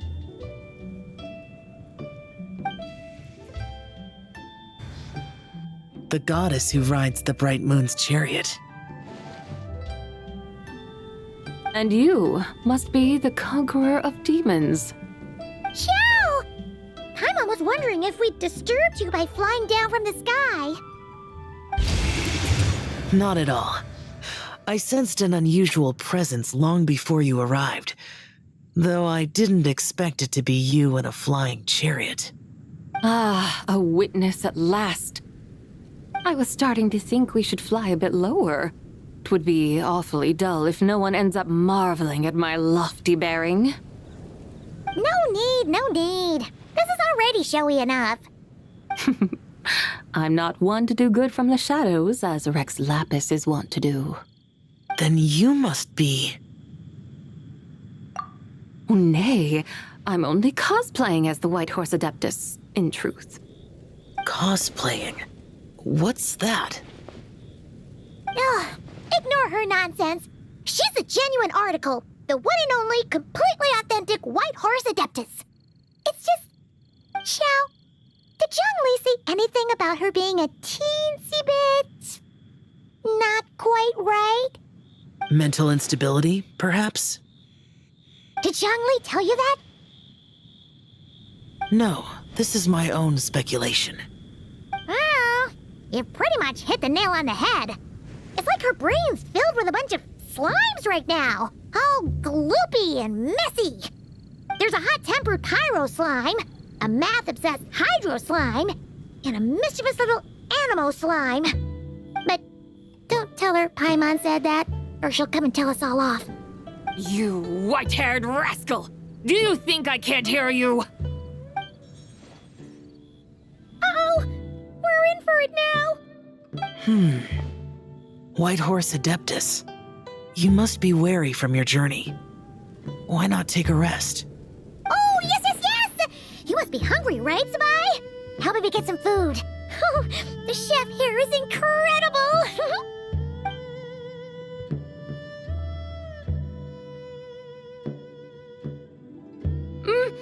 It's so hot! So spicy! Are you okay? Do you want Paimon to get you some water? Don't worry about me. I just need to pace myself.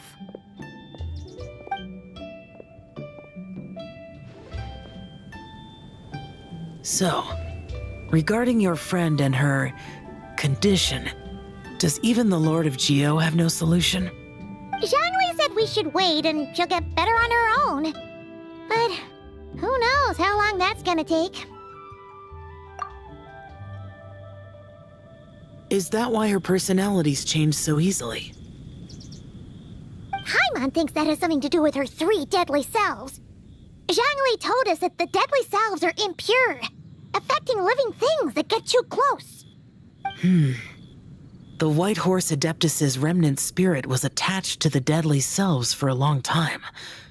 It makes sense that her temperament and memories would have been influenced by them. But Paimon still doesn't really understand what the 3 deadly selves actually are. Paimon, as you do not practice self-cultivation, I cannot help you fully understand. But you can think of them simply as emotions and desires. The act of severing the 3 deadly selves is a means of exercising wicked desires and cultivating one's true self. I believe other nations have similar practices. In Sumeru, it is known as shattering Atmagraha. Oh, so it's about emotions, desires, and attachments, that sort of thing. It includes those. I wonder, does she still remember what happened in the past? Some of it, but right now, it's like she was suddenly awakened. Like she's still half dreaming. The half that's still dreaming might remember things, but the half that's awake doesn't quite get it. Conqueror of demons, are you looking to learn about Rex Lapis's past from me? You are an old friend of his, so please, call me by my name. But Conqueror of Demons sounds so much more imposing. In days of yore, he was the Lord of Geo, Heaven's Star. Huh? You said the same thing the day you came back, but what does it mean? I'm afraid I can't remember. Hey, did you really forget? Or are you just pretending so you don't have to tell? Why not ask Rex Lapis himself? Whether I've forgotten might be up for debate, but I am certain he remembers. He must have his reasons for not raising the past, and you likely have similar concerns. I shouldn't have asked. An answer that suits your style, General Olatis. Now that we're on the subject, though, I suddenly remembered something. Which is? In the distant past, there was a feast, which I attended. I faintly recall the Lord of Geo also being present that day. Oh, and then? What happened? Among the dishes served, there was one that could be found in every household throughout Langan at the start of spring. A dish called Flavor of Spring. I suddenly remembered the recipe for this dish. Is that it? Yes! Since it's Lantern Rite here in Liyue, why don't I make some for you to try? That sounds good.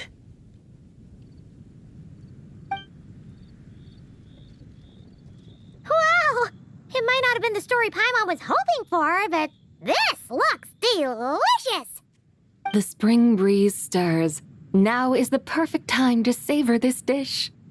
My dutiful guides have gone to great trouble to show me around Liyue, and even the conqueror of demons has graced us with his presence.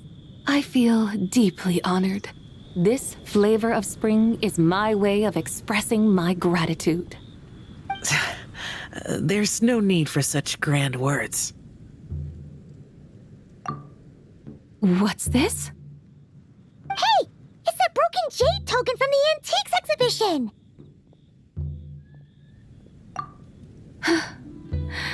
Indeed. This was once an Adeptal treasure of mine. I'm amazed it ended up in your hands. Alas, it serves little purpose now in its fractured state. Please, keep it as a memento. Oh, that's a shame. Can't we fix it? This is the way of the world. Once jade is broken, it can never be made whole. Then, what about forging a new one? That is a good point. That it has ended up in your hands must be a message from fate. I could try to craft it into a little trinket for you. One that might prove useful on your journey. Ooh! What sort of trinket? It's just a passing thought, one that will require the right opportunity. I'll think about it more when the time comes. Now that we've had our fill, we should get some rest. Tomorrow we return to Liyue Harbor, where I'll have need of your guidance once more.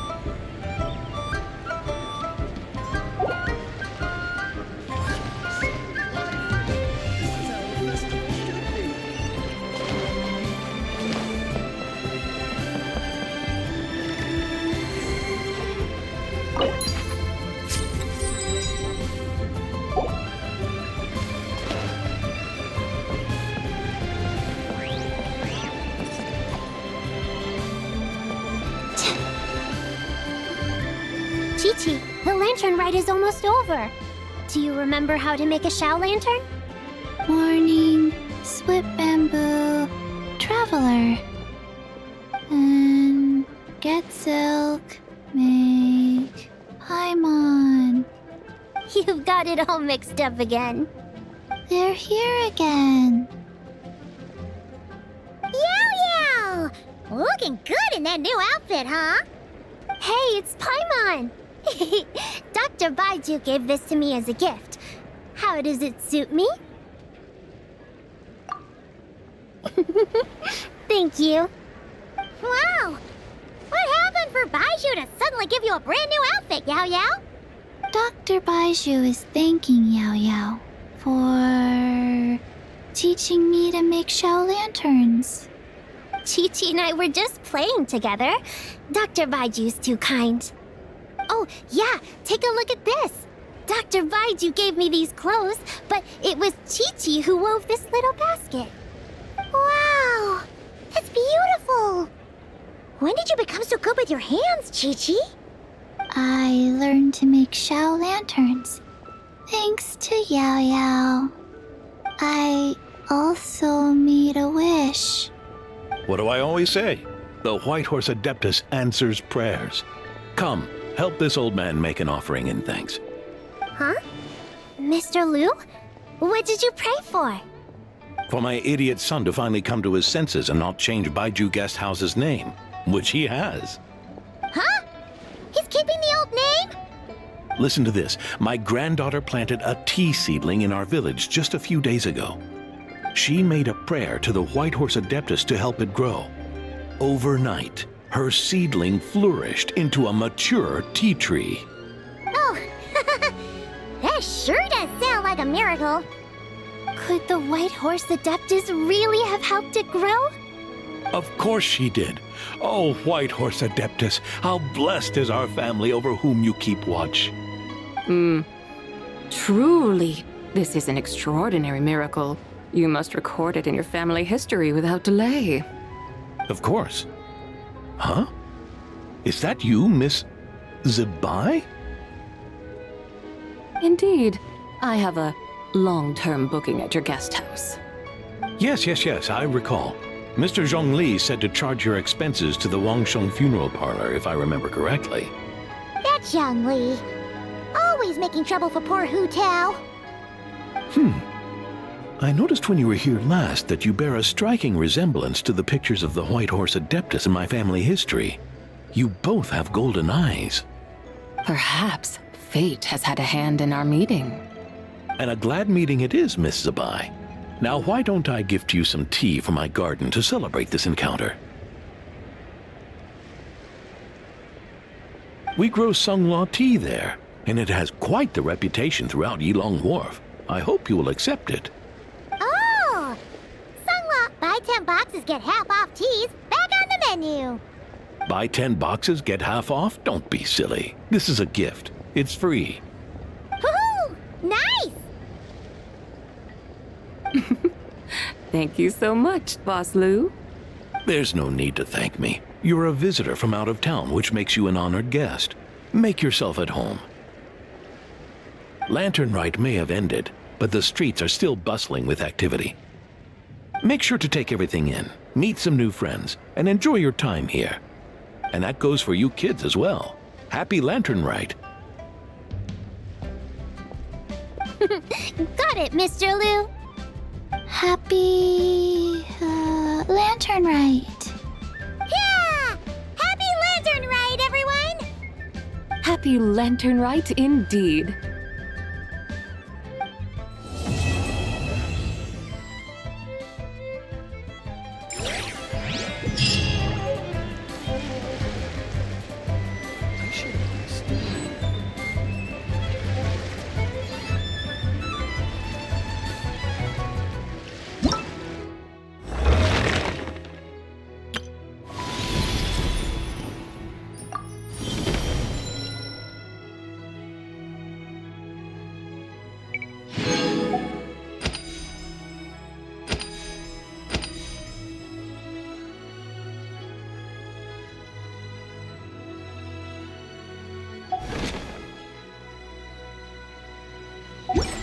Ooh, what's happening over there? Can we take a sneaky peek? Huh? Can we?